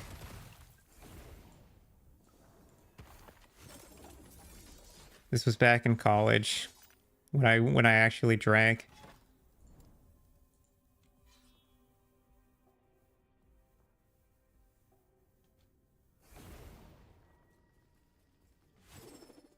You can't tell me that Captain Marvel isn't one of the worst MCU films.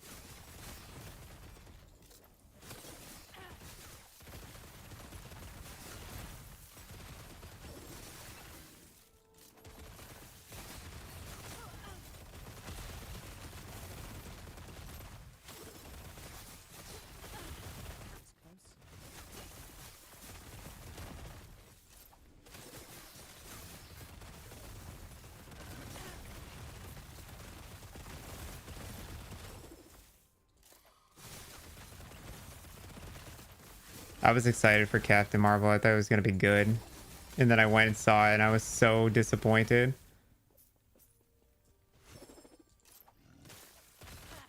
It was beyond boring.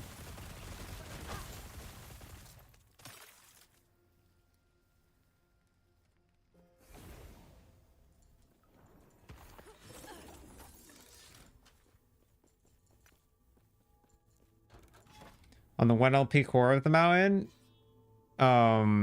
you're supposed to slam tier 7 life into it, or at least try to. Percent life, that is. Percent increased life. So of the Ox affix. I don't hate it, I don't love it. It's just an okay one. Thor 2, that is. It got better, to be honest, when they retrofitted some blah blah something somewhere. I think I watched it at least 3 times. I saw the Thor 2 once. I barely remember what it's about.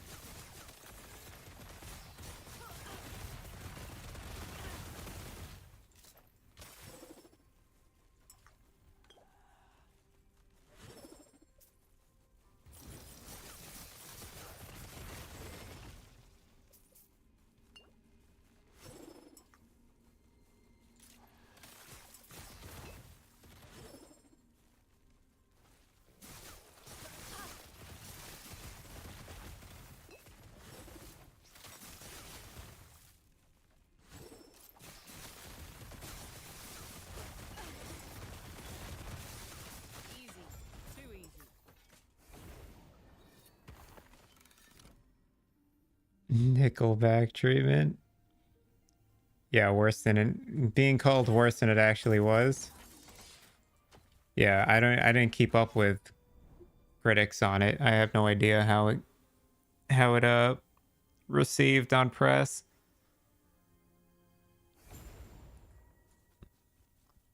Clearly not good according to you guys. Dude, please.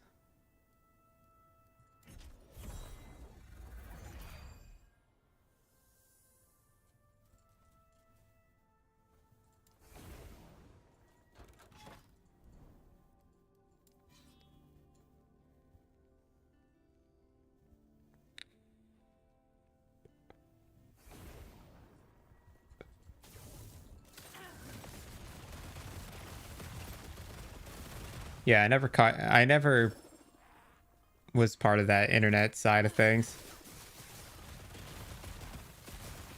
analyzing movies and whatnot. I'm not much on Reddit and stuff like that, social media in general, so I don't keep up with stuff like that. Sometimes games I keep up with, like I heard Dragon's Dogma did really got like review bombed for having our DLC in their game.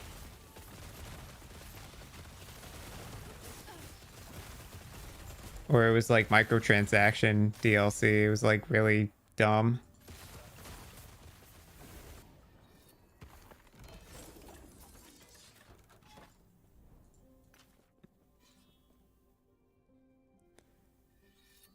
I used to think I was like above it. I don't ever check reviews for games, food, movies, anything. I make up my own opinion. Yeah, that's a good way to do it. It's all fake. It's all propaganda. You get weird because of it. Or wired because of it.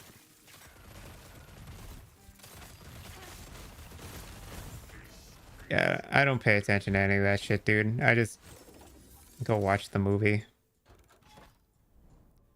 If it piques my interest, I'll go watch it. Wire triggered, yeah.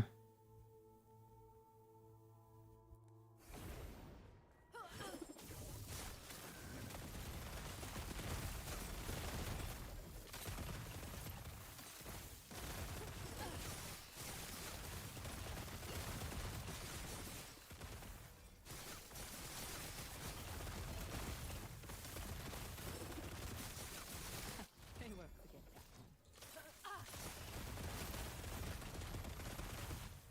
The game/movie is something I'm super hyped about. I don't even watch trailers for it. I want to go in with zero expectations. Yeah, that's a good way to handle it. I'm the same way. My friend Dom, for instance, when he was telling me, he was like, dude, you gotta watch this this anime called Solo Leveling. I was like, oh, what's it about? And he was like, let me just show you a trailer. We watched like 5 seconds of a trailer and I was like, all right, stop showing me it. Let's go watch it. 3 body problem was another thing, Elin. You told me to go. You just said, I highly suggest you watch this. And I said, okay, I'm going to watch it. And I didn't even look up anything about it. I just started watching it.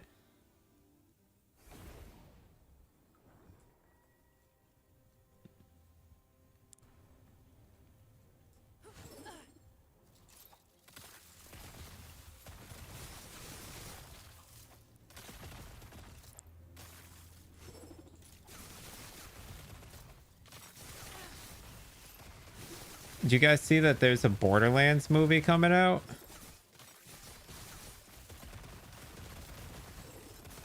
was close.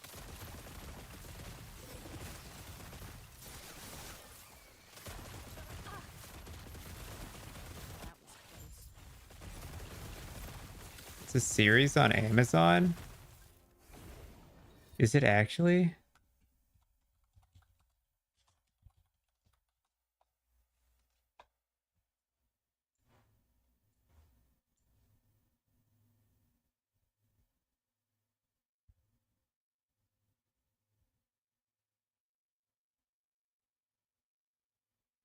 Oh, Fallout.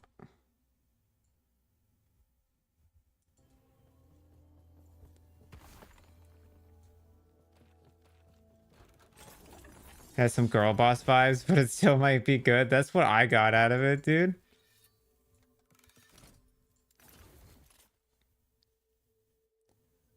I was gonna say, I thought the Borderlands movie didn't come out yet, and it didn't. It comes out August 9th. But yeah, the trailers, I watched it, dude, and I was like, this feels very like Jumanji-ish, you know, like very like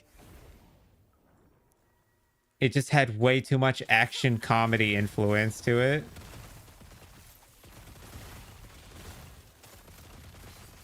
Snatched.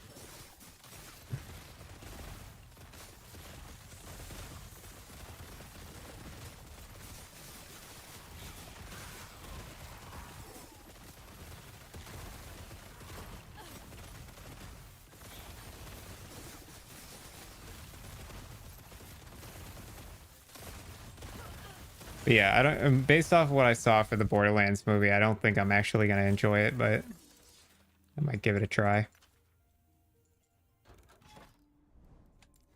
Yeah, good luck moving on. You left. Those things are something else. Gotta love forging.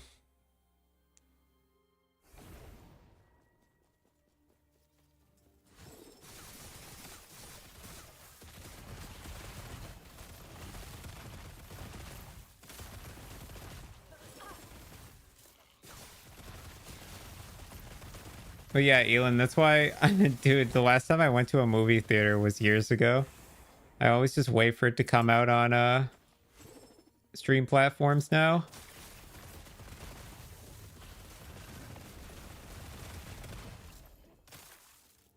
Yeah, no, I wouldn't waste your time driving to the movie theater for fucking Borderlands.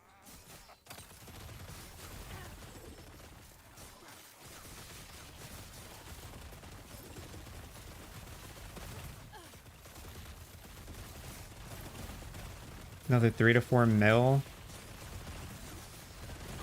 Damn, that's crazy. When I was buying them, they were only like 200K.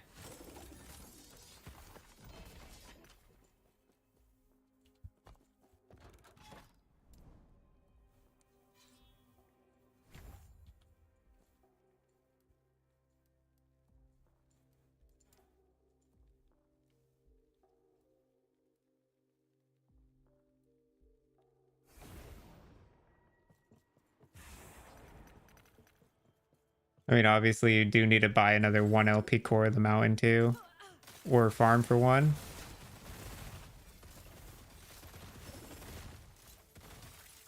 Which is the real pain.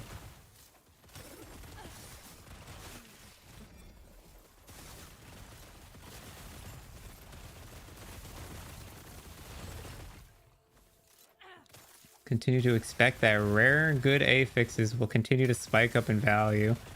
Inside the casual 27 HP percent for 15K. Yeah, that's fair.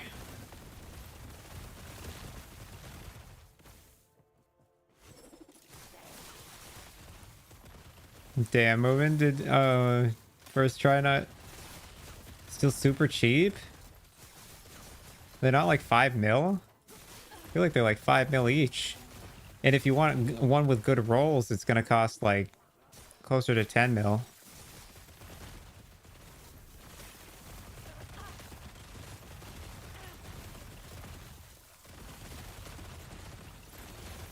Unless they went down. They might have gone down in price.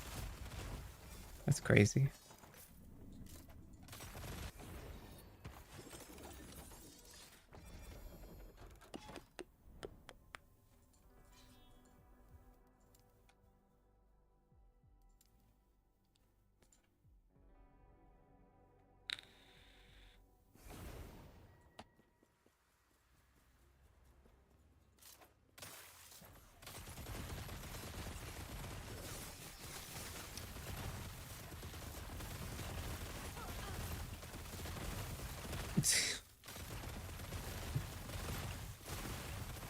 Elon, I bought 4,000 Essence of Scorn at the end of the league, and I paid them 5 to 1. That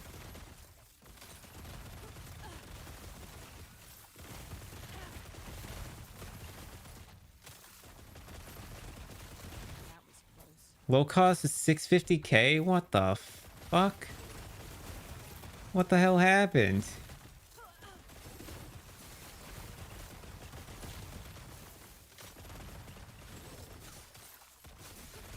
was close. When you say core, you're talking about the chest piece, right?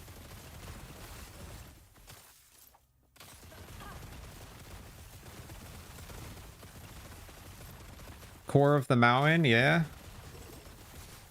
That's nuts. Those things were like 5 mil the other day.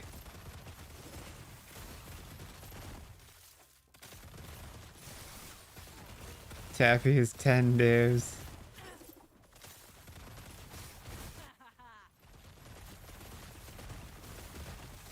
Yeah, and the 2 LP cores went up because they were at fucking 50 mil. Wild, dude. Prices are all over the place. I guess people just don't know what things are worth yet. Is it even inflation, dude? I think it's just people trying to figure out the market for the first time. I mean, the game's still so fresh. Nobody knows what anything's worth.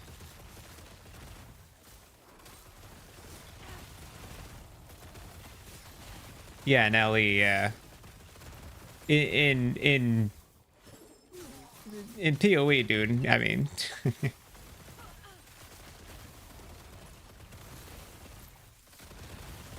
yeah, dude. If the search API got improved, I think it would greatly change the results of costs on gear in the auction house.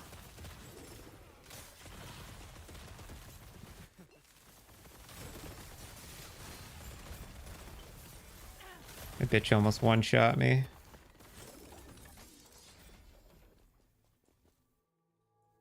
I need to get this frickin' res roll soon.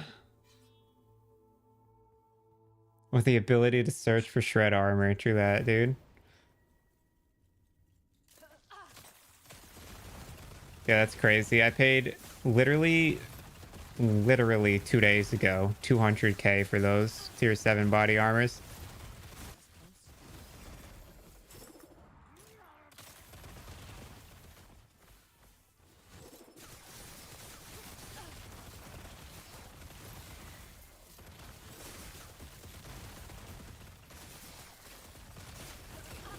They won't forget that.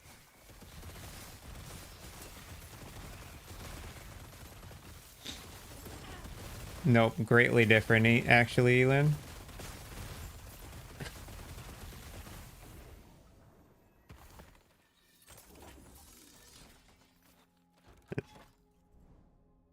No, think of it more like Amazon Prime delivery.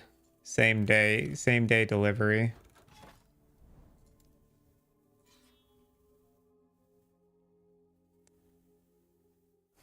Confuse and trick me. Sounds like you're doing that to me, dude. Elin, you are a master of confusion and trickery.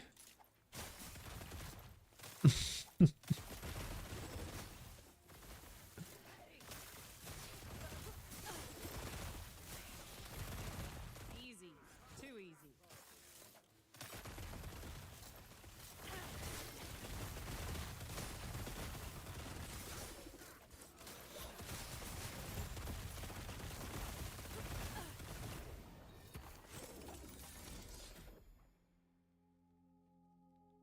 Looks like my trick has been foiled. Elin pulled the ultimate I shan't be squandered card, and now I'm out of options.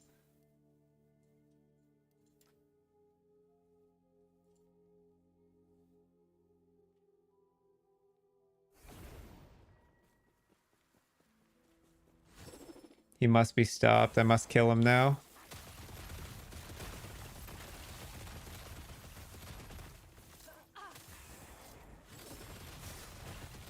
Never forces a virtue dog's back to the wall.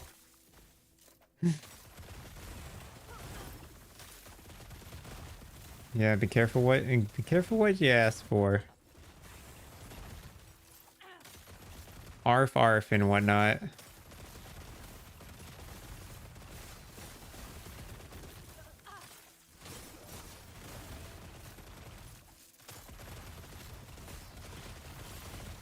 Sounds good.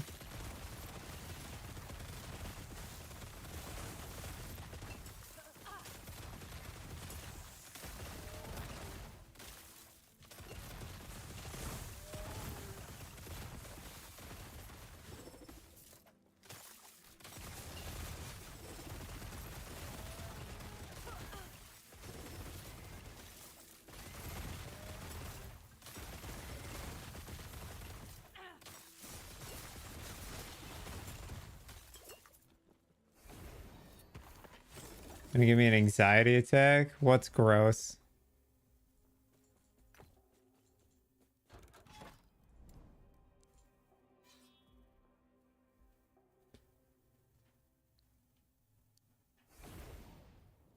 Oh, I know, dude. It's stressful.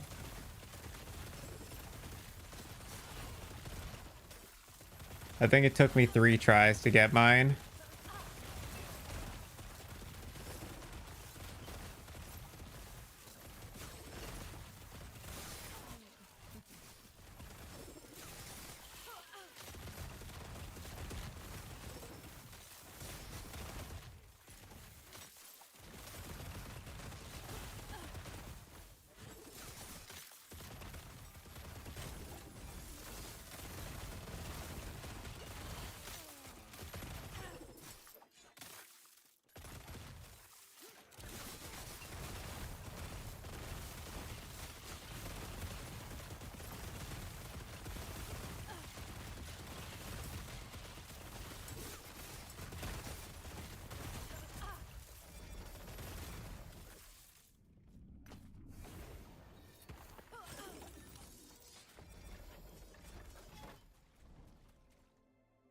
It's a 1 in 4.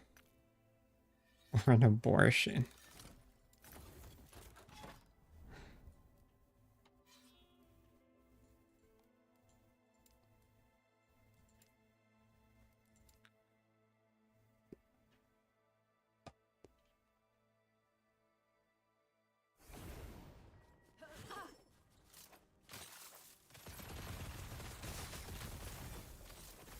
That's what my LP slams for my Core of the Mountain were, dude. It was like tier 7 life, and then the other 3 mods were just whatever. And I was literally like, I'll just keep buying these until I hit.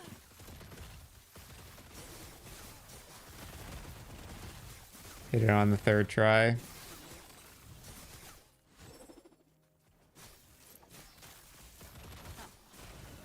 Forget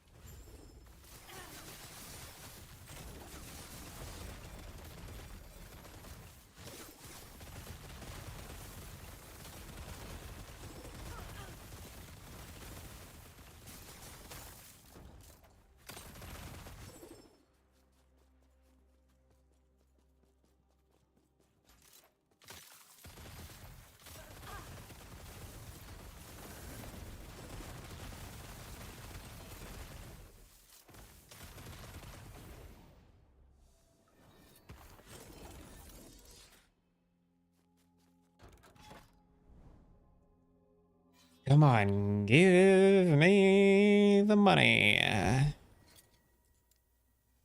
Show me the money.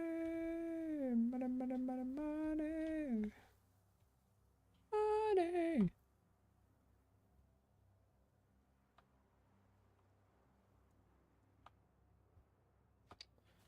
Money, money, money, money. easy. Too easy.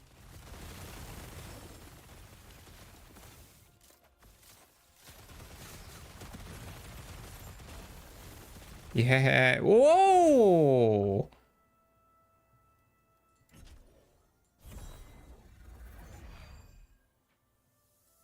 That's a max roll. Look at us hitting the maxis, dude.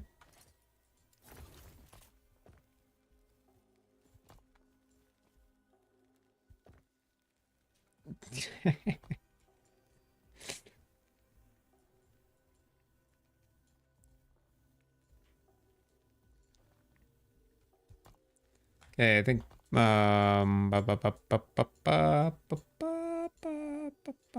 Age of Winter next.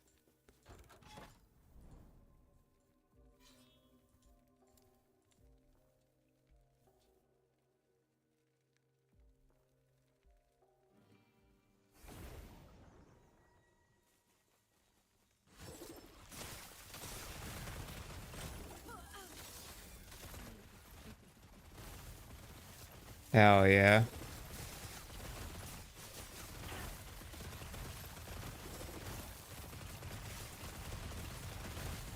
Rolled a nat 20, baby.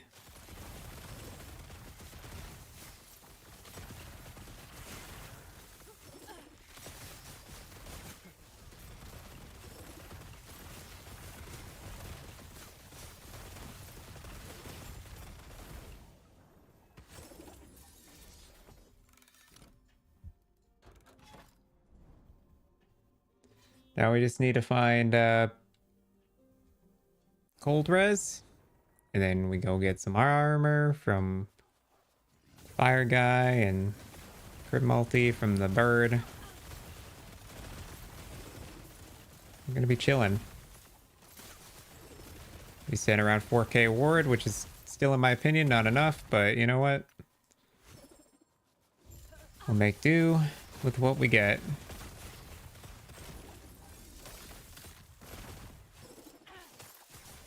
We got 104K favor just from grinding this stuff.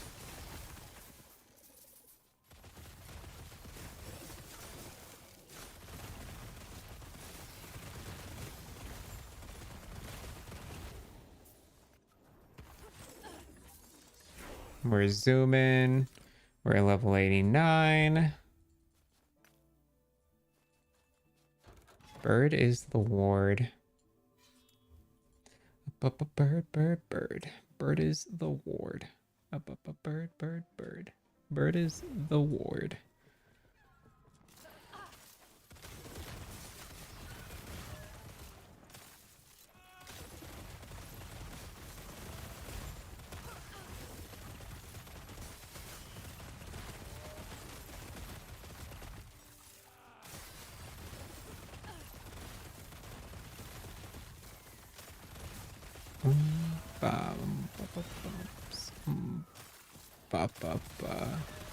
What?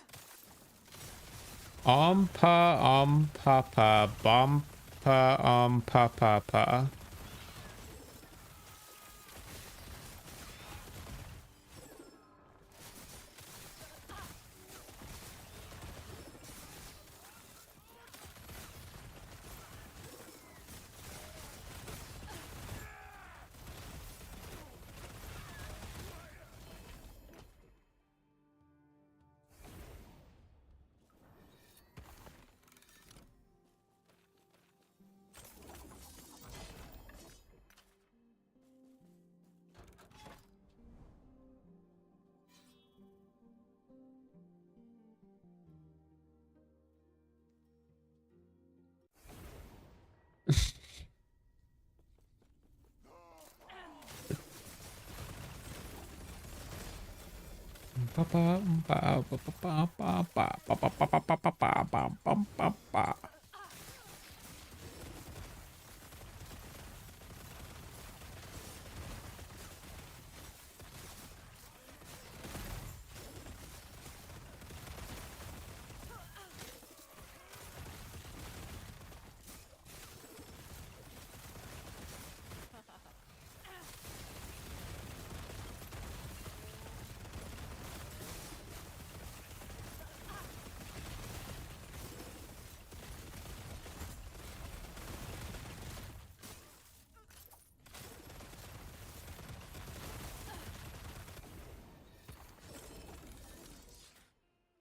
Might have to drop something.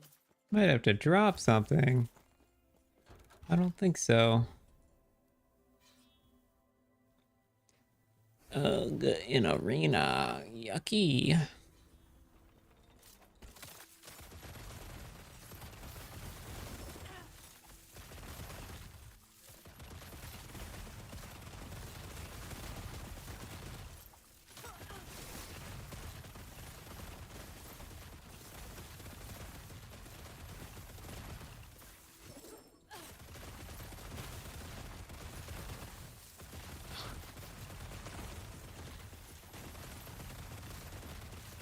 Ooh.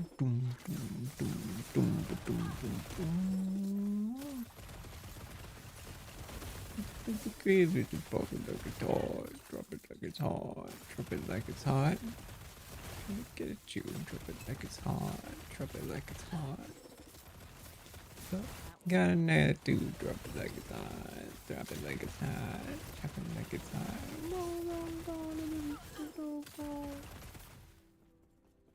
Got it going on.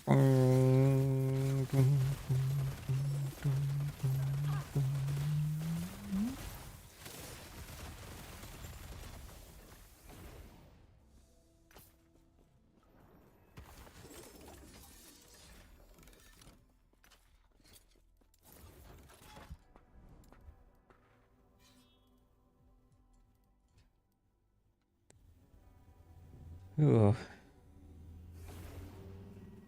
We've been just going, dude. Big grinds today.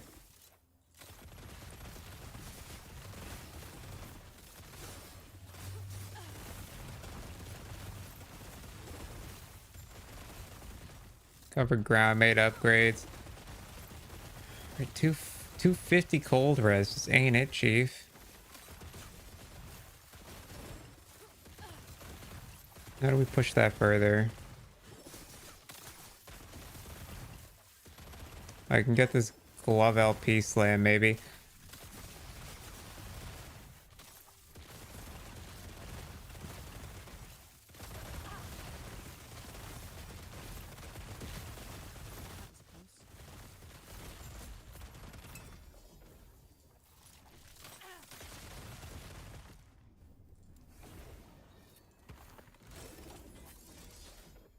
Won't be ring of the third eye.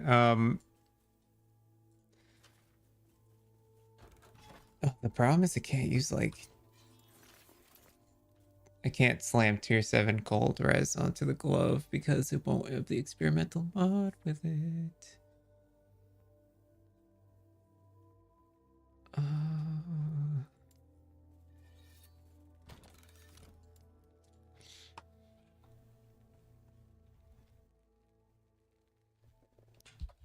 Lost per second.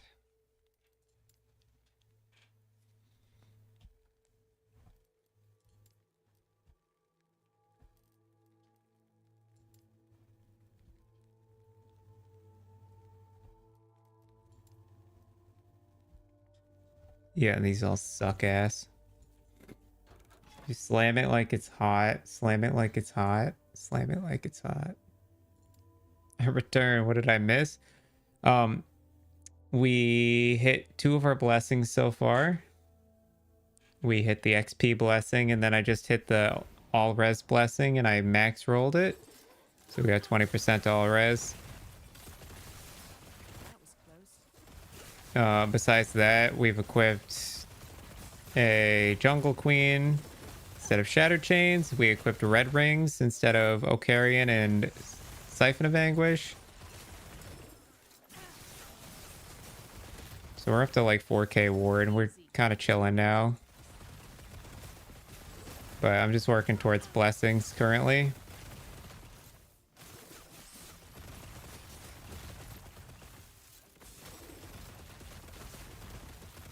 No. Need to buy a Darkness Enthroned. You gotta buy a Darkness Enthroned in the league where Darkness Enthroned is gonna be like the most in-demand item.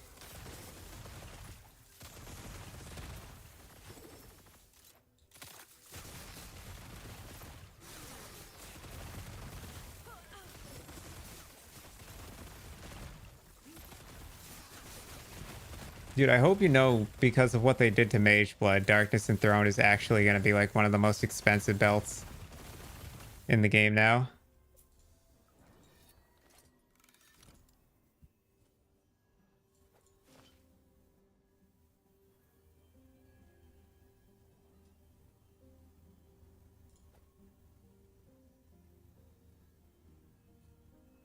Need to see where my ward stops.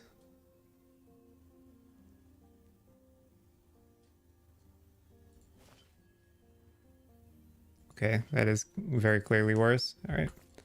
That's all I needed to know.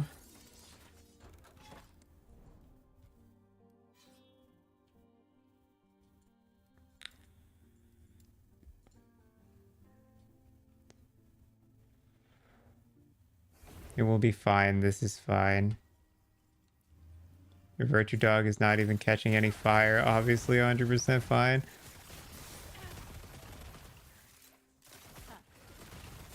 Yeah, you can abyss farm for it, but if you want a good roll, you're going to be paying 100 div for it.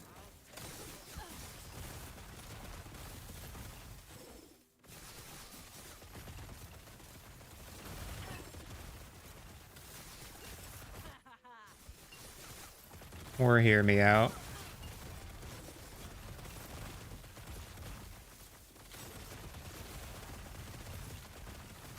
Get lucky and drop a perfect one first time. It's not how the game works. Sorry, last time I checked, Elin, you're not Steel Mage.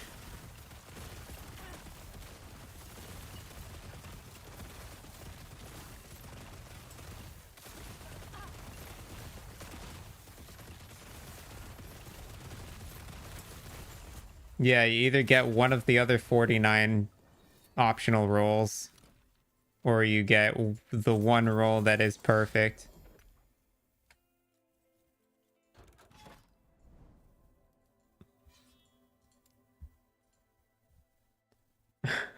It's a 50-50.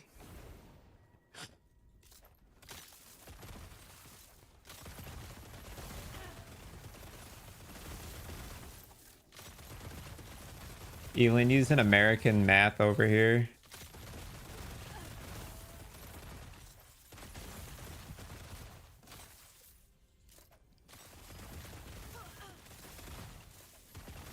You either get it or you don't. It's a 50-50.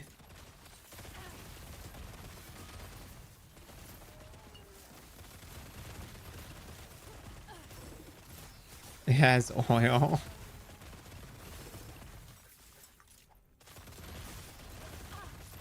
No, it's just flawed logic, which is everything Americans think of. It's all flawed logic. Easy. Too easy.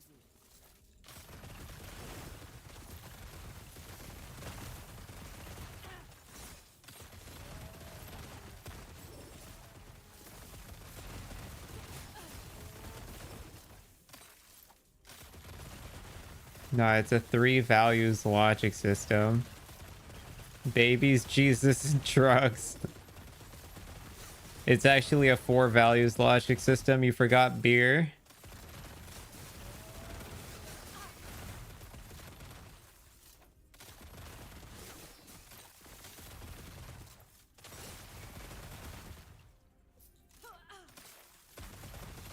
It's fine. Let's see what happened to Baltimore. No.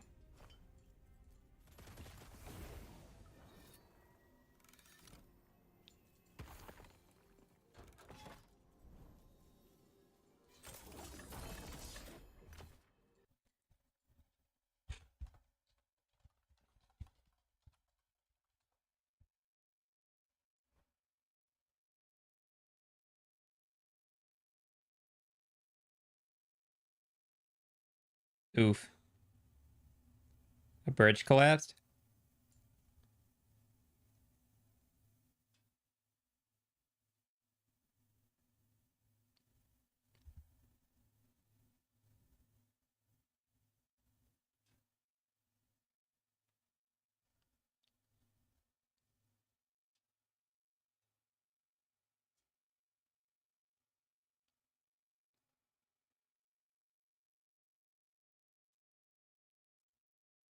People are saying a boat crashed into it?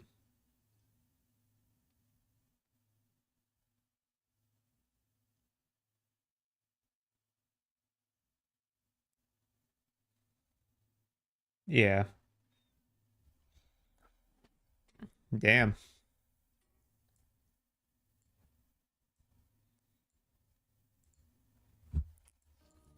That's rough.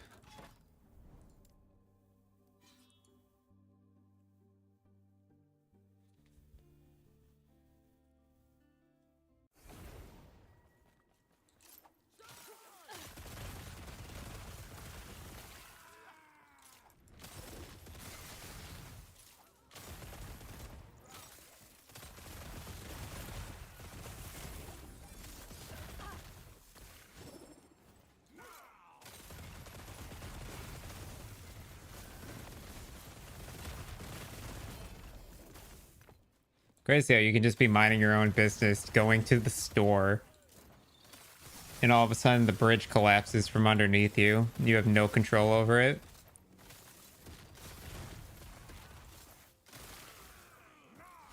Crazy how the world works.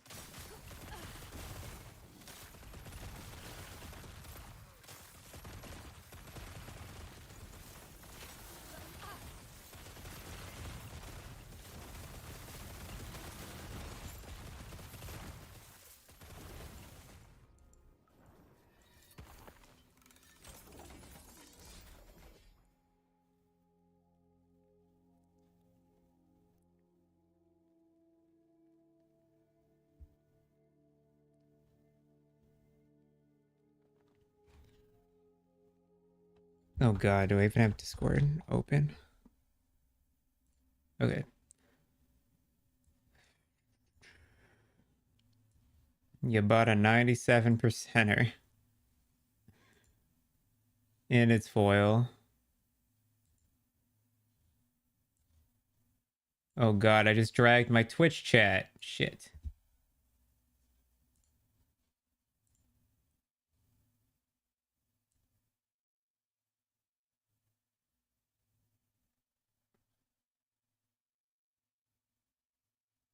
There we go.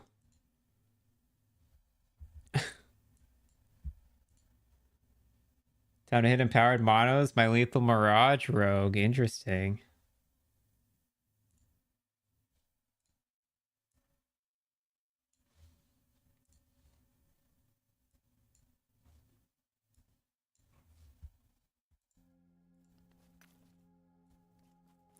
This number is 97. Questionable.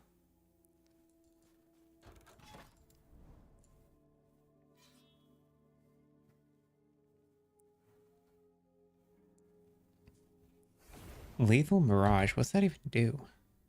Oh, it's this skill. Yeah. Skill seems cracked.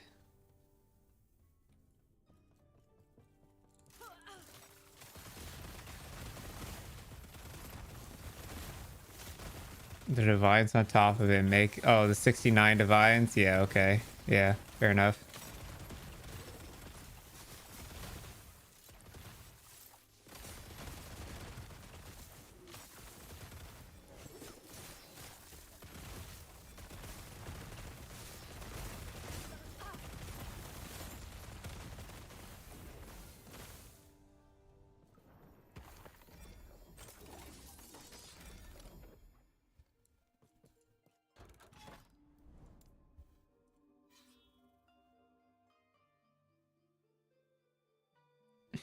Exo at a museum.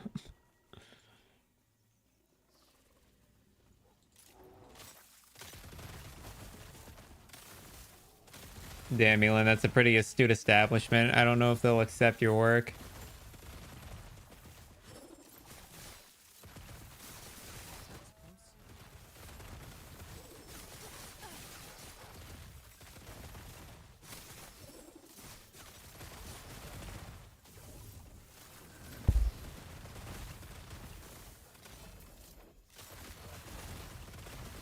Meadowphage.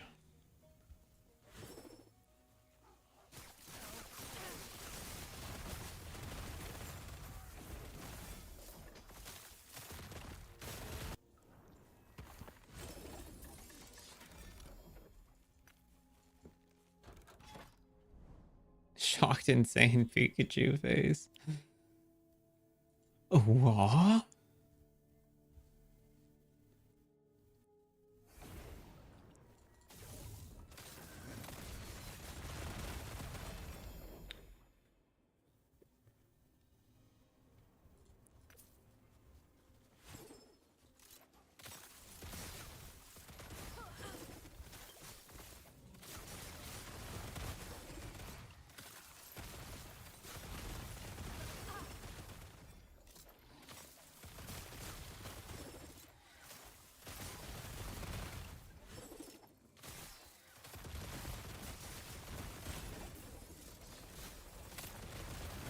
Well, after playing the low life version and the regular life version, I can tell you the low life version feels worse in my opinion. I don't like its defenses. The way it scales its defenses are weird.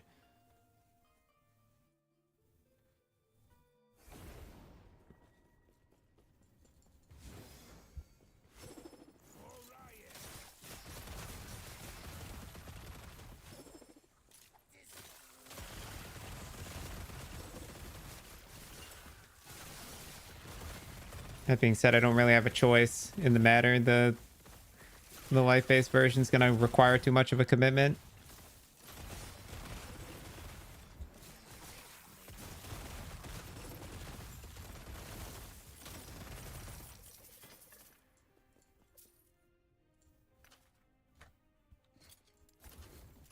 It's a lot of text on a ring, dude.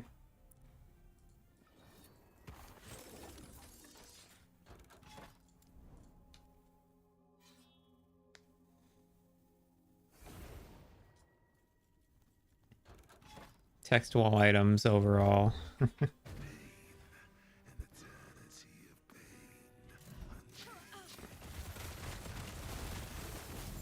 More text equals best in slot. Yeah.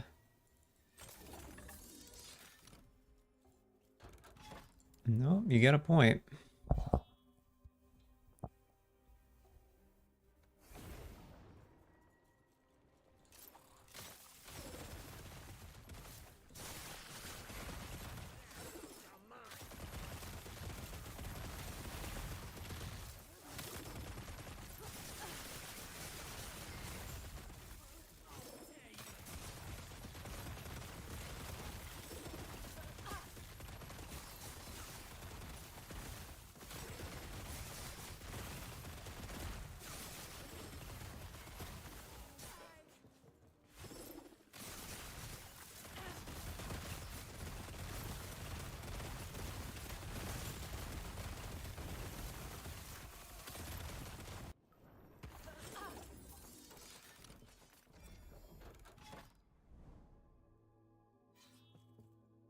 Dude, imagine if there was ward on melee hit.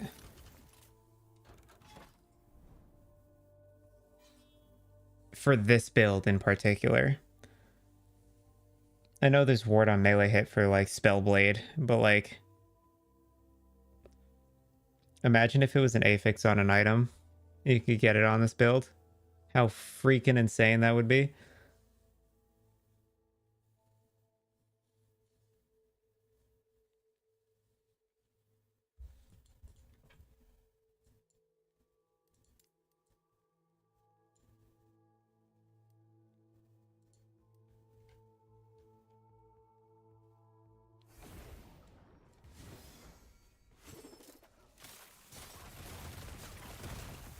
Easy. Too easy.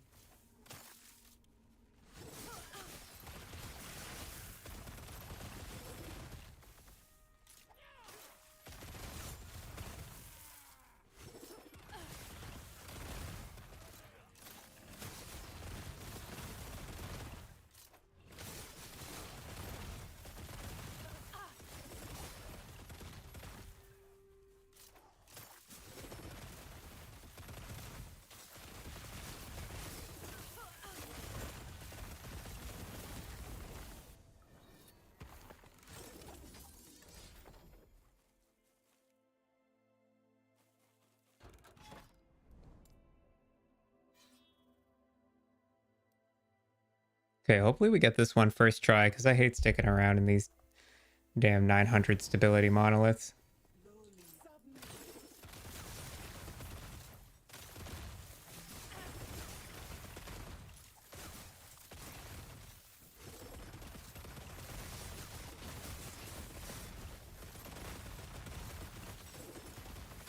Can't even one-shot a matron.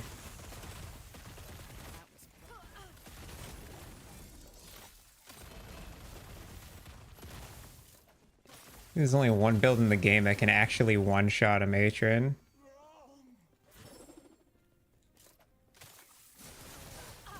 Easy. Too easy. You ever heard of shotgunning damage, sir? You know what a shotgun is? You know what shotgun damage does?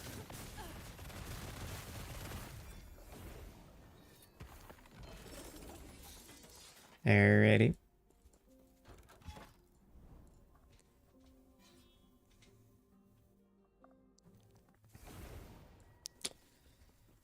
Okay.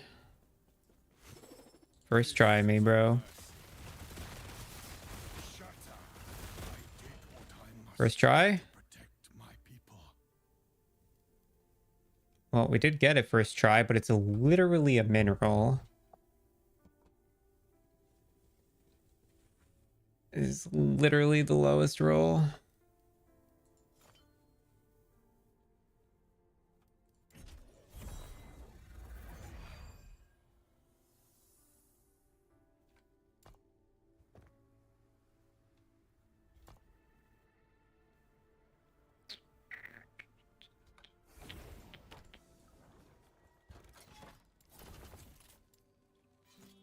Range.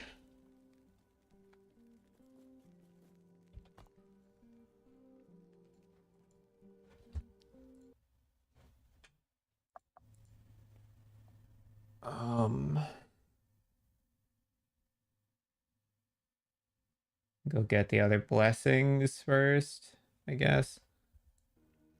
Go. Why was that a mineral? Boy.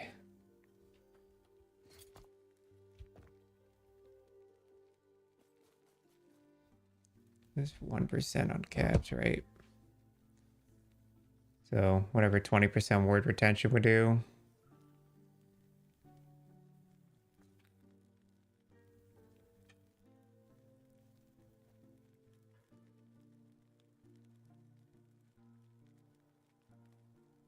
We'd be sorted if I got the experimental mod, I feel.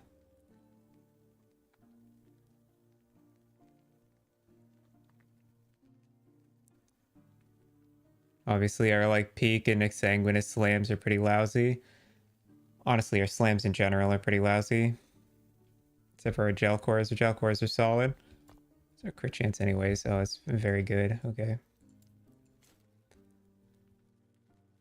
And then our idols could use some help.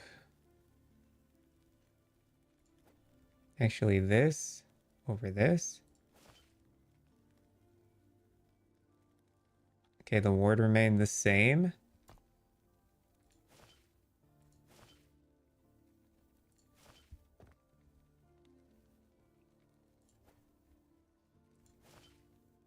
Okay, that's better.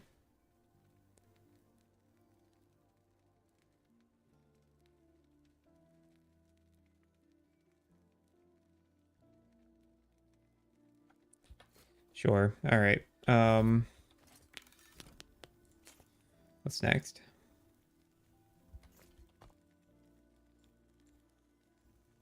I guess we could do Spirits of Fire or the Lagan.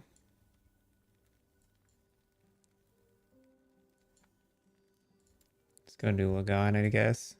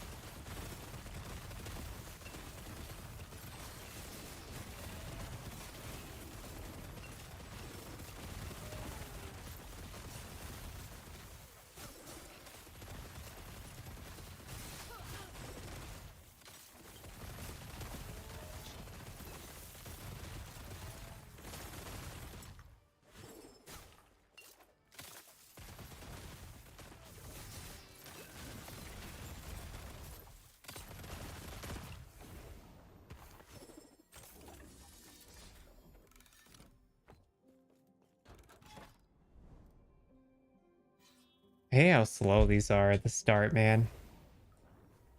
Getting all these fights.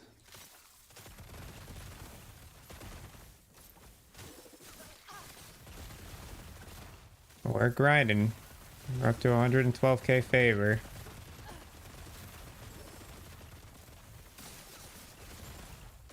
We're at level 89.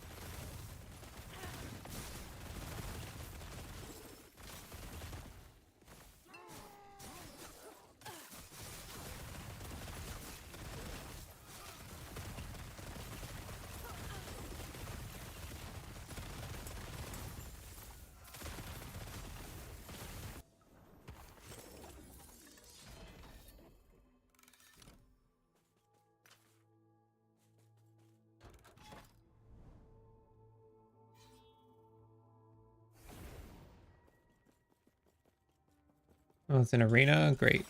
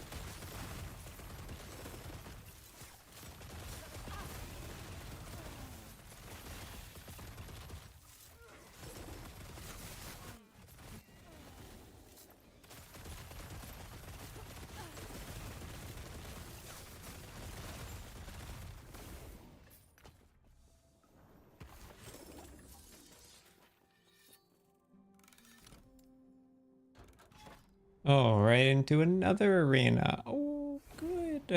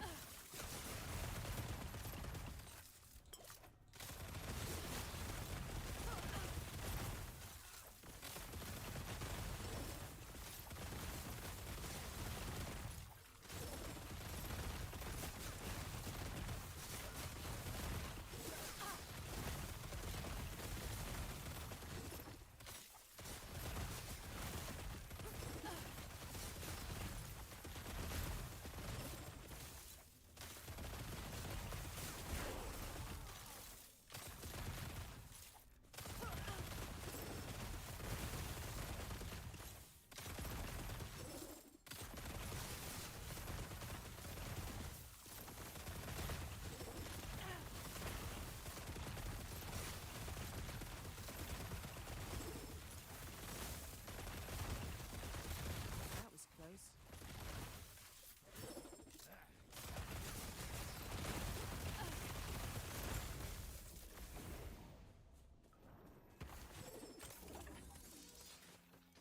You know what I just realized is I'm not using my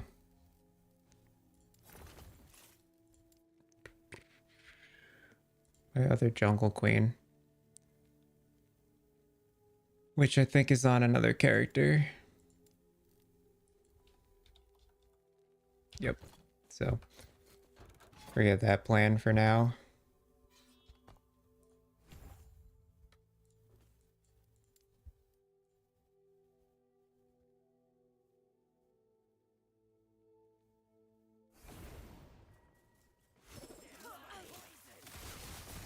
They won't forget.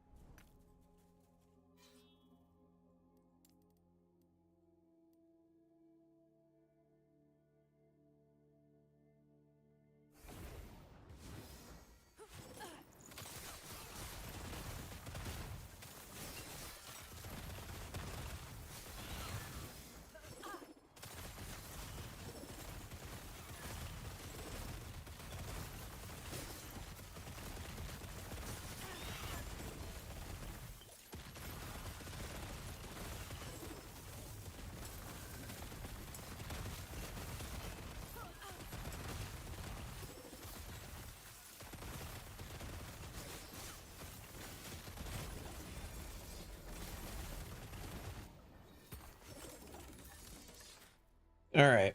2 p.m. Big stretch. I'm gonna get offline. We're gonna end the stream here.